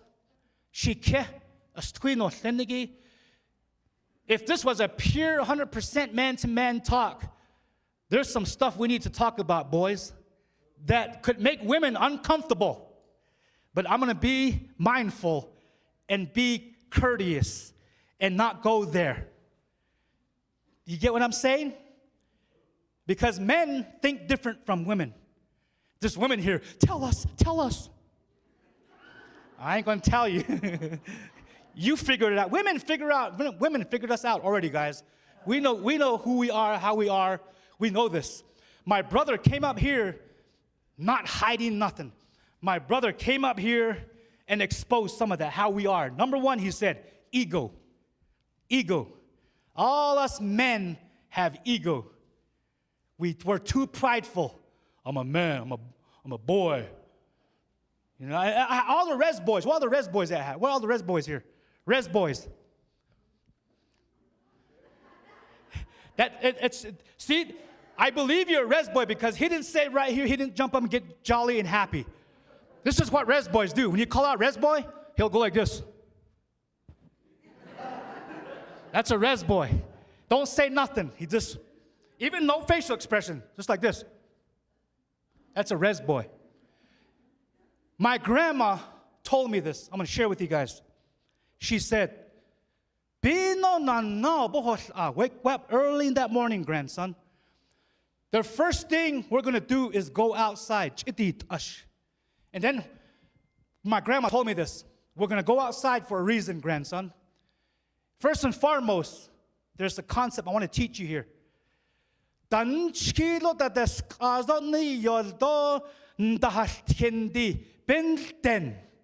grandma told me, if it's raining, it's windy, it's sandy, it's blizzard, it's snowing and raining. My grandma told me, I don't care what that weather looks like out there, grandson. You're going to wake up 5 o'clock in the morning and you're going to go right into it. She told me, learn how to adapt and adjust to cold, to heat, wind, and rain. Yes, that's what my grandma told me. Binten. Why did she say this? Why did she teach that? Why did they teach us that? You can't do that today no more. You wake up one of these kids, go outside, it's cold. It's raining. or grandma chase and saying, let them sleep.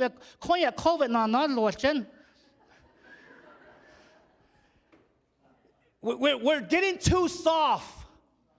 We're getting too soft. Let's be real. We're too sensitive now, us men. We don't know how to go out into the cold, wind, rain, or shine. We're getting weak. That's what I see. That's part of the teaching. My grandma said, wake up, go into that wind, go into that rain. And then she said, in that early dawn, that's where all the goals and dreams are embedded, is in that early dawn. My grandma said, there's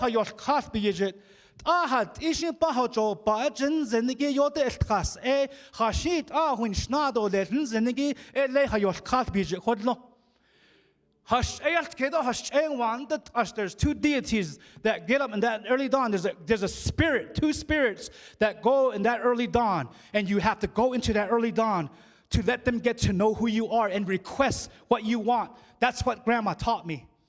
She said, if you don't do that, that beautiful, wonderful energy is going to pass by you. When that sun comes up and you wake up after the sun, you're going to adapt a thing called laziness.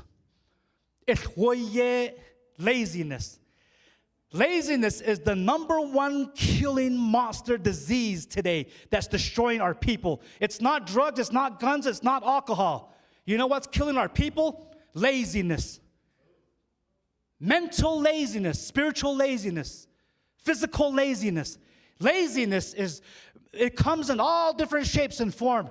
Today, everything is so available now. It's even making us crazy and dumb. Like, back in the good old days, my Che right here said he's 60 years old. I'm sure back in his day, if he went to go get some food for his family, I'm sure he didn't go, I'm going to go get Burger King. I'll be back. No. What did you do, Che? Back in the day, what did you have to do to get food?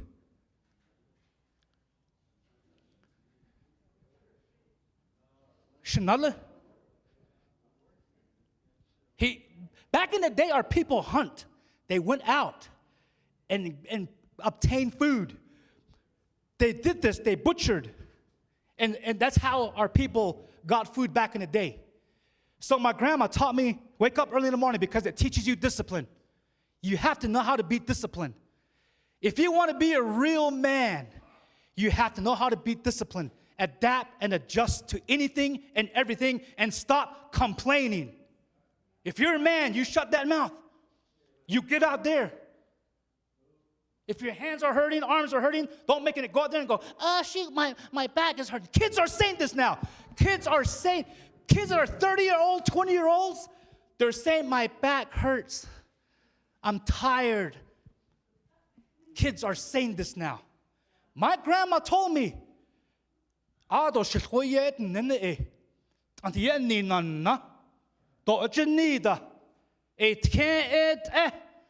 you say I'm bored, you're inviting that negative energy in your home, in your life. When you say I'm lazy, I'm tired, I'm bored, I hate you, I don't like this, I don't want to be here, I want to go. Where's grandma? You're ugly, I hate you. People are doing this now because there's no discipline. People are weak now. I'm talking to the guys. Ladies, don't get offended. Don't give me that native glare. I'm talking to the boys here. I'm talking to your son, your husband, your nephew here, the boys that are here. I'm talking to these guys. I'm saying this because no one else says this no more. Only my Shishna Ash right here. He has that discipline. Because if you bring a white man here, okay, they have protocols, etiquette. Be mindful of the words you choose and what you say, because people are sensitive and you want to be careful. In our way of life, in our way as the net people, there's no such thing. Grandma comes straight at you with that discipline. They don't cover code nothing. They don't sugarcoat nothing. They'll tell you straight out. Grandma will say this to you straight out. That's how we were raised. That's how some of us were raised. I learned this at the University of Sheep Camp. First, I thought my grandma hated me because she would always say, like there was no, she didn't like show me. It was her way of showing me love, but in a harsh way. She didn't mean it, but she knew what she was doing to me. She was preparing me. Because my grandma, every time we go out, she says, now, the first thing we're going to learn when we go out into this cold and this wind and this early dawn, The number one thing we're supposed to learn as the net people, as native people, is prayer. Number one, we learn to pray. Prayer is the ultimate tool to get you through anything and everything in life. It doesn't matter what religion you belong to, what you pray to, how you pray. Prayer is very powerful. My grandma taught me this. She goes, go out in the early dawn. Grandma said, we're going to pray from here. Learn to pray now. Discipline yourself. Learn to pray, because when you walk this road, grandson, when you walk down this path, there's going to be times in your life you're going to get knocked down. There's going to be negative energy coming at you. There's going to be people that hate you, that don't like you. There's going to be people that want to hurt you. There's going to be situations in life where you're going to fail. You're going to hit something, and it's going to knock you down. If you discipline yourself now, learn to pray, and learn how to adapt and adjust to anything and everything in life, when that happens to you, you will know how to come through and get through it. That's what my grandma told me.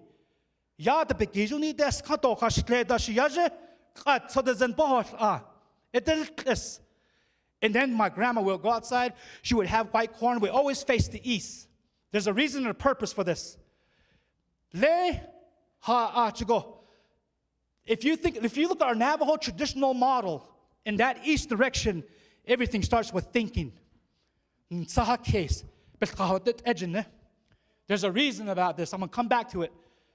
Now, after I pray with my grandma, this is how my grandma used to pray. I'm going to translate it for you in English. Well, hold on. Let me say it in Navajo first, and then I'll translate it. This is what my grandma used to say. This is how she used to pray. Now, that's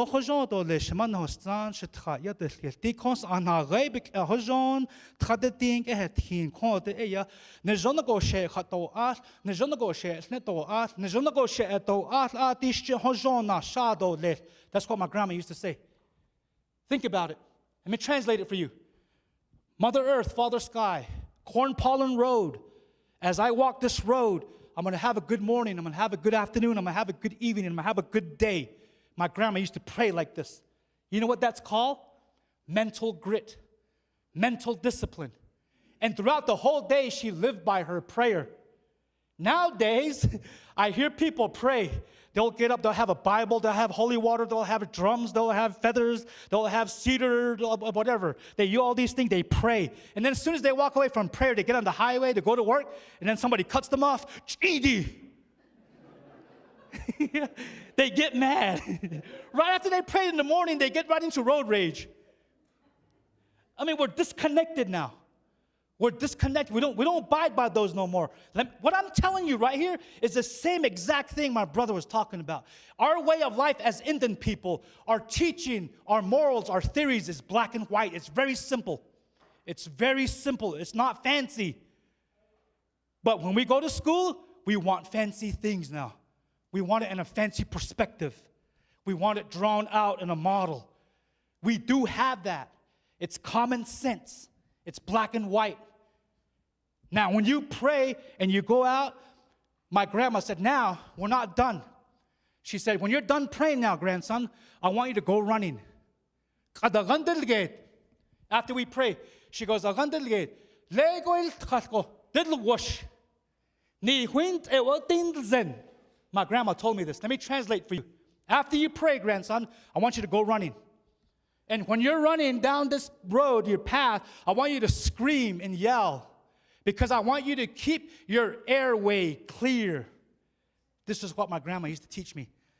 This is what our grandma used to teach us in the good old days, way back when. Now you can't do that.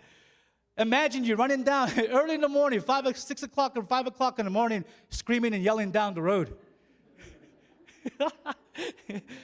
We're overpopulated now. We have a lot of neighbors now. What do you think they're going to say to you?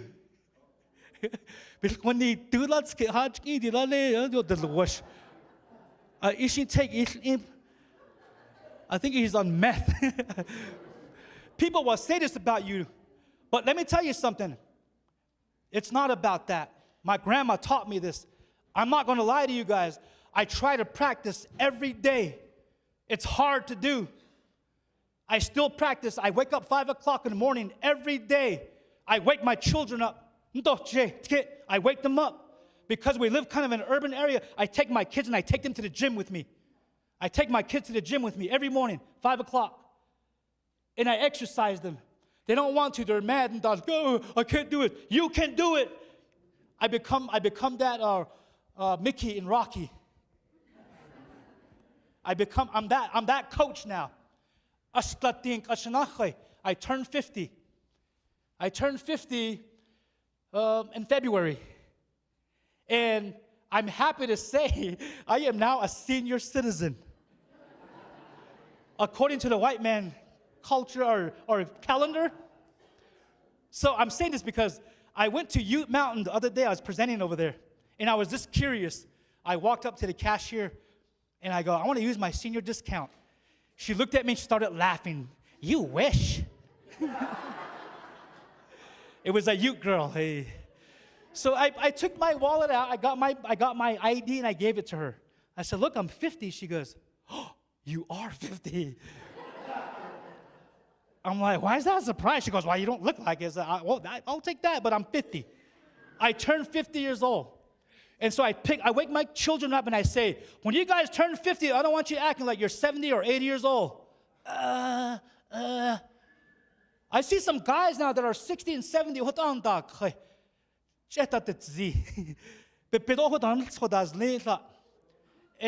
let me tell you why I'm going here with this. It's because I feel like, my brother had a really good message, man. It's about health, being healthy. After you pray, that's a spiritual growth.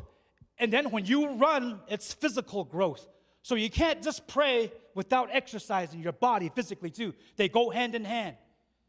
You have to know how to exercise. If you want wellness, holistic wellness, mentally, emotionally, spiritually, physically, you have to be well and healthy. You can't just go to ceremony. I go to ceremonies now. I go to ceremonies and I sit down and then Hatkhali comes there or medicine man or road man and then they bring in food, right? They bring in food. And then they say, this is the traditional food. And then when you look into the food, you see donuts, you see Coca-Cola, you see pies and chips. I'm like, I don't think that's traditional. Why are we going to pray for a Coca-Cola with a bunch of sugar in it and put it in our body and it's going to kill us? Like, it doesn't work like that.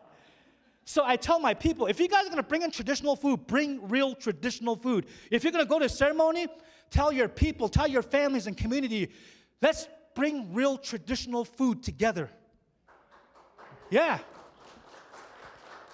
And now after I go running, I come back and my grandma would sit me down. This was the best part of growing up in the University of Sheep Camp. I come home after I pray with my grandma. I go running, I come back. This was the best part. It was kind of set up like this in my grandma's home. And then she had open fire. She had open fire going. And then I would sit there, and then she would get that charcoal. She brings that seed out like this. Back then, there was no fancy utensils or appliances. It was just a stove. And then she would sit down right there on the dirt. There was no rugs and no tiles and no cement. It was this dirt.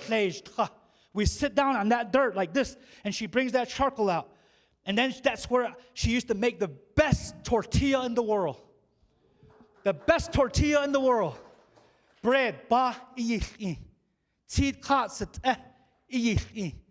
then she would make the food, traditional food, potatoes, with a little bit of eggs, protein. And I would eat that. And that was the best breakfast I ever had. Not McDonald's, not Burger King.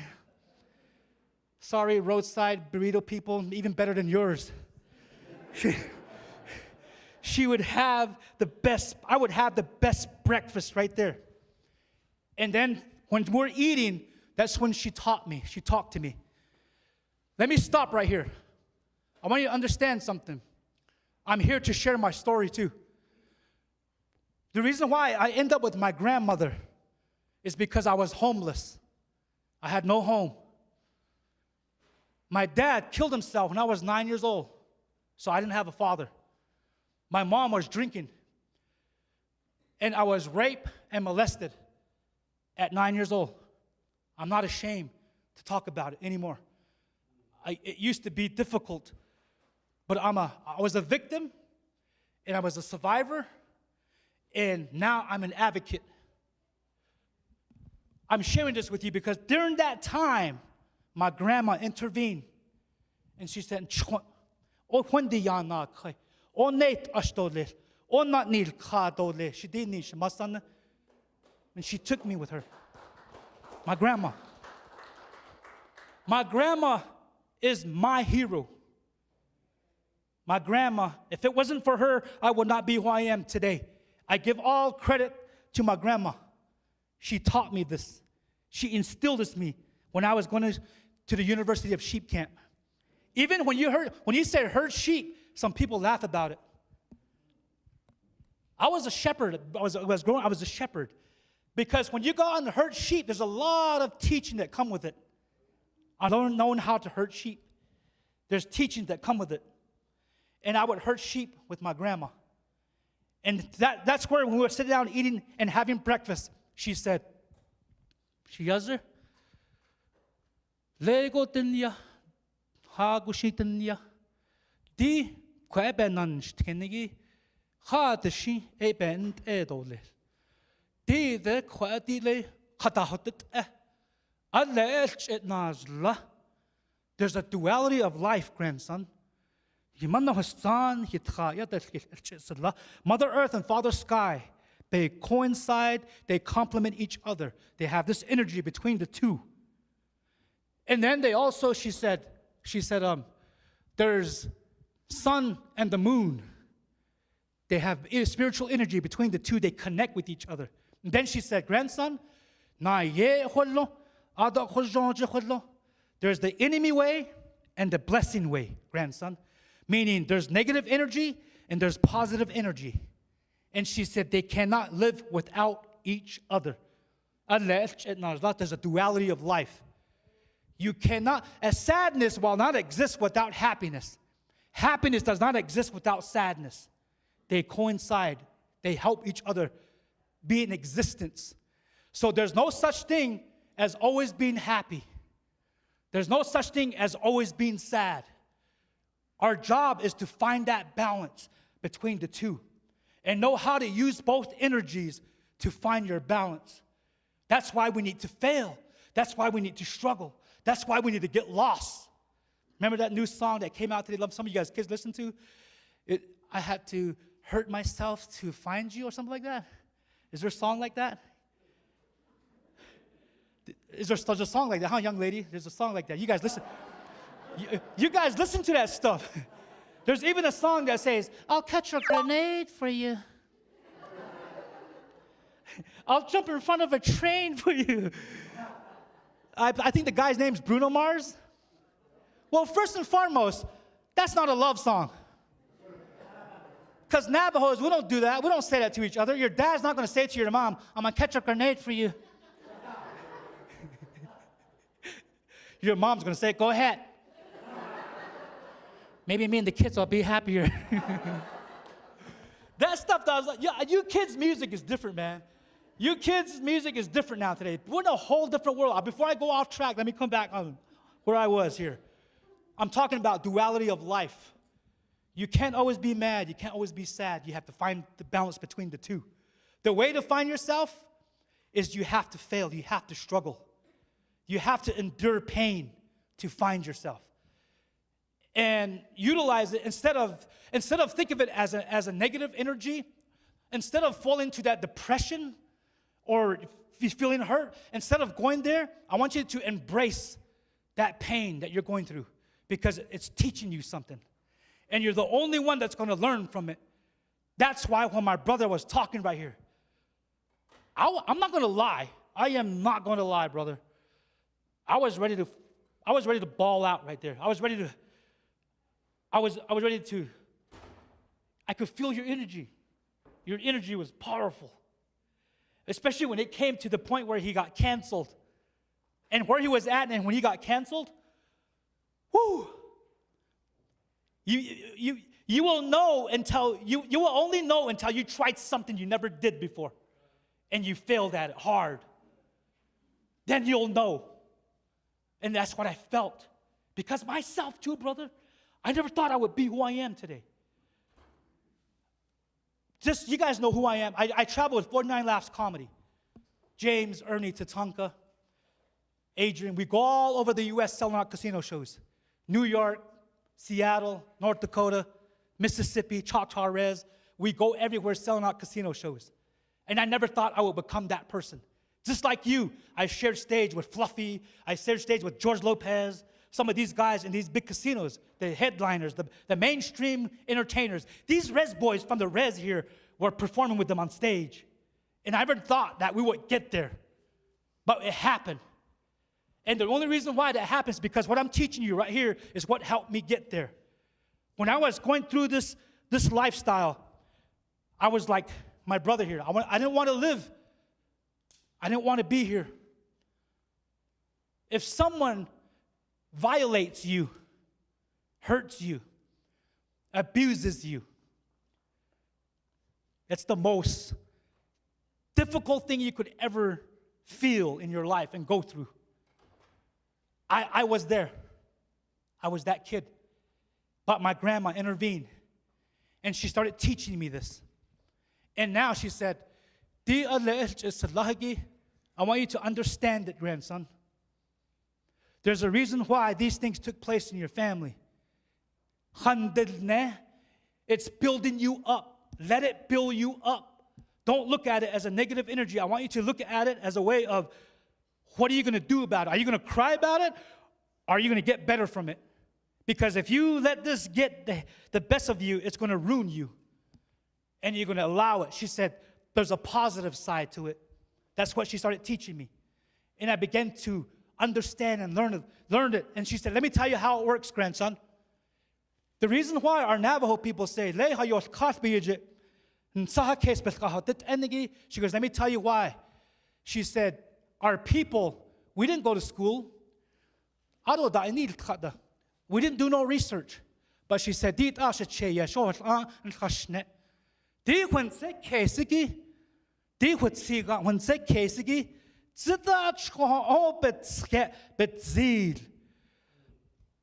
mind is the most powerful thing that exists in your life. Not how much money you have, not what kind of vehicle you drive, not how many degrees you earn, not how much taradeen you have, or how many songs you know, or how many drums you have, or how many Bibles you have, how many quotes and you can recite from or how much holy water you. That does not make you strong. My grandma told me this. It does not make you. She goes, what makes you strong? What makes you strong is how you use this mind. My grandma told me this. She said, let me tell you why. Because your mind controls everything. Our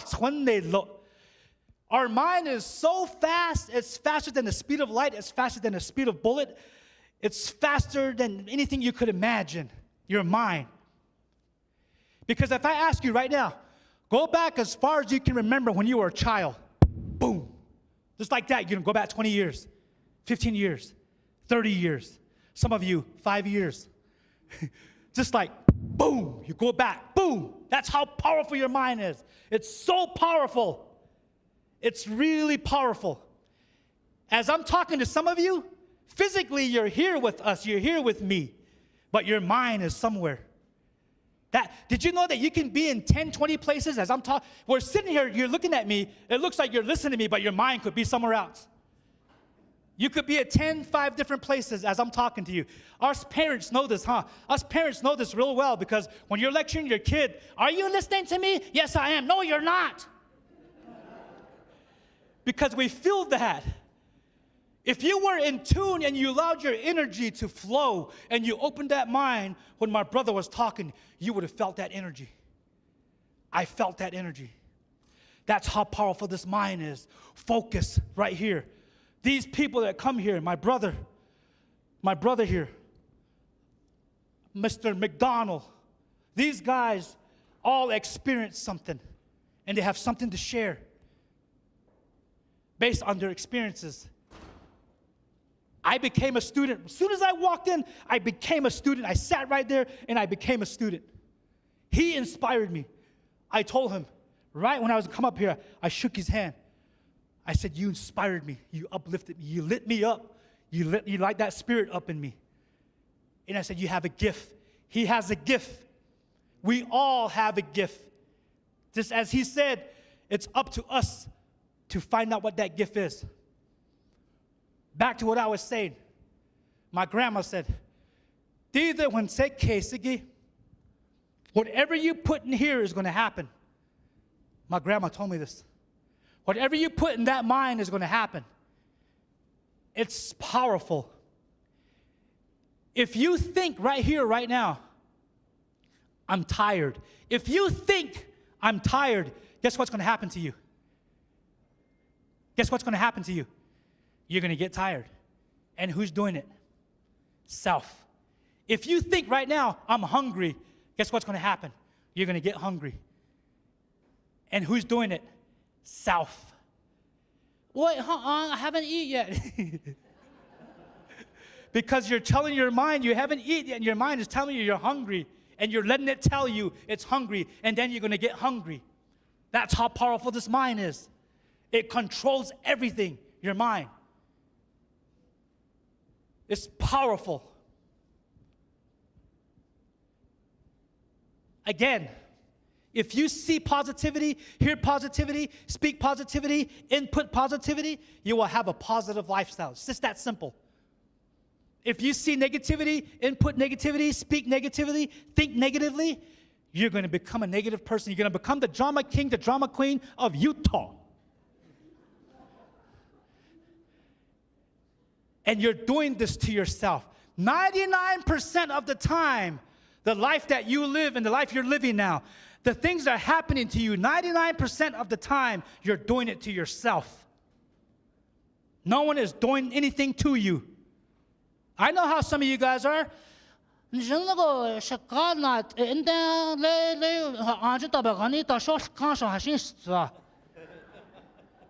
I get witchcraft now. Those guys over there, those socials are witchcraft me. I can't think right. Shut up. No one is witchcrafting you. The only reason why you have a back pain is because you're eating too much kernel. You're eating too much Ronald McDonald or the king from the burger. You're eating too much of that. They're the ones that are witchcrafting you. No one is doing it to you. It's the food that you eat. 99% of the time, if you're tired, you get sleepy, you have headaches, you have sinus problems, it's because of what you're eating. My brother nailed this. Fasting. Today, 2 times out of the week, I fast. I have an 18-hour fast and 6-hour window of eating. And when I eat, I only eat healthy stuff. I stay away from hot Cheetos.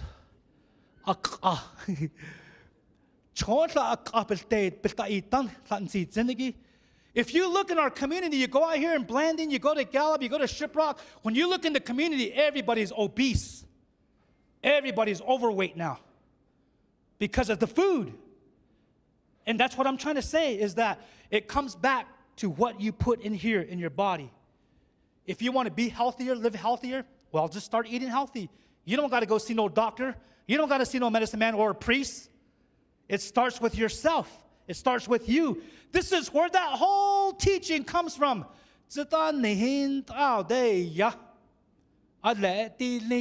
My grandma taught me this concept. She said,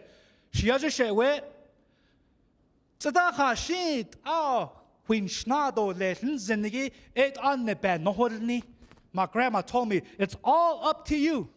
And then she said this to me. She goes, Adon the mapant and Adon Bilkanjet, Ado epant and Ado the yen bant and did the yembazada, no quite yet none de j. Ado is the yembazad yen antenigi, Ado epant and Ado Nahaland, the Haslagidot Halidan, Nani Ado epant and don't live for the medicine man. Don't live for the preacher. Don't live for the Bible. Don't live for people. Don't live for your mom. Don't live for your dad. Don't live for your brothers. Don't live for your sisters. She said, live for yourself. This is what my grandma told me. This is the teaching that our grandfolks lived by. You know why? If you start to allow other people to govern you, you're going to get lost. You're going to lose yourself. That's how powerful this mind is. As I'm talking to you, you guys are looking at the door right now, see? Everyone, please show some respect and let's give a round of applause to our Che, our leader.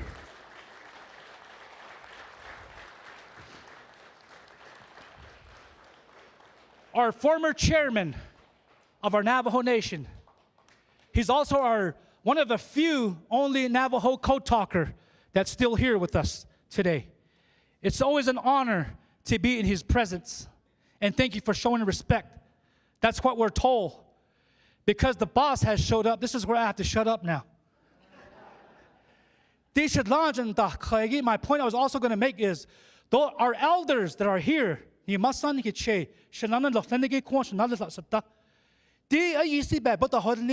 our culture, young people, I don't care what kind of degree you have. When you go home and grandma's sitting there, she's the CEO. She's the boss. They're our boss. You should never ever talk back to your grandma or your grandpa or your nolly or your che. They're your boss. Let them get after you. Listen, stop, be quiet, and listen. Young people, we're losing that respect now. There's no more respect anymore. My brother nailed it, man. Because when he was talking about that, I was like, even our Navajo Nation government went crazy because of social media. It's the social media that's destroying our government. Leaders should not be going live. They have no business on social media. They should be able to take care of these situations behind closed doors as professional, as real leaders, not blasting it out on social media. It only makes the problem worse. And that's exactly what's happening. It's becoming very toxic. So whatever you guys do, don't feed those negative stuff on social media. Again, it all comes back to yourself. My grandma told me, live for yourself. Take care of yourself. Because everything starts with self. If you love yourself, you care for yourself, and you take care of yourself, everything around you will make sense. The Bible will make sense. Medicine man will make sense once you find yourself. Next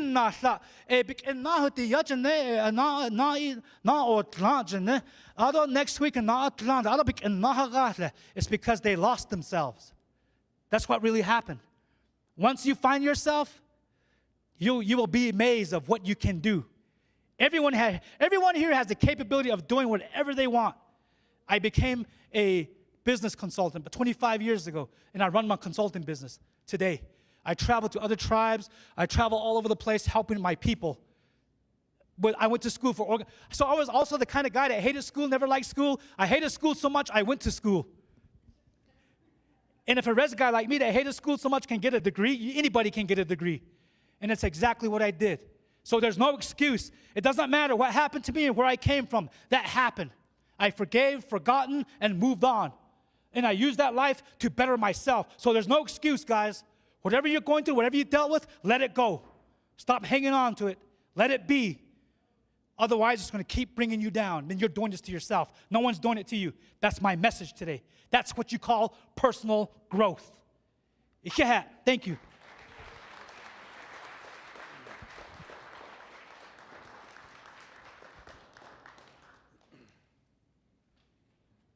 Yeah, Mr. Harvey, or Cecilia. I don't, here's Mr. AJ. Thank you, Pax, for that great talk. Thank you, Bronson, again, too, for your talk. It all touched us. And we're not ending yet, so I do get the honor to introduce our next speaker, Nathaniel Brown. Nathaniel Brown is a distinguished figure within the Navajo Nation. He is known for his dedicated service as a former Navajo Nation Council delegate. He is a vocal advocate for his community and supported infrastructure development, working to bring electricity and broadband internet to communities for online education, improve remote health care, and increase public safety. At the same time, he emphasizes culture preservation and revitalization, highlighting the importance of the Navajo language, traditional ceremonies, and the practice of ke. Beyond his legislative work, Nathaniel is recognized for his commitment to sharing the Dene culture and encourage a healthy lifestyle. He frequently participates in community events and promotes newly established hiking trails. He has also served as an executive staff assistant in the office of the President and Vice President of the Navajo Nation. With that, I would like Nathaniel Brang to please come up and let's give him a hand.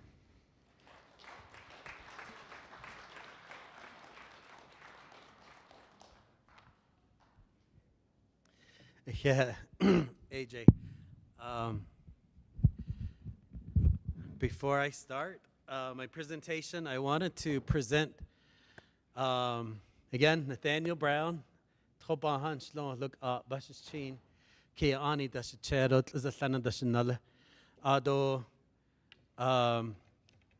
here quagi hat haso zigi zitilla ado shik is ado quaging hinant ado anot khosani anot lening ka nachahi.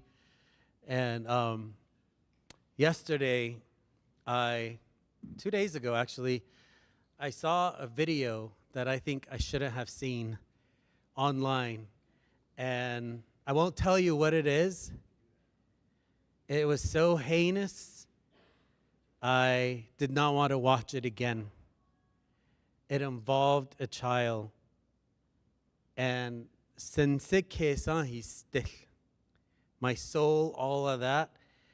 And I was trying to think of how can I bounce back from this.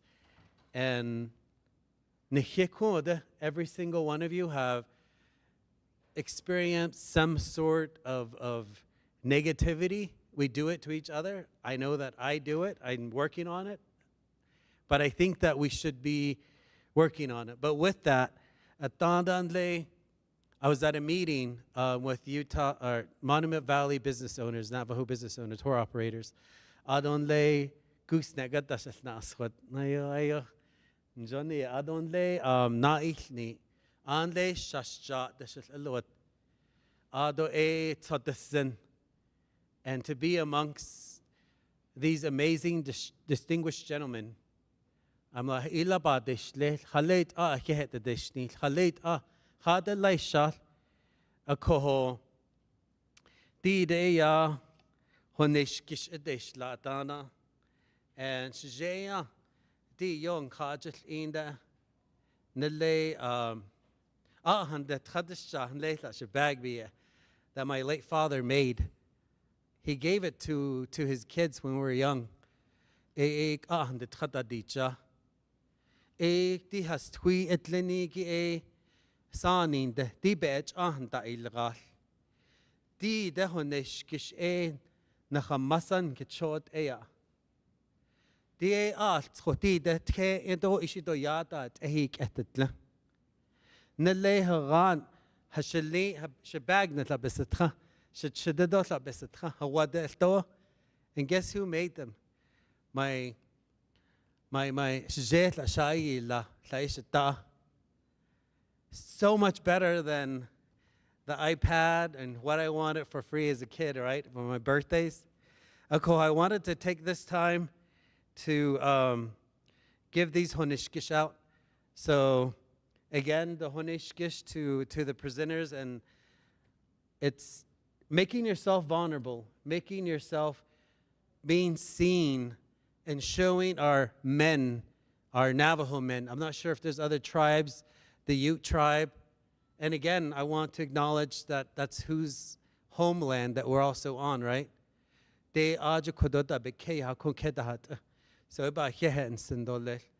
I wanted to give out. So Mr. Koenig, I wanted to give you this honeshkish. I don't know if you can travel with this. But here is, again, this is your che, your grandpa, your grandma. And you use this to stir the fire. It's a fire poker. And it is a holy deity that a lot of our medicine people have. And we travel with it. When our children have nightmares, we put it next to them. Heard of this, Yeah, and when you feel some sort of anxiety, you share it a lot, and I want it to stick to my people, and everyone that's here is my people. Doesn't matter what color you are. We're all five-finger people, and I need all of you. I need all of you to move into the next phase of this life that we're on. And this Honeshkish is going to help you. We should be coming upon interesting times, right? Just the way we see the movement of society. So you take this back to your Ho-Chunk Nation, right? And I hope that it'll bring you the blessings. You can talk to it, it will listen. It's a diyin, it's holy. So that's a small gift. It's a tremendous gift from our people. Welcome to the nation, and thank you for sharing your words. Thank you. Yes. Appreciate it. Where do you keep it? I keep it in my bag. I keep one in my vehicle. I travel with it. Most people, they put it over their entranceway, so they put it up there. So the negativity always stays out. So you can put some thumbtacks and put it on there. Awesome. Thank you. Yes. Oh, yeah. Ado, kwege ya Mr. Harvey, dole, shidokodo, ndini dole, didekodo. Thank you for sharing some hard truth. I was listening, and tishi band dole, shana, ado, all the struggles that you've been through. Kwede dohot an nil inda. You are a Navajo warrior. Natzi nacha ditla. Dishi bet can no watch hunt idole. Nagan nalchen. Diyan tigi na beson de be baholya taholya. Dod opalhi the nendlida. The nebi gisinla. Nan hintken. De bend edole. Ben dinna den nesh nahastqui bend nitole. So. Thank you. Oh, and you can breathe it in 4 times. 4 times it becomes you. You just pray to it, tell your clan. And I wanted to bring up Dr. Bayless as well. And I wanted to share this with you. Thank you for watching over everyone, our Navajo people, and the stories that you shared with your mom and the work that you're doing. So this is a gift that will to continue to do the wonderful work that you do from here, from your heart, from your soul. Yeah.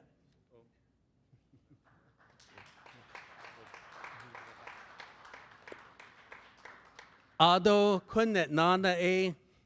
Yeah, I had to make this bigger. Dan das do ahanda da the tle do da das azia. Dishi ben na had no kas winzen. Nike na da halt kendole. Shenant Ihe do de gano na kha atitla do de gano na kich na alkhal. Ahanda na khant. Nike zad ade. Da hat je grande ade na khansen pa ade na nishin la. And that line, a coho, didn't like at this.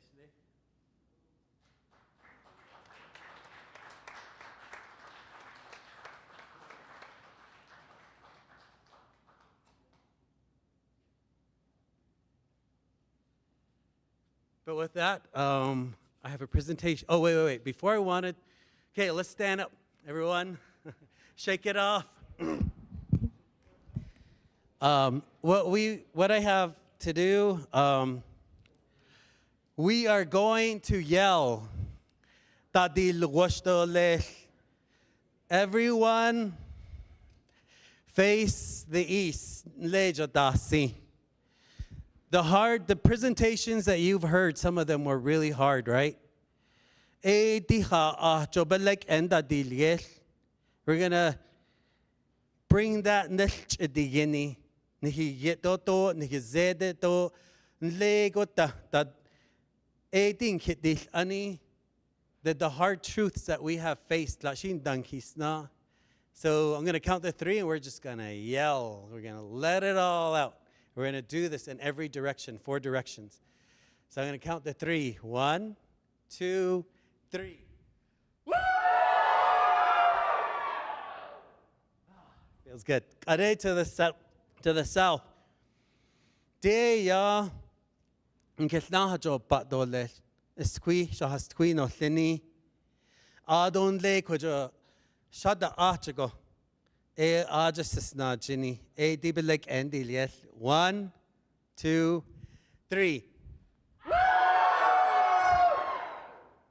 Ada to the south. This is to all the wonderful messages that some of you are probably worried, oh, am I going to remember everything? There's a lot of good information. Even the conversation that you're having at your table, it's not just the presenters. I'm looking at a lot of you, so beautiful. Miss Utah, Navajo, welcome also. It's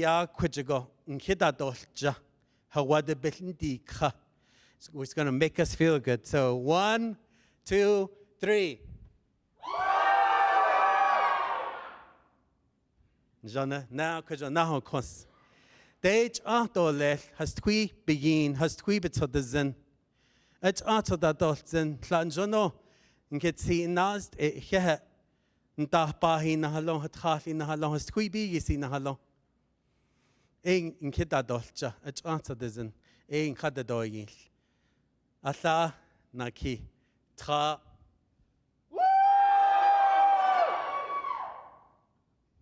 Thank you. So again, this is my presentation, Divine Guidance, the 7th principle that was given to us by the Diyendane. Dishi el test, sando el test, hindo eraisk, edito, yode el tras, di Diyendane, nkade isla. Next slide. Hasht ayat dit ashi ilki kajan dit the neni tlinin kedel neho. They said, how are these humans supposed to be? Halet ashotan zendolel ilayeta huinado. And they, is there a clicker? If you can get to the next slide. So edit adi in the nena has ajan akoho. How many of us say, oh, I'm bored, there's nothing to do here. But dik at benkes nahadesh nehige edi nahanilya digende neding handesla. Dilse aton enitlini. It's not just the memorization of our clans, but it's where does your mom come from? Ado epa ma haishta bijje inde she masana khada na masana asa trapahant ke laholienda and shade shemaya shel tahol now. It builds you, right? The nebezad, just like a plant, when you go outside and you see these beautiful plants and the wind's blowing, the wind is a must for a tree to stand. If there's no wind, if it matures, it will fall over, right? The same thing, and Mr. What was his name, Koenig? He talked about the name, the indigenous name. In Navajo, the nek echel digen the ne din hijit the halon do le nakhalchen hajote no she don't need. I love his grandkids' name. Not ani dalia nal jehe nal bahada dahat kut eya ado kunet nana eya nikichao kut ba huilya kudo lahda nile our soul, our spirit nikicho eya nikichao tina an inkidish chinda ada inkilek elia do in this body. Ada kun that nane in kikeshin. Di nadil tchale. It's being recorded. We're being watched, especially by our children, young people, our family, the people who matter to us, whose opinions matter. Ada kun ya hakal ba atahaya. Di de kudo ata. Binigen can not the hallo, nikijad the hallo. Did an hakali bet an ben benit edo. Ado kedo ya oho wisdom. Again, you know, when the Yendene had the foresight and they already gave us literally a path for us to live by. This is next one. And I'll talk about each of them. They ya the Yendene hat anha de yilla. Di sho no sendole. Ado be yat no nadole. They need at ebe hadasi. It comes from our experiences. It comes from our education. It comes from our traditions and our work life. Next slide. Ado di don neya shady kwegi di don nanslini bakaishla. Ado nle aita nle shijeya bamaya eya sa se holgende from Twitter next year.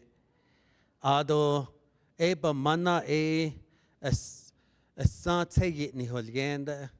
Ado na ba mana ya sa che holgende. She hoping Linda. Excuse me. So when you get to know your grandparents, as parents, as grandparents, as parents, you know, as far back as you can. When you come a hard time, when you can actually reach out to them. Shisha masana ahanda ba inshle ahanda shikana lo to this day. Koho edik ehwinzen daladolts hayugo atonki atranke ket olet. Next slide. Nikizad I'm going to go by a little bit faster because I know that I would like to hear from our co-talker. The nebazad nikizad Niket olet hot digin the nabich yeltke. Quagi did the honishkish. And Cindy igit enige digin. Ot isi aninich and how many of us know that we're going to have air tomorrow? How many of us know that the sun's going to come up tomorrow? Do any of you have a guarantee? We don't. But the nek is the nil. Di honishkish. Be naoka. A pinot ejetaho na taske dot hadadin na shama. Hui chishamaya janila. Yeah, shama. Hui jink and nash.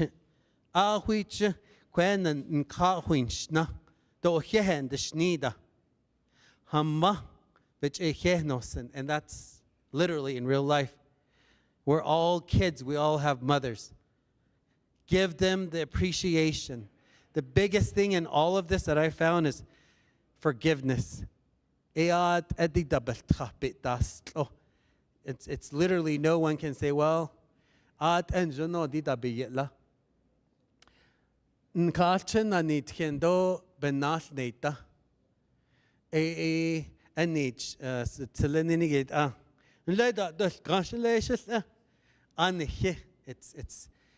no one will ever have agency over you. Maybe if you allow people, your own parents does not have agency for you. Do you know how I know? Because how many of us listen to our parents? If we did, so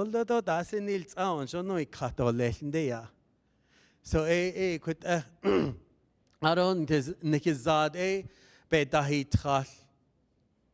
Ado bet sodil zendo bent is nihil. Di be natahalt kendolel. Di be nachalchen Beja anda dot nil, bej anda dot nil. Kut adi hut beshich yaotke. Ado hada da dan is ahoda. The protective factor linigi. Hada shi kailo ada shochinzi. Kwegi Bronson ninigi getting that phone call out of the blue from a friend. You hear that a lot. That's the protective factor. Okay, next slide. Isn't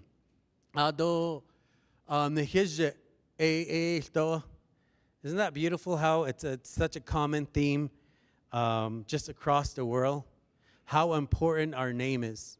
No matter where anyone comes from, how you view yourself, it's a reflection. Be nasajit edole, be tahano hudole, be otahan, be oho ado. Forgive my spelling. Like I love cheya nila, sada nat anitalia, sada nal jehe nalia, sanita njoni, tati pa nanapa. In Ayat Ebat, the halon is very intentional. It's sync with nature and time. So again, each one of you belongs exactly where you need to belong and everywhere you are at this moment, including the struggles. It's okay because it's a big life teaching. Ado nana. Oh wow. How did I know to put that on there? But it's our soul. In this life, it will never leave you. It will always record who you are, how you conduct yourself, and just how you present yourself. Shadont need adodeya. Whenever I used to I went through depression as well. And a lot of similar stories, like alcoholic family, went through childhood trauma, the worst things happened to me as a kid. I don't like to focus on that. But I still talk about it because it's important of who I am. There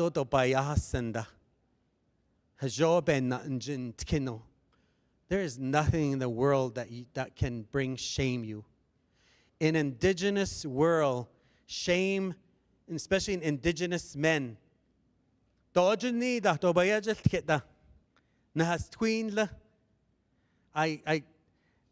Shanant just Dani Mr. Chi knows this, have counseling children. When we counsel kids, guess what they tell us?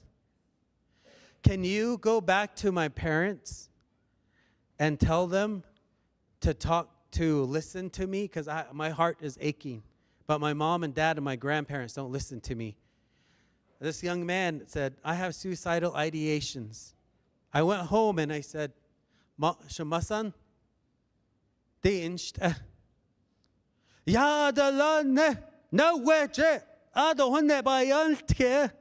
my grandma said this to me.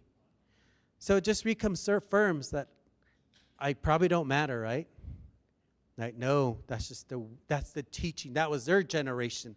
And that's the boarding school trauma that's coming out. My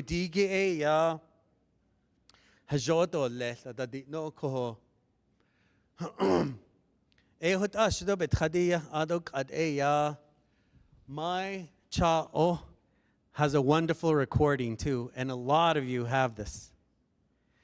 As a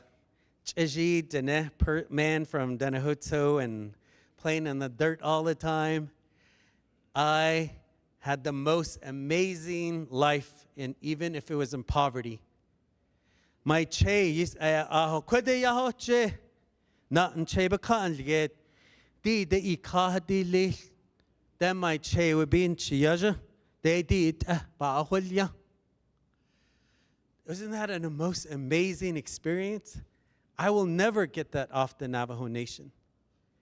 I only have that here at home. That's our cha'o. And the other part is, Shamasando Shas tweez zani.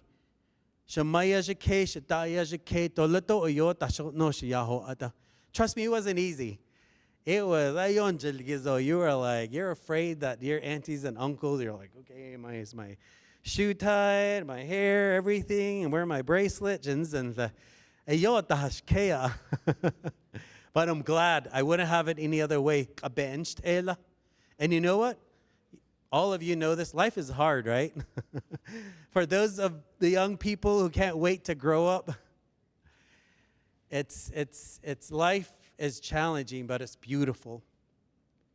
Being a human at this time only means that the holy people chose each and every one of you in these challenging times. We all have a role, and everyone that's sitting in here, these are the people that need to be here at this exact moment. The other part of my cha'ot that what time do I have? Is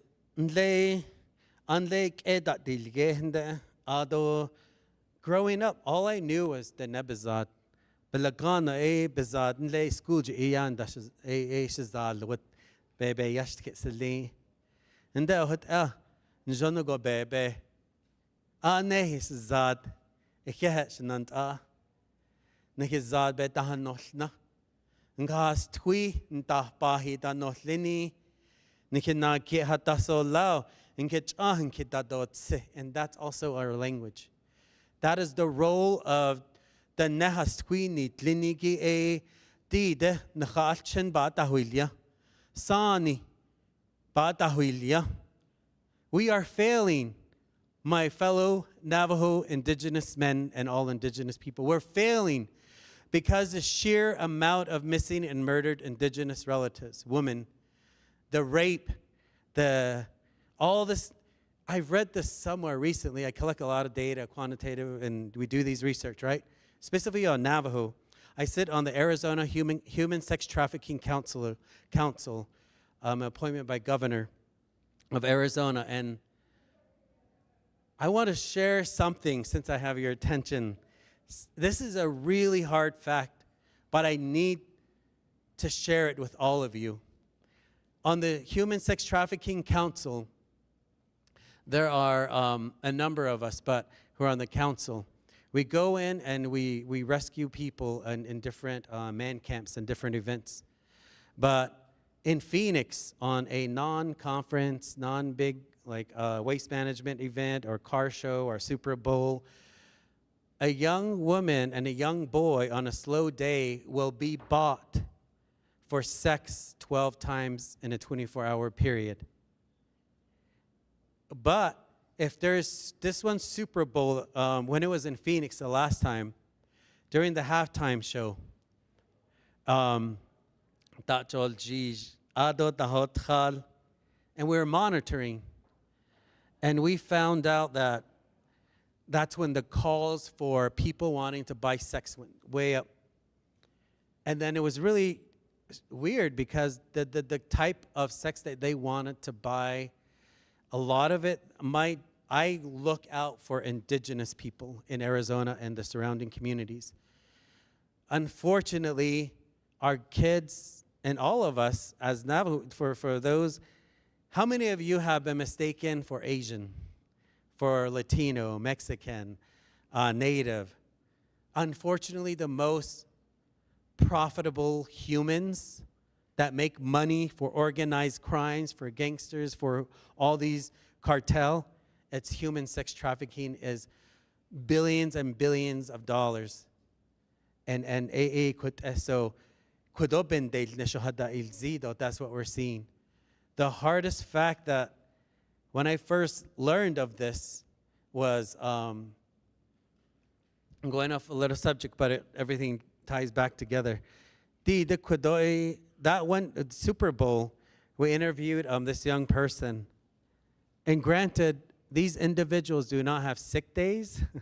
They don't say, oh, I'm going to be off at 5 o'clock. I'm not going to have, no one's going to buy me after 5. I'm sick. I need a holiday. No. Someone texts, calls, I need this. Go. they're told to perform. They can escape, but they can't because they say, I know where you're from. You're from that community on Navajo Nation. I will go over there. And ebeni na dina antkinigi tepe jo banditsi nitsenya. Next slide. And sacred footprints. I recently found, this is not the picture, but another picture that they found on a petrified footprint here in the United States, and it's over 23,000 years old. What does that mean? What I need all of you to do is draw on your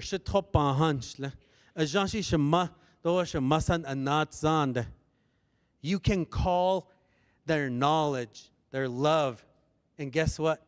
Their magic.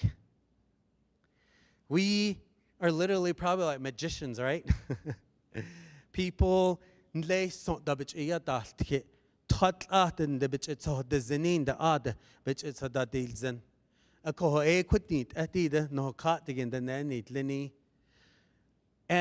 you cannot, okay, this is something that we can't live without. It's unfortunate. It drives people crazy sometimes, but the challenging path. In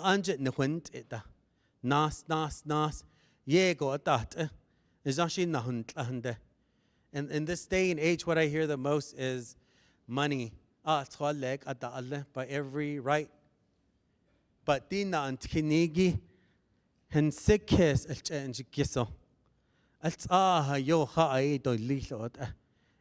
I'm proof of that. I'm proof of that because, yes, I had an amazing childhood, but I also never thought I would live to be this age. I just turned 52 on April 1st this year. So thank you to my body, to the holy people that made this. Nihido, akoho, ado. What I mean by we usually know where our path will end. That also means good and bad. I did really enjoy my wine, alcohol. And that one day, I couldn't shake it off. What was it? It was pulling me, and I can't tell anyone because I didn't know how to explain it. It was, to me, I felt like death was trying to grab me. I thought like your child, my child wanted to leave. I live in this little house and I don't it's this na in shka ata na asakan nini isi ni dot ido hasi nitsensia adoshi satoshi to odesh altande. I'm going to try my best. The challenging path is a must. And what's a must from the challenging path is the lesson in it. The reason why the challenges keep recurring is because we haven't dealt with it. It's always going to come back unless if you stare it in the face, and it's called the hard conversations with the people we love the most. It's hatato hojok ebejini. I did this to my mayaja who raised me. Shemayaj mchahates. Shenlej kunetat nipil. Beltah nipin. Ado she setselado shadeto he nahaztra. Ado beteshna shemayaj. Ayo lesa shedil ahananseho. I said, Di pino kwaya nachaho. She hueta tlantone sasa. Ado, you start gossiping. But the gossip that I don't really like is when you guys say, Leitlani. I said, Doachini datato nina. Again, where's that coming from? So the challenge is just something that we have to go through. And challenges, you can call upon the challenges. You can expedite the challenges. Guess how you do that? When you say, I'm going to be strong, I want that. And that's okay,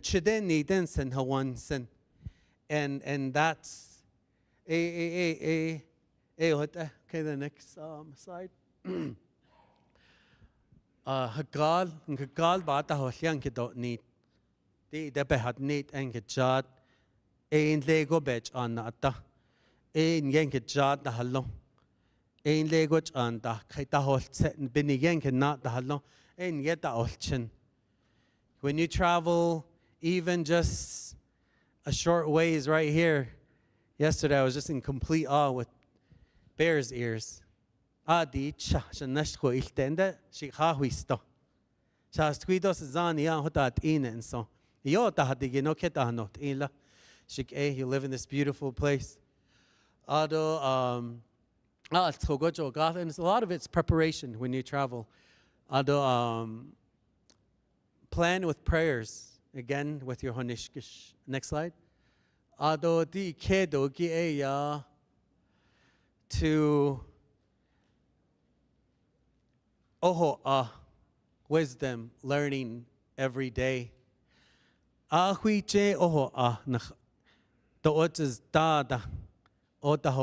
all of you are doing that now. You're downloading information. And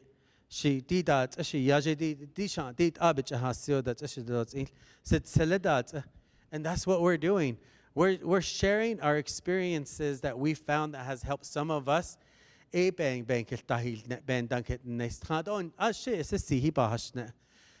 are the life, those are the best teachers. Ado hastqui ne hitchako nahan hello ne hello. So where our warriors, I'm sitting with them. And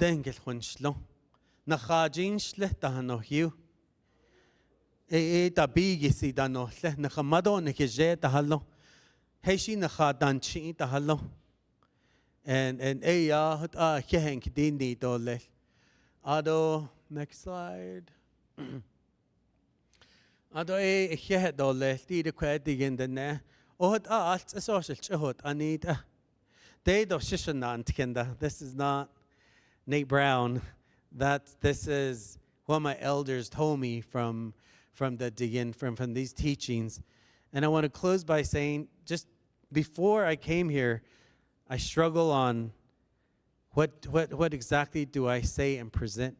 If you ever find that, actually I found Wenderwalk Library I listened to this grandma and her recording. You have access, all of you have access to that. You will have information about Nikizad Bahan, even from your areas. You will probably find your grandparents' names in there. There's a whole book of teaching. Please use that. Go make a trip and take your kids and sit around it and listen to these old stories. So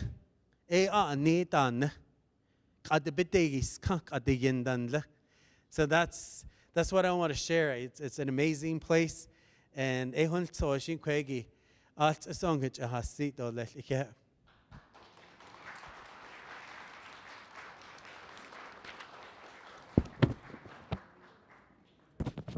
okay. Okay, so we're gonna do some drawings, and before we set up, because we gotta move the camera for the our next speaker. Our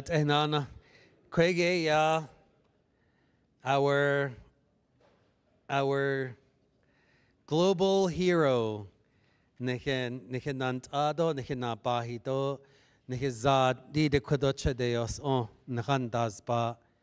So the age of 15, Peter McDonald, a Navajo from Tisnas Bus, enlisted in the United States Marine Corps.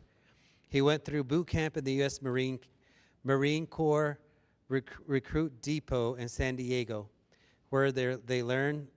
I'm gonna go through. Where's my copy? Um, he was honorably discharged with rank of corporal. He went back to his home community of Tisnasmas, Arizona. After graduating high school, he attended a junior college in Muskogee, Oklahoma. McDonald went on to the University of Oklahoma and graduated with an electrical engineering degree, BSEE. He pursued graduate studies at UCLA while working as a project engineer on the Polaris missile project for Howard Hughes Aircraft Company. McDonald served as project manager for the manufacture of the Polaris missile guidance system, and was a member of the elite Hughes technical staff.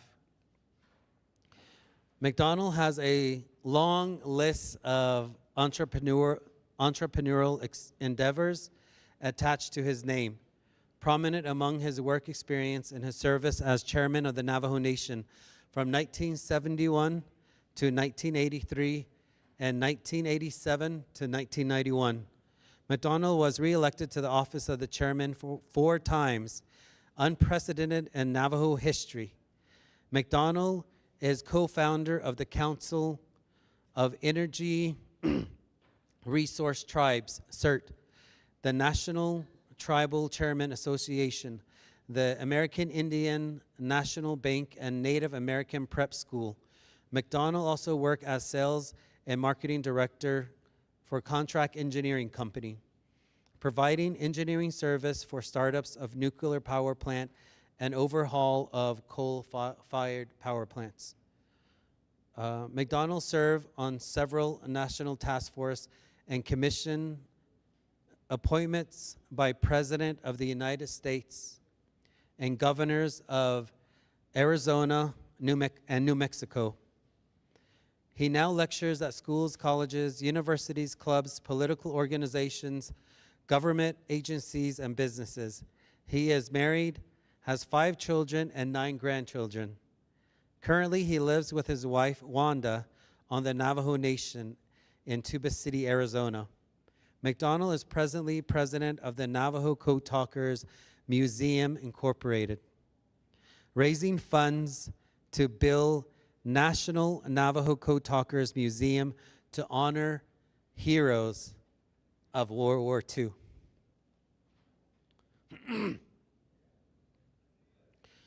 Whose unique legacy from 1942 through 1945. Okay, shake it off. Wow, it's powerful reading this. Yeah.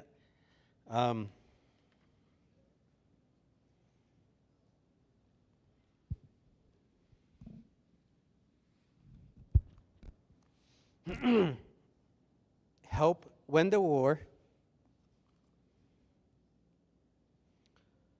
transmitting top secret messages in every major battle in the Pacific Theater.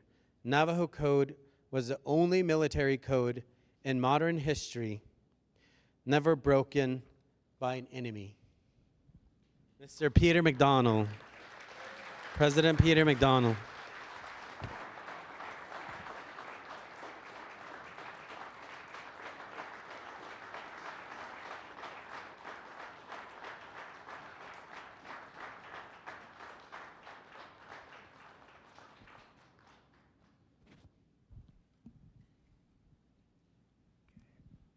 Thank you.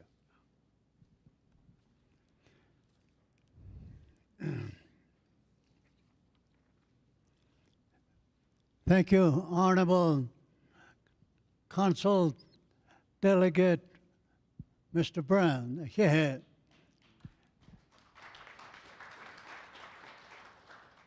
And I want to thank all of you who are here.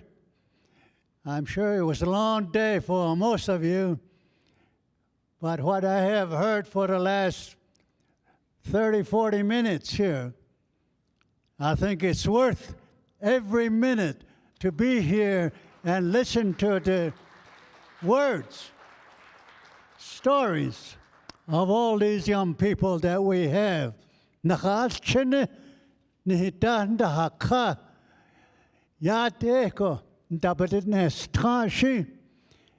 Inao Lie, Hashine La Ate Gushi, Yitahot, Ado Yakotani Zi, Eben Nache, Dish Gide, Benietzo da Dil Zene, Pecazzo da Dil Zene, Nahashin, Dahoyako, Inda Dahayuiko, Nihita Naito, Dadi Nene, Joe Ko, Belia Lanso, Nahan Seskens. Thank you to all of you who are part of this program.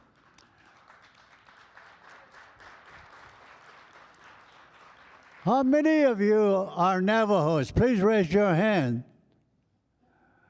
Wow. Quite a few, almost all of you. How many of you can understand and talk Navajo? Raise your hand. Wow. How many do not understand Navajo? 1, 2, 3, 4, 5. Okay, so you're just going to have to watch the people. When they applaud, then you applaud, because I'm going to speak. I'm going to speak mostly in Navajo. But I also understand that some things are better understood, especially by young people, the English language that they had learned in school. She has gone zohon slom, but ahniye bashishin. It's not smasholye near Four Corners. Ade nasha. I'm 97 years old, will be 98 very shortly.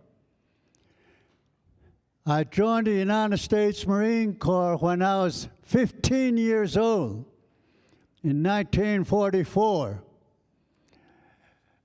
I just when yet I chinen law salat kaho inia danon dashitit kitla betreche in the shomato. I didn't tell my mother I was going to join the United States Marines. I had a cousin who joined the United States Marine and was home on furlough. He had already been in 2 landings, 2 battles, and he came home. He had that beautiful blue Marine Corps uniform. And I asked, hey, Tom, how can I get one of those? Where did you buy it? He said, no, you don't buy these uniforms. You got to join the United States Marine Corps to get one of these. I said, I want to do that. He looks at me and asks, how old are you?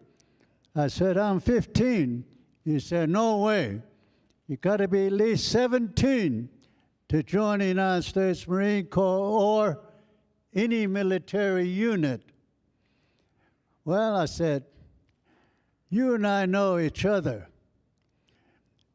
We both had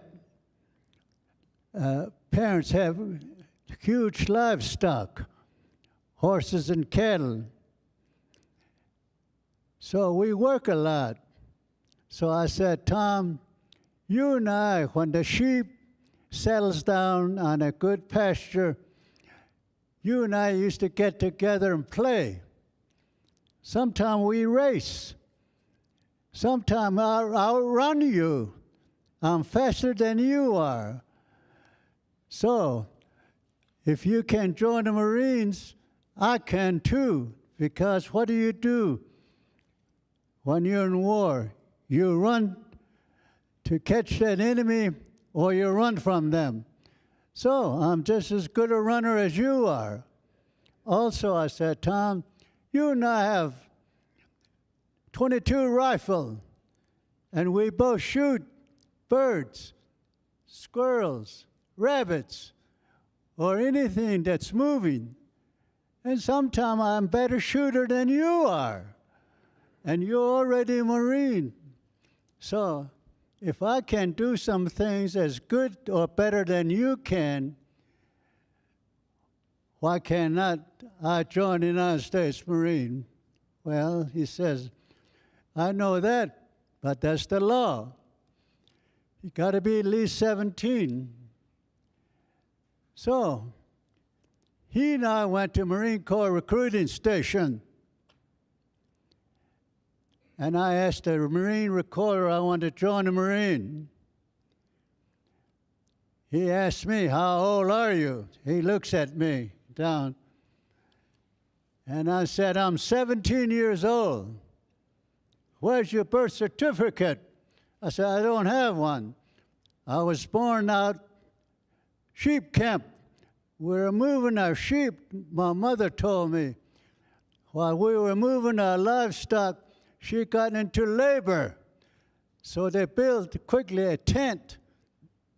They put a pole down in the hole, tie a rope around it. They told her to pull on that rope, and her niece sat behind her pushing. She said, we put down a goat skin. You fell out on that goat skin, she said. So I told the recruiter that. I was not born in a hospital, no birth certificate. I was born out in a sheep camp. Well, it says, we still have to have somebody that can vouch that you are 17 years old. So I said, my buddy here, my cousin, he knows. He was in his uniform. So the recruiter talked to him. He signed a piece of paper. It turns out that was to verify, to swear that I was 17 years old. That's how I joined United States Marine Corps 1944 at age 15.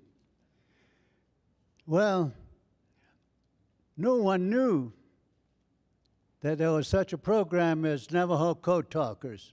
Zero. We just get recruited by Marines asking, you want to fight the war in the Pacific? Well, you say yes. Then they take you into San Diego Marine Corps base. Go through boot camp just like everybody else. Also, combat training. Then from there, you go into communication school, learn everything about how communications are performed in battle, how to use different radios, and how to write messages, all of that. You pass that, then they separate you from all the Marines. They put you on a bus and take you to a special location, a building with a high fence on top of it, a big sign that says top secret operation, keep out. They process us through that gate into a room about 1/4 the size, with tables, 4 chairs to each table, writing tablet on the front of those chairs with a pencil, 2 huge blackboards on each side of the classroom. Colonel then says, gentlemen, sit down. You are Marines now. You're ready to go fight the war in the Pacific. But before you do that, we want you to do something else first. We want you to develop a military code using your language. That's how this whole thing started in 1942, 2 years before I joined the Marines. There's 29 young Navajos who were recruited first, just the way I'm tackling you. You want to join the Marines? They did. They went through boot camp to this special location. And there they were told to develop a military code using Navajo language such that not even another Navajo hear the message that was being used will understand what in the world you're talking about. Let me give you an example. On Iwo Jima, February 1945, 250 Navajo code talkers landed on that island with 3 Marine divisions. 3rd Marine Division down on the south side where Mount Suribachi, right down the middle where the airstrip is, 4th Marine Division. On the north side, 5th Marine Division. And each division have Navajo code talkers. Together, there were over 200 Navajo code talkers landing on Iwo Jima in February 1945. Well, one of the companies on the north side was in deep trouble. Enemy were firing at them from the front, from the side, from the back, and they were dropping mortar shells on them. They couldn't move. They desperately needed help. So the company commander scribbled a message, gave it to the Navajo code talker assigned to that company, asking him to send that message to beach command posts, asking for help. Immediately, that Navajo code talker with that company cranked his radio, got one of the Navajo code talkers on a beach command post, and send a message. This is what he said. Tepe ana achipi dat iltrahi de na sonse trajet lochen lida sa tra hastra na ki shash. You Navajos, you understood what I said? He said, Tepe ana achipi dat iltrahi de na sonse trajet lochen lida sa tra hastra na ki shash. In English, if you transcribe that message in English, this is what that Navajo code talker said in English. S-E, nose, deer, destroyer, turkey, onion, sick horse, 3, 6, 2, bear. Does that sound like asking for help? No, it's just a bunch of words. Sheep, eyes, nose, deer, destroyer, tea, like the one you drink there, nasonsa, mouse, turkey, onion, sick horse, 3, 6, 2, bear. That's what went through the air to the Navajo code talker at Beach Command Post. He wrote down what? Sheep, eyes, nose, deer? No. As the message coming through his ears, he wrote down, send demolition team to Hill 362B.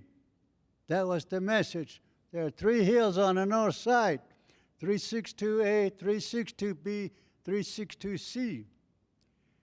So, that's Navajo code that was developed back early 1942, it beginning with 29 young Navajos. They were the first ones that went in, the first one to develop 200 plus Navajo code words like the one I just mentioned. Navajo code words developed that if you did not go through Navajo code school, you would not know what in the world we are talking about. Like I just showed you. If a Navajo was listening, all they heard was sheep, eyes, nose, deer, destroyer, tea like you drink, mouse, turkey, onion, sick horse, 362, bear. But the guy at the beach command post receiving this message wrote down, send demolition team to Hill 362B. That was the message. So you can see how difficult it was for anyone to break that code. Only we, the Navajo code talkers who went to the special Navajo code school that was established by the Marine Corps, learned these Navajo code words. They developed, back in 1942, these 29 young Navajos, Navajo alphabet. As you know, Navajo language is not a written language. We don't have Navajo language for like a letter A or B or C, 0.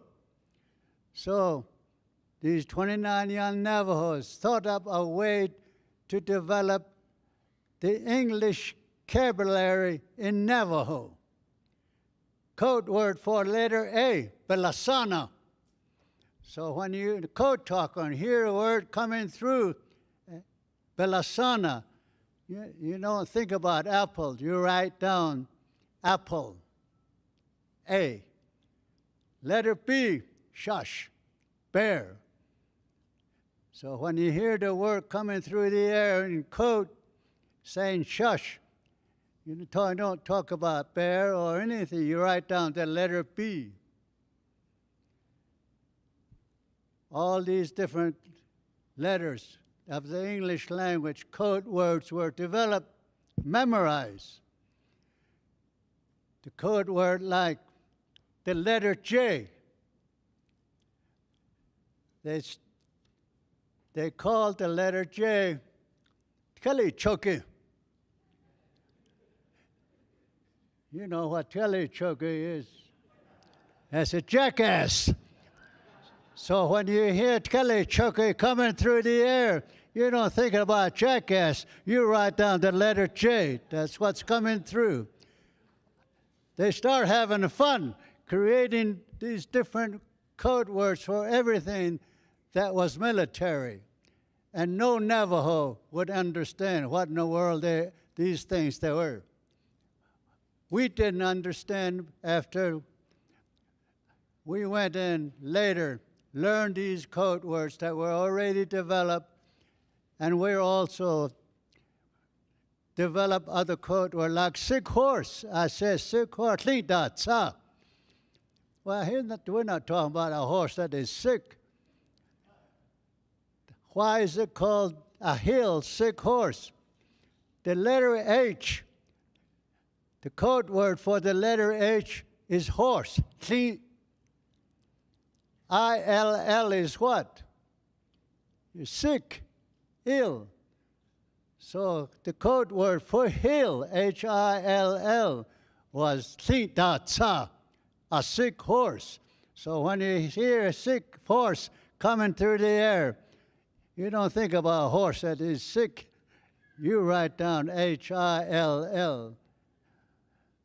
So that's why they say that Navajo code was the only official United States military code that was never broken by an enemy. So that's how they attribute much of their victories in all these different battles in the Pacific, Guadalcanal, Bougainville, Cape Cluster,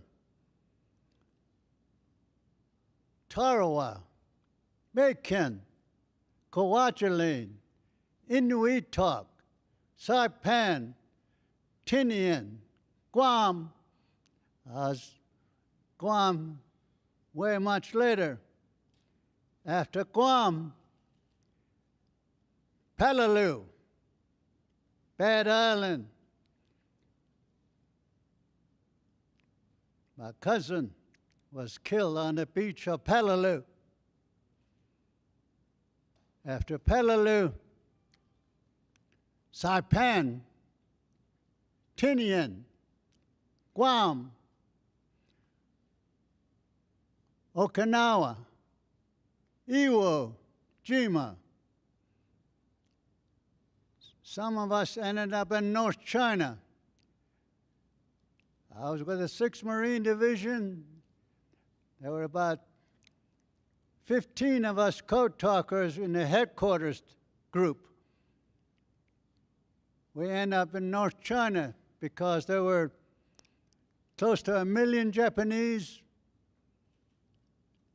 who did not want to surrender, even though the emperor on August 15 said, we quit. Close to 1 million Japanese in North China said, no way, we're not going to quit. So they sent 2 Marine divisions in North China, 1st Marine Division, 6th Marine Division.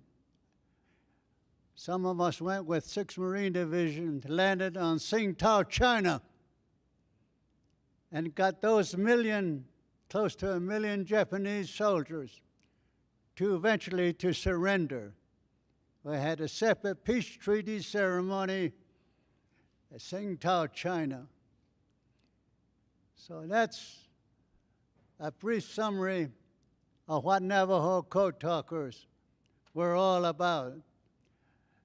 Like I said earlier, they say that it's the only official military code that was never broken by an enemy. And they say that that particular code in Navajo language saved hundreds of thousands of Marines, soldiers, sailors, all through the war, World War II in the Pacific. That's Navajo code. But I like to say this, that all of us have special talent. I saw these young Navajo men, and I'm sure women too, who have very good knowledge of what Navajos were all about. Our culture, our language, our way of life, how we look at life, how we consider ourselves within this world, all coming from the ancestors, grandpa, grandma, uncles. Those are very, very important. I'd like to, again, commend this organization putting on this program. I'd like to see this program to be presented to every 110 chapters on the Navajo Reservation. You tell them what it is, how it was, and how it is, and how it should be, in order for us to get out of our knees, keep begging. The time that they talk about listening to them, the words that they were using, I saw that. When I was born on the reservation, 1928. Navajos were no beggars. We were self-sufficient. We were self-determining. We did what we want and need to do, pursuant to the stories and songs that they presented here. Epic echo, nihi sotizan, nihi zad, nihi yin. Be ta inani tzedadal tschon, yen kestahad neko. Bikidat I tanigi bik echo. Todo bitchin dahui nago. They had so many sheep, so many cattle, so many horses. They don't care about BIA. That's as soon they go back to Washington because they were doing good. We had 3 locations. The closest I've been here when I was growing up is over by the river, San Juan River. In this winter time, we brought our animals, livestock. It's exchange be to. Then in the springtime, we move our animals all the way across Mexican water, Red Mesa, to Tisnaz Pass. That's where we sheared the sheep. Got a lot of wool because we had over 1,000 head of sheep. We sell the wool, got money. We get new saddles, new bridle, even maybe another pair of boots, a nice shirt. Then we move all the way up to the mountain, to Laositli, Caruso Mountain, spend the summer up there. In the fall, we bring them back. The lambs are not real fat, strong, and heavy. So we go to trading post, sell the lambs. We get more money. Now, we buy what we like, maybe a wagon, new harness, new saddle. We never heard of commodity food. Never heard of food stamp at then. No Social Security check. We didn't want it because sheep, horses, and cattle and land, because we had about 20 acres of land where we plant our corn, alfalfa. We had orchards. We didn't need window rock. We didn't need consul delegate. We were self-sufficient. Yes, self-determination. I saw it with my own eyes. We didn't have jails at then. Everybody was busy taking care of animals. You start having little lambs. And the way you take care of it, it becomes your lamb. You give it an earmark, your earmark. And then they start growing. So by the time you're 6 or 7 years old, you have at least 15 or 20 sheep that's yours. Same way with cattle, horses. So by the time you're 18 years old, they start looking for someone to marry. If you're girls, you learn how to grind corn. You learn how to make all kinds of food because they want to marry you off to a good Navajo guy that has a lot of cattle or horses, sheep. That's how it was. I saw it I lived through it. No, nothing from the government, except a lot of talk about reducing your sheep than his no. So, I saw it with my own eyes, what we like to be. We want to be on our own. We want to live by our own laws, by our own way.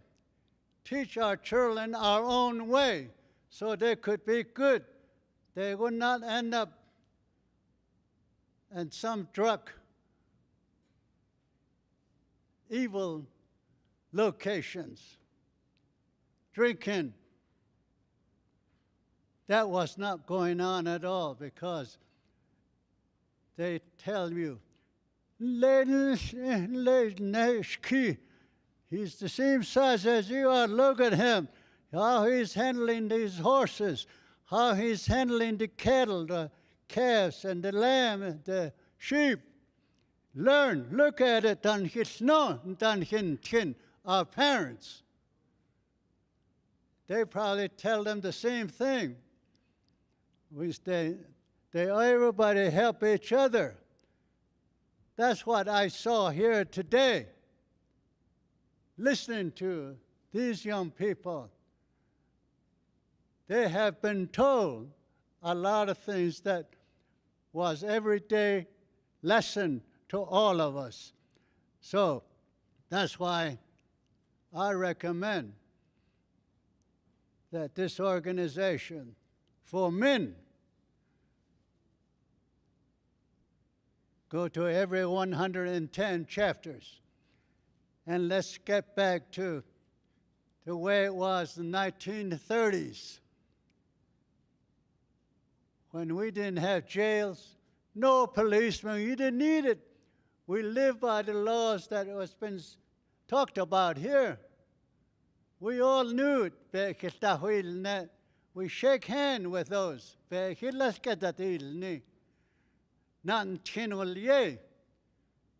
Every day, every night, it's like going to school. They tell you a story as how old you are. If you're just 5 or 10 years old, a lot of stories about life is put together by what Coyote was doing.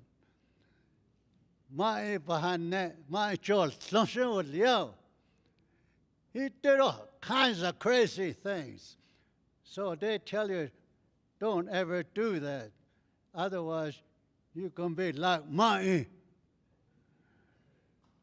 So that's why I believe very strongly we got to get back to that kind of teaching, that kind of understanding that will give us a good understanding of who we are and what we need to be doing or should be doing in order to be self-sufficient, self-determining, and do things that we like to do. And see our people, our children, our grandchildren do things like that. And that's why I'm going to make recommendation. I'm not just going to talk here. I'm going to write it out, send it to the Navajo Nation leaders, the government, and say we need these kind of education in every schools on the reservation. You, young people, you tell them, like you did here on the board, and let them ask questions.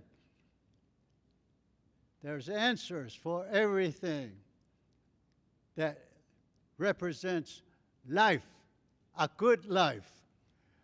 And that's what we want to go back, instead of where we are today. We don't know how to and the poverty that we have acquired.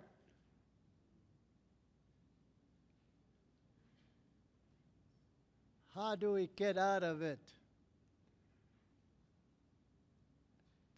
So the only thing we're doing now is get on our knees.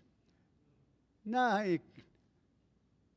Dandadilni, Washington, Ashonde, Sentauta, Nijinadatle,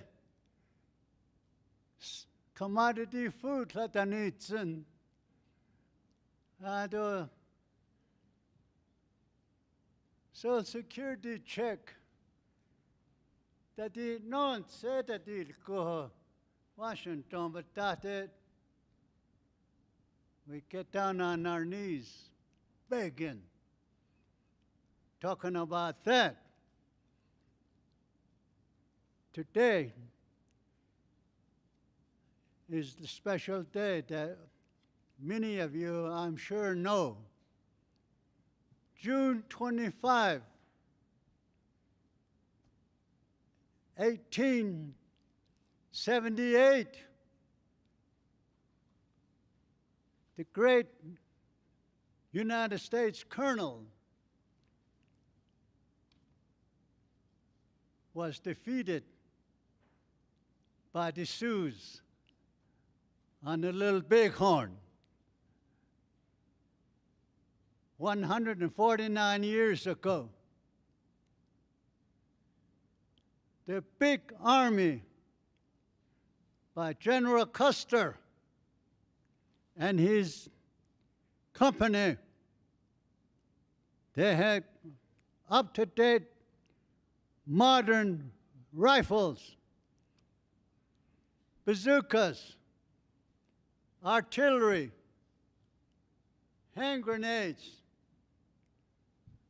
What did the Indians have? They had bow and arrows. Sitting Bull and his people, bow and arrows versus artillery, hand grenades. They also had brains. So it was bow and arrow versus modern weapons. Also, brains about strategy. Sitting Bull and his people had a strategy. So in the end of this very day, 149 years ago, they killed every one of General Custer's people. Dahonesna. And it's so unusual that I'm sure it's in every book in America. Why? How did that happen? The reason it happened is Sitting Bull and his warriors with bow and arrows had better brains and had better plan than General Custer. So, when you bring it down to this very day, after our people, Nikitene, Nehastwin Hizani, when they were suffering in Fort Sumner, military prison camp,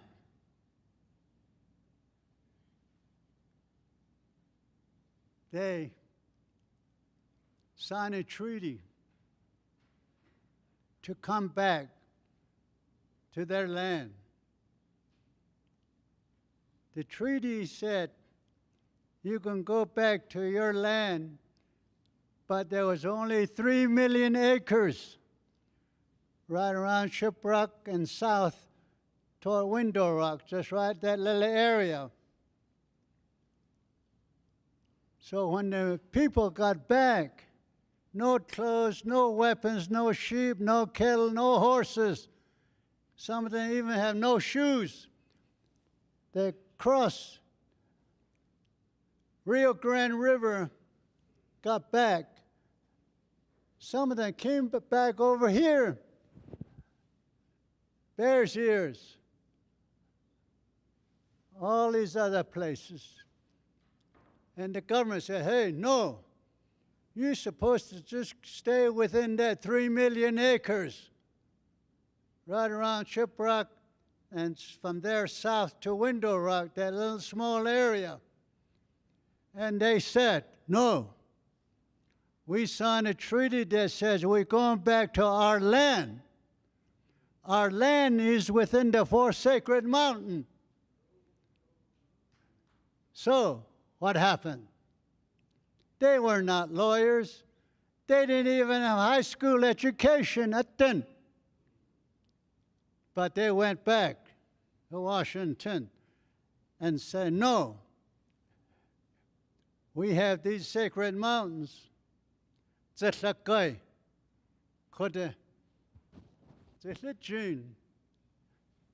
named them. They sang the song of those mountains.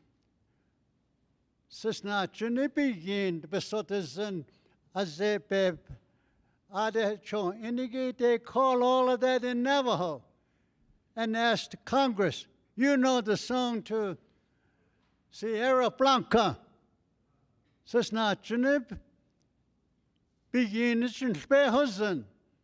They said, we don't know what you're talking about. Then you don't belong there then. We know, because that was done for us. Done, no, using their language and knowledge about their own culture, how they came through the 4 world to this one. Now, what did Congress say? Oh, go ahead, give them some more land. We don't know what they're talking about. So they got 3 million acres. Today, we have over 18 million acres of Navajo land. We still need to get some more. So, how are you going to get it? You can send a lawyer over there? No way. You got to send somebody that says, you know the song to that mountain? You know the songs to the Bears Ears? They say, no, then you don't belong there then. That's how they won all of that land back, all the way up to the Colorado River. Half of Colorado River is now the boundary of the Navajo Nation. So I feel good of whoever you are that established this Indigenous Men's organization. Haishi yan yinahas ado benahat an lo bik ekoe kanjonogo haneki Hade lede hachinede pe nakahanegi benache tenedani kliniki benache shehaskahat zohon shle betane bashishin ado bethen shnane setsatni shachin bama todijini te. She's from western side. So I'm over like eastern side, is not spons. So where do I live now? Like tradition, I'm living over where my wife is born and raised, western side. For a long time, I didn't know why we have that tradition. When they marry you off, they take you way over to where your wife lives. They take gifts.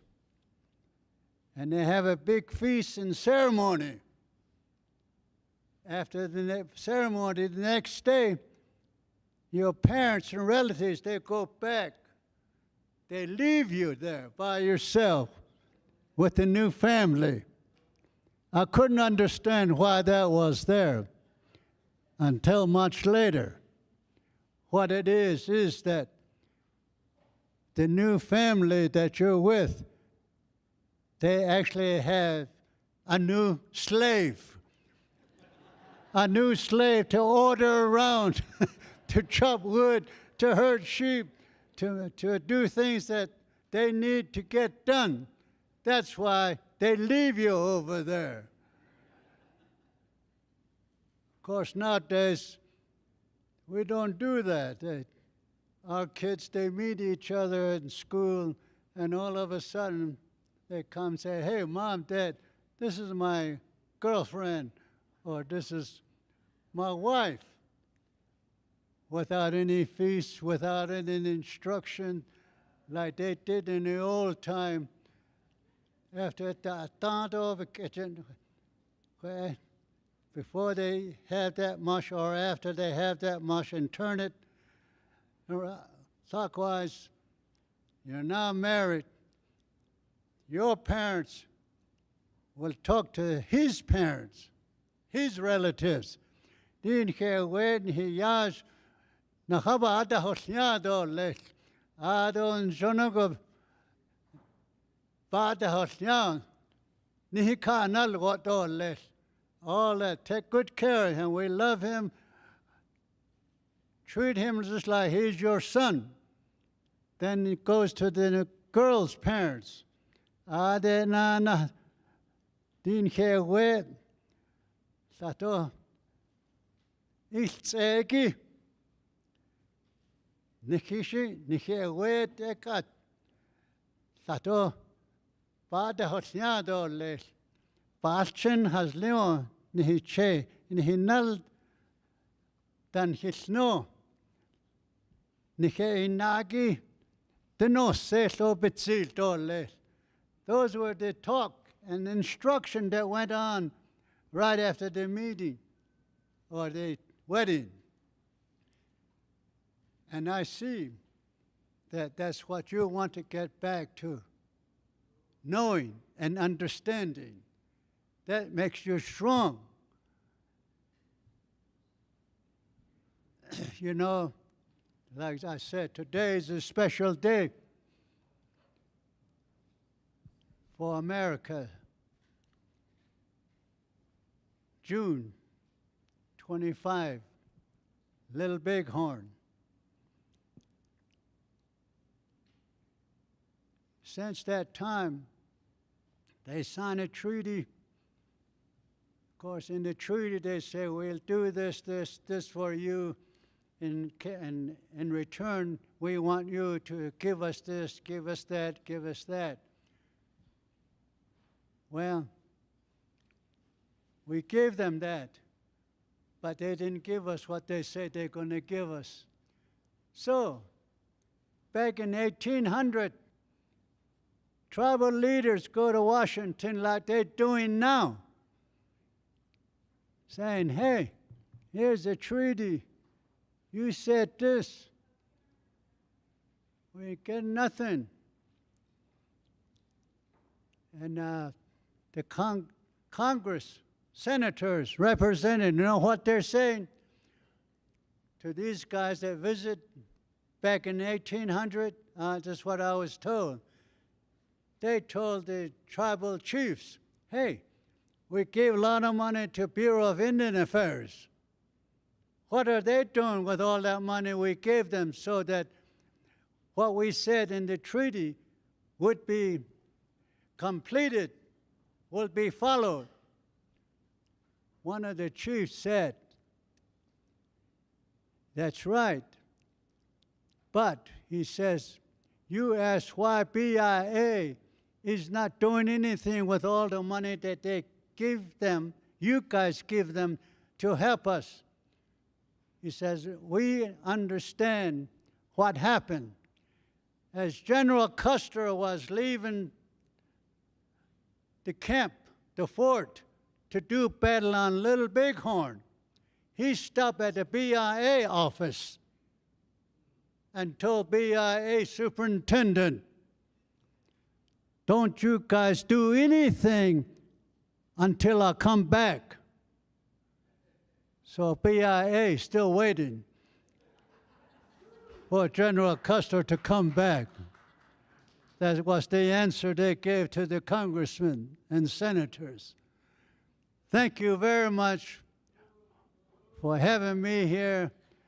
And if there's anything I can do to help promote what you have here and make it even bigger, like I said, this should be presented in every chapter, every school on the Navajo Nation, because it's a story that truly represents us, the Navajo people, how we survived the first world, the second world, the third world. The third world, we had separation of sex. You know that, that's the story. Women told the men, you guys are no good, all this blah, blah, blah. So we are gonna do things the way we want it done. And the men said, okay, you guys do your thing, we're gonna move. So there's a river, maybe it was San Juan River or Colorado. So the men went across the river, the women on one side. They look at each other once in a while, they wave. Men over here doing their own thing, women doing their own thing. A few years, things went real bad. And they decided that it was not good to be separated.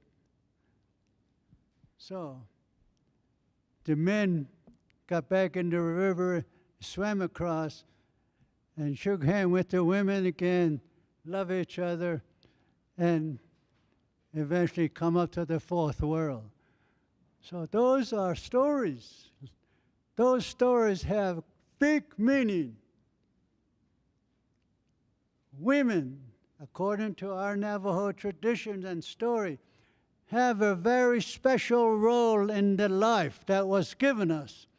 Men also have a special life and duty for the world that was given to us. And if we do, each side do their duty well, there's no reason why we could not go back to 1920s when we were self-sufficient, self-determining, no grazing permit. We had all the sheep, all the horses, all the cattle you can handle. We want to get back to that. We don't want to be stuck in poverty, because that brings in all other bad things. Drugs, alcohol, many other things, sickness. I know now, at age 97, will be 98 shortly, my wife, Wanda, she'll be about, she's 9 years younger than I am. We both know what kind of needs, health needs, that we need, people our age need. First of all, your eyes start going bad. Then your ears start going bad. I have a hearing aid, but it don't work as good as a real good ear that you're born with. My legs don't work very good anymore.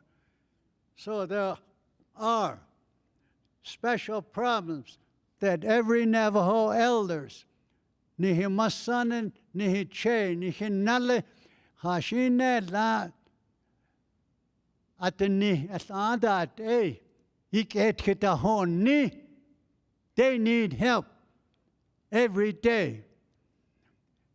That I'm sure is included in your organization. Same way with the, not just the men, but the women too. Same thing with our young people. Same thing with mother and fathers. We cannot give up.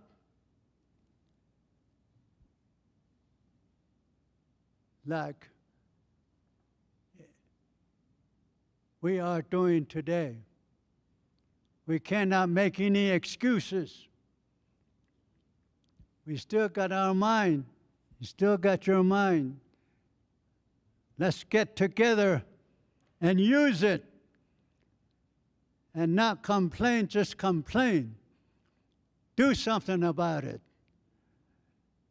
Like our ancestors, we look back and we see, actually can see what they did without knowing one Navajo, one English word.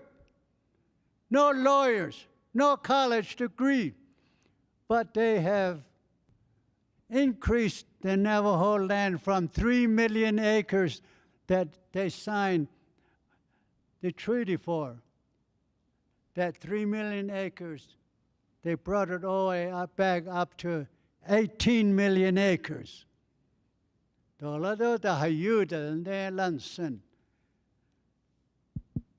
Especially, we know the ability of our people, young people. We need to exercise that. We need to continue to tell them, if it wasn't for our language, the Japanese would be running Blanding, Utah. We'll all be having Japanese food to eat, and we would be,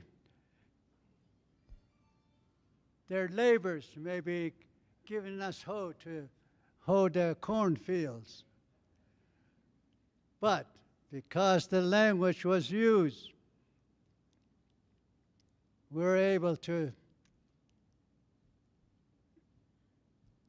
do the best in the Pacific War. So don't be ashamed to let them know that we were not stingy. We didn't say it's your war, because this is our land. It was ours even before Columbus was born. So we need to keep it that way. We need to teach our young people those things. They need to understand. And I see how you folks are doing this. And I like it. And I want to commend you and urge you to continue to expand this throughout the entire nation. Look at Navajo. They get over $1 billion a year, and we're still going down in poverty. Unemployment continues to grow. More and more of our people going into drugs, going to alcohol. Every day. We don't have time to go on vacation. Instead of spending time somewhere on vacation enjoying yourself, if you're a travel employee, you should spend all those time in Window Rock or wherever designing programs to get ourselves out of where we are now. That's going to take a lot of work, 7 days a week, 24 hours a day, no time to go enjoy yourself somewhere because the tribe is paying your way. We got to get it done. We got more work to do. If there's any question I'd like to ask, if you have any question, be happy to answer. Yes. Do you remember what year Navajos became citizens? And I think it was because of the code talkers Can you repeat that again? The Nihizad Benina Nde da Hajakanda no Kego. We were still not United States citizens, right? And it was because of the code talkers that gave us the status, at least in states. I know in the state of Utah was, I think, in 1952. Then New Mexico and Arizona followed. So we weren't even considered citizens of our states until I understand Washington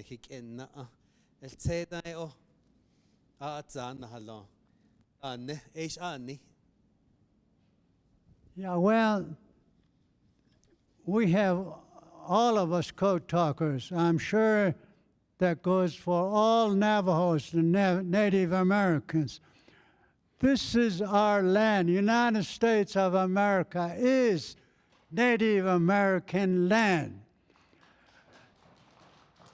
That's why we did not hesitate, because we know if the Japanese get here and start taking over the United States, it'll be just like a new thing that we just went through with Columbus and his group. So it was not good, and we know it's not going to be good for any other country to come and take over the United States. We want to keep this land. It's our land. And we can say to anyone that this is our land and be strong about that. Forget also, when you get older, I'm sure you know you're working with old men. Your mind sometimes doesn't help you to remember some things that you need to say. I'm here today with my daughter. I have 4 children. My son, Peter Jr., my oldest daughter, Linda, my next oldest daughter, Hope McDonald Lonetree. She's working in Washington, D.C., in charge of handling programs for all 500 Native tribes. Also, the youngest daughter I have is right here, Charity McDonald. And I have 9 grandkids.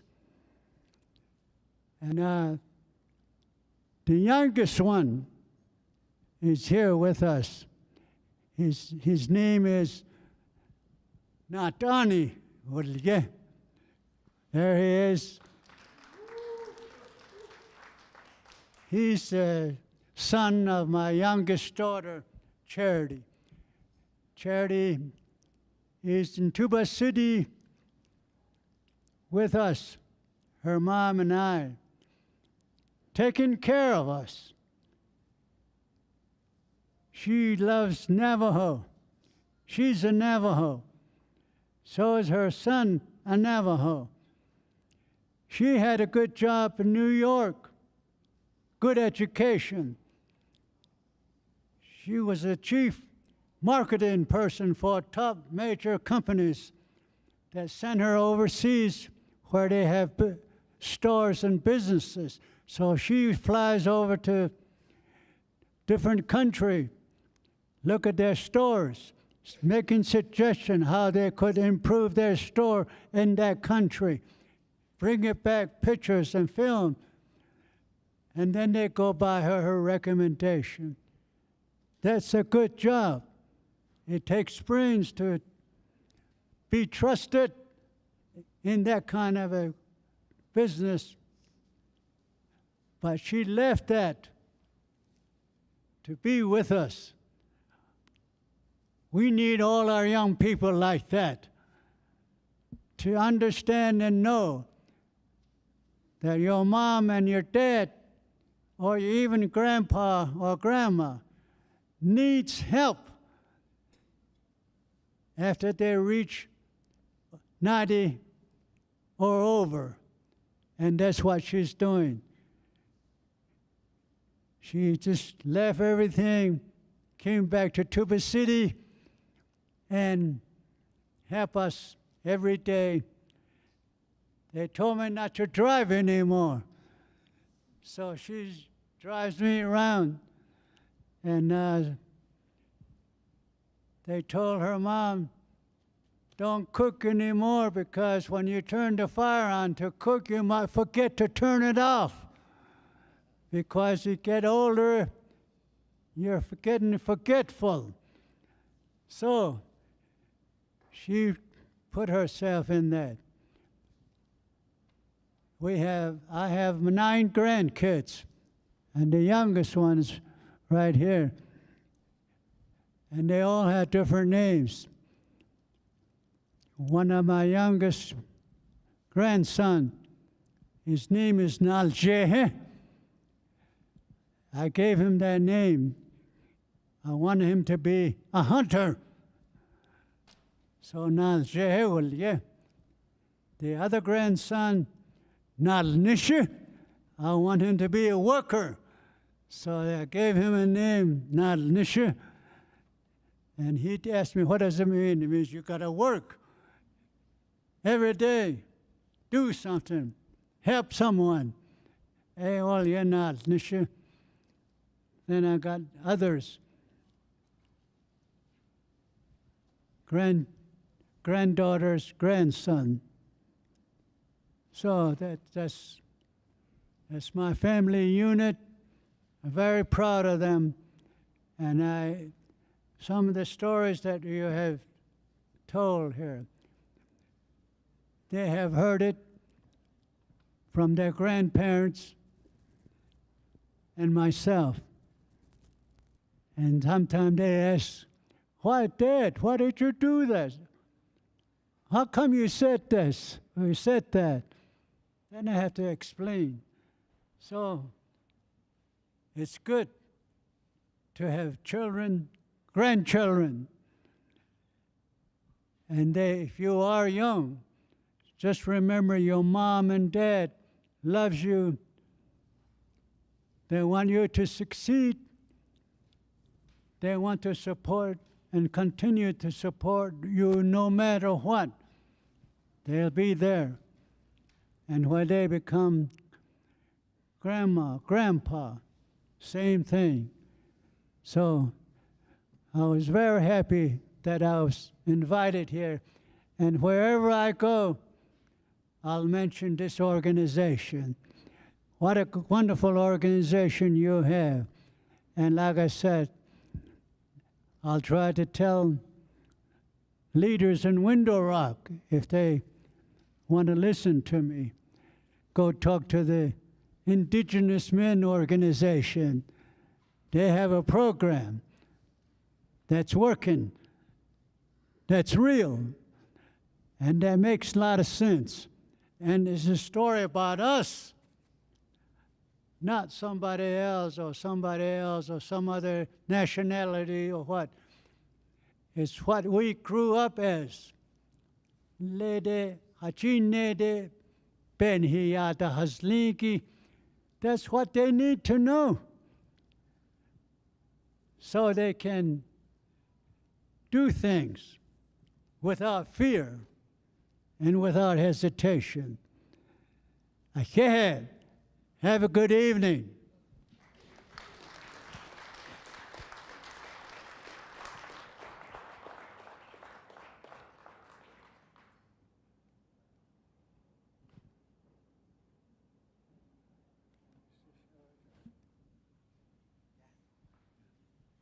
It's one of our pins. Yeah. Peter McDonald, thank you for that wonderful message. And we honor that you came all this way for us too. And we appreciate your great heroism as well as your great wisdom for our audience here. And I feel like we've accomplished, what we were looking for as far as speakers come. And I have a great committee to thank. So I'll have you go ahead and go back to your seat. And I just want to say a couple closing remarks before we end the conference. I want to thank Ernest Harry Begay. He was here earlier. He had to leave, and he, emphasized our culture on how we can utilize it, the teachings from it. He mentioned and he talked about the twin warriors. And when we came up with this conference, we thought to ourselves, besides being Indigenous Men's Conference, we also wanted to emphasize the twin warriors. So we named our website Twin Warriors Wellness. And the reason why we want to emphasize that story is because they fought for us to protect us. And I want to let you know that all the men here, you guys are all warriors. You are the protectors. And what we brought you tonight is what we want to share with your families. Everyone today who has spoke has gone through hard trials. And our theme for this conference is resilient. And that's what they showed us. They were resilient with all of the challenges. All of us are going through a hard time. You don't have to do it alone. You have family. The Navajo word ke means family. Even if you don't have a family member, you got thousands everywhere. You mention your Navajo clan, you've got moms, aunties, chays, nale, and they introduce themselves as family. So don't ever think that you're alone. I want to thank Dr. Andy Bayless for teaching us about a monster that we are battling with, and that's diabetes. And he encouraged us to check our insulin, check our sugars, and to monitor it. And he encourages us to take annual checkups, not just for diabetes, but for heart failure, for cancer.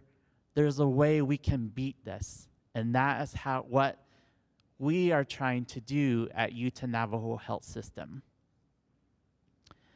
I want to thank Bronson for sharing his success, his trials, and that we're not the only nation that's suffering. We might have different tribes, but we're still one. And we're still here is because of, uniting as one.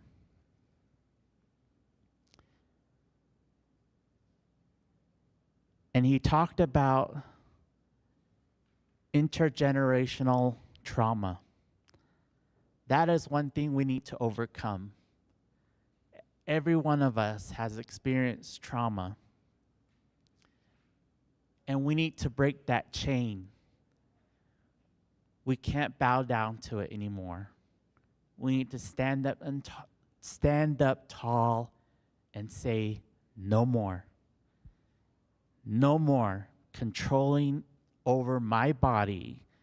No more anxiety. No more alcohol. This is my body. You have no right to it. And that's what we are trying to teach you tonight, is that we want you to live a healthy, beautiful, long life. Mr. Pax Harvey, he had to leave, but he inspired us to overcome those challenges. He himself has gone through hardship. And he was proud that he didn't go to a university or have a higher leadership job. He was proud that he was a sheep herder and that his grandma was a professor. And to Peter McDonald, you have brought so much to this world, including your wisdom, language, culture. And you said that, we can't lose the teaching. These teaching is what keeps us balanced, to walk in beauty. Without it, it's chaos.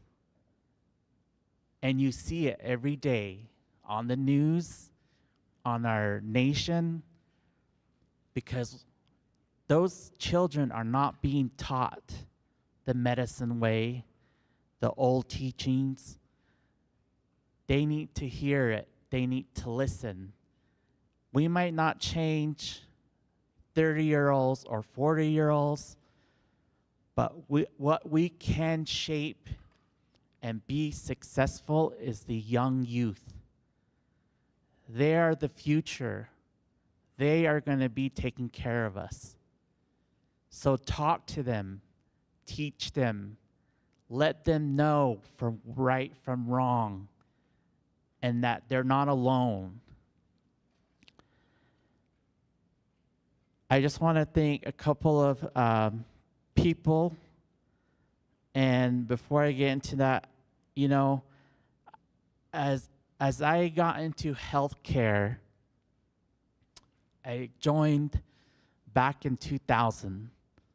I started out as a CNA, certified nursing assistant, and then I did EMT, and then I knew that, okay, well, maybe I'll explore other options. I looked at nursing, I looked at radiology. I love the fact of being in healthcare because you get to help people. And that's what I do, is I love helping people. And throughout my years, I am noticing that we are battling a war right in front of ourselves, in our homes. And that war is so silent, we don't even know it's in our homes and in our families. And the war that I am talking about is alcohol, diabetes, high cholesterol, poverty. Those are destroying us, destroying our nation.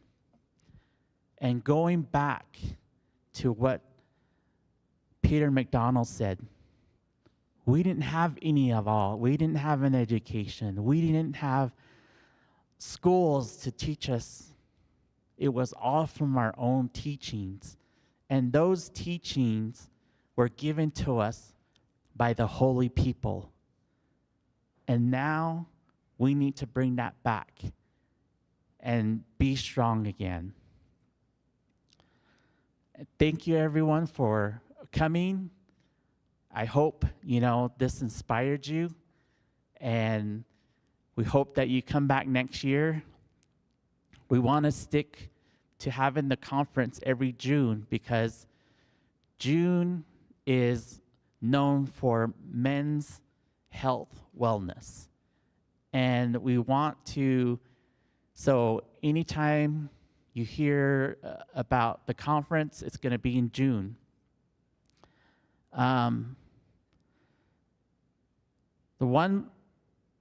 Before I go into thank you people, the one person I definitely, not person, but more of a organization, is I want to thank Utah Navajo Health System. Without their support, we wouldn't have had this conference. And they do an amazing job. And, you know, today, Wilford Jones, the chair, board member, and Gloria Begay are here. And they are proud that this conference is growing. So let's give them a hand for all their support.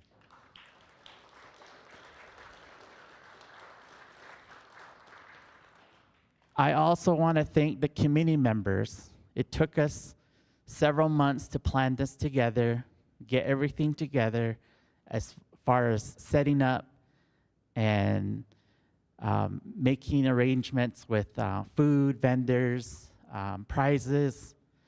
I want to thank the UNHS staff members that volunteered to leave from their regular job duties and help us here. I want to thank the grill master that provided lunch for us. And I also want to thank Utah State University for letting us use their facility. They were very grateful and didn't charge us as much. And even though it's a nice facility, we still want to move back to Montezuma Creek next year, hopefully. We moved it because of the road construction, and we know how frustrating it gets to go through there, and you have to wait. But before on the program, I listed benediction, which means closing prayer. Today, we talked a lot about prayer. So instead of doing a closing prayer, I want you guys to go home and pray. Pray. If you have never prayed before,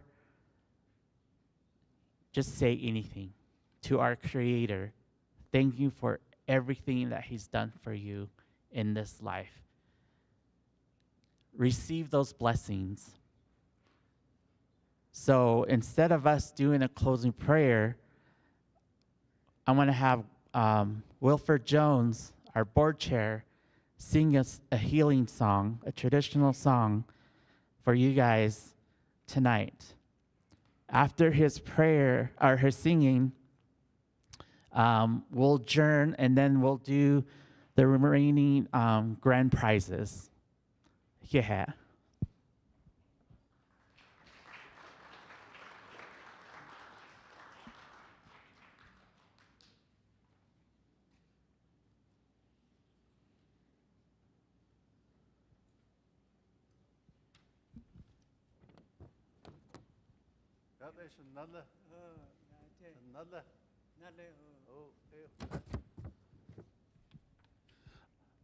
Yat Atishi Atitahona Haso Tala Hehe on behalf of the Utah Navajo Health System.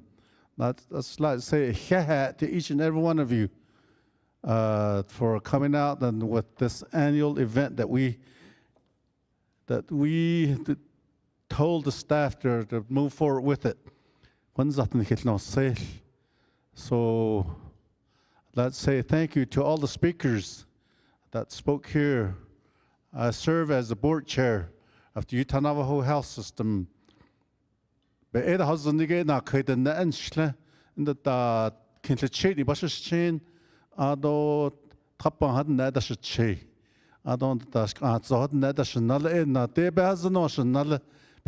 You know, I graduated from the high school up here in 1975. He came to my graduation. He showed up with Robert Billy Whitehorse. I don't know what he was. I don't know what he saw in me at that time. But this is what we went through with your teaching as Robert Billy Whitehorse's teaching. He taught me that, so this is what we implement on this side, Utah side. So Robert's no longer around with us no more, so for installing that, I was going to say that 1974, 73, around that area, that year, Mr. McDonald was our chairman of the Navajo Nation. He campaigned out of Washington. He told him that these Native Americans can work on their own. He advocated for that. He didn't tell us that. I remember at the high school, I used to listen to him a lot. To implement the Public Law 93-638. He's one that initiated. All these tribes throughout 585 now. He was the leader of all the tribes at that time. We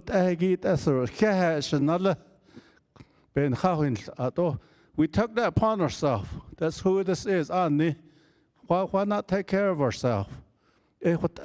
So, as well as the speakers, my brother from Wisconsin, I know a lot of families out that way. A while back, along the Douglas Long family, as well as the Ho Chunk family out that way. Johnny White Cloud and all that, I used to go out that way a lot. They used to come out here too, help us out this way. So certainly appreciate for sharing your story with us. We drastically needed that, not only here, but all over through like what my grandpa was saying. We need to disseminate this throughout the Navajo Nation. So certainly appreciate that. We give inspire that within ourselves as well. I don't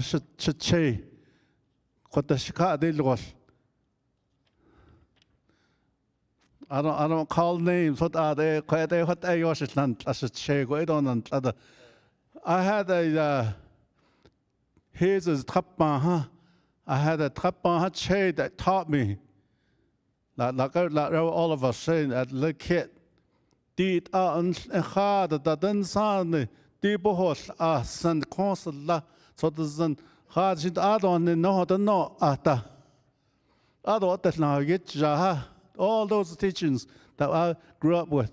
So the teaching comes from your clan system. That's who kadedi where nahat sanolga no samaka and hit. This is a story from the Tappa. Nahat be dole blash like has link where that not hit it no dole tit keot in dole. No, niet gaat dan geen nest gaan. Jenne, de in de had het nest gaan do. Het je dat hito en is dat hito. Wat ado besgat as dat he. Is niet hitten snag het is hito al jezus.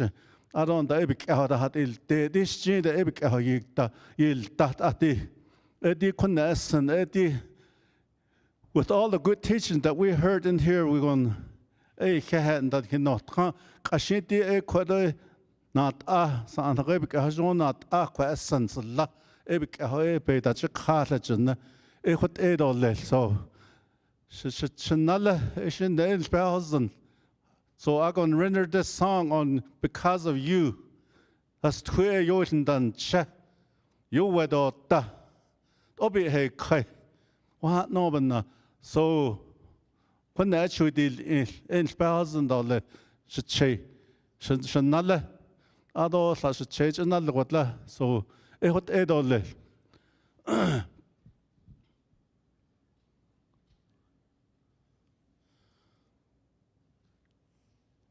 Hey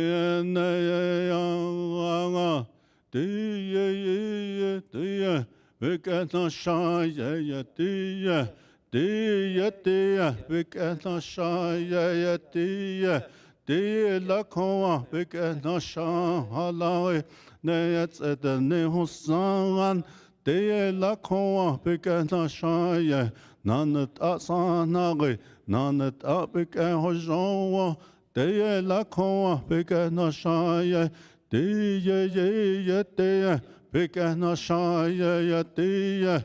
Deya Pika no Shan Halai Nayats at the Yatel Hayes Deya Lakoma Pika no Shaya Nanat Asanari Nanat Apika Hojoa Deya Lakoma Pika no Shaya Deya Deya Pika no Shaya Deya Deya Lakoma Pika no Shan Halai Nayats at the Tzilisan Deya Lakoma Pika no Shaya Nanat Asanari Nanat Apika Hojoa Deya Lakoma Pika no Shaya Deya Deya Pika no Shaya Deya Deya Lakoma Pika no Shaya Nayats at the Twisangan Deya Lakoma Pika no Shaya Nanat Asanari Nanat Apika Hojoa Deya Lakoma Pika no Shaya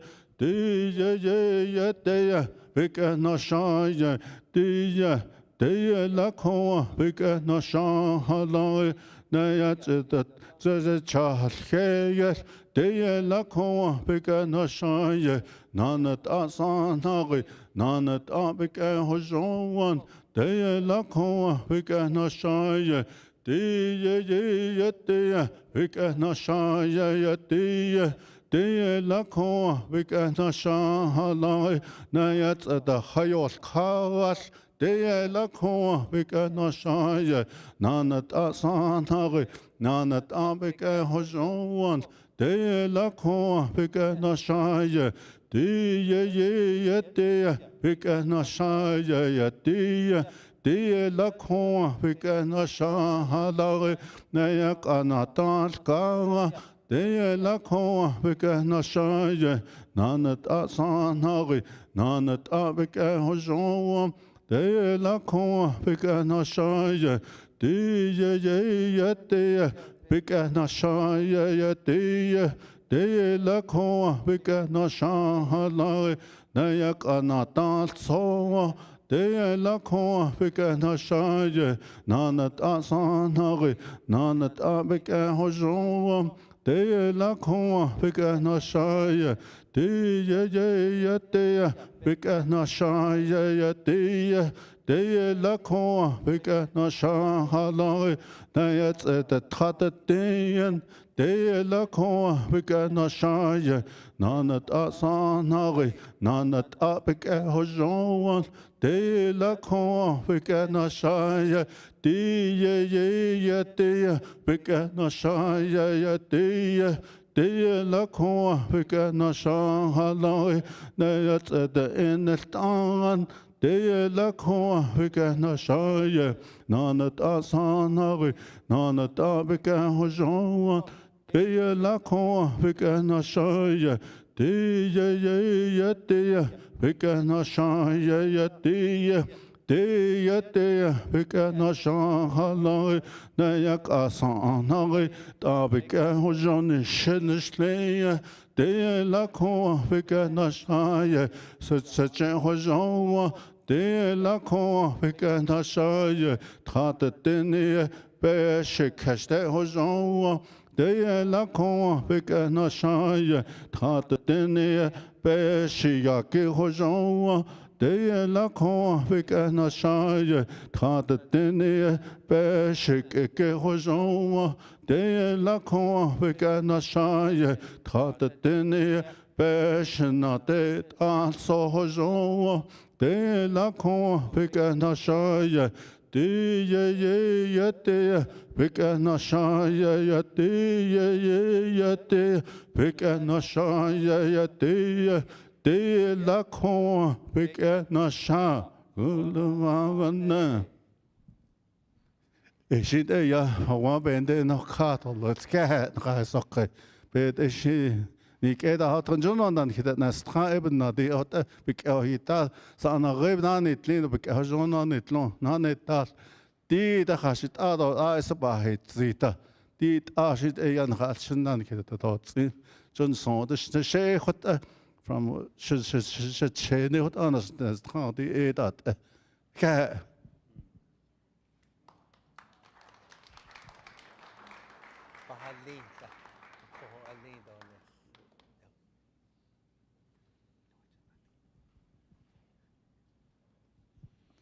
Yeah, Wilford, thank you. That was beautiful.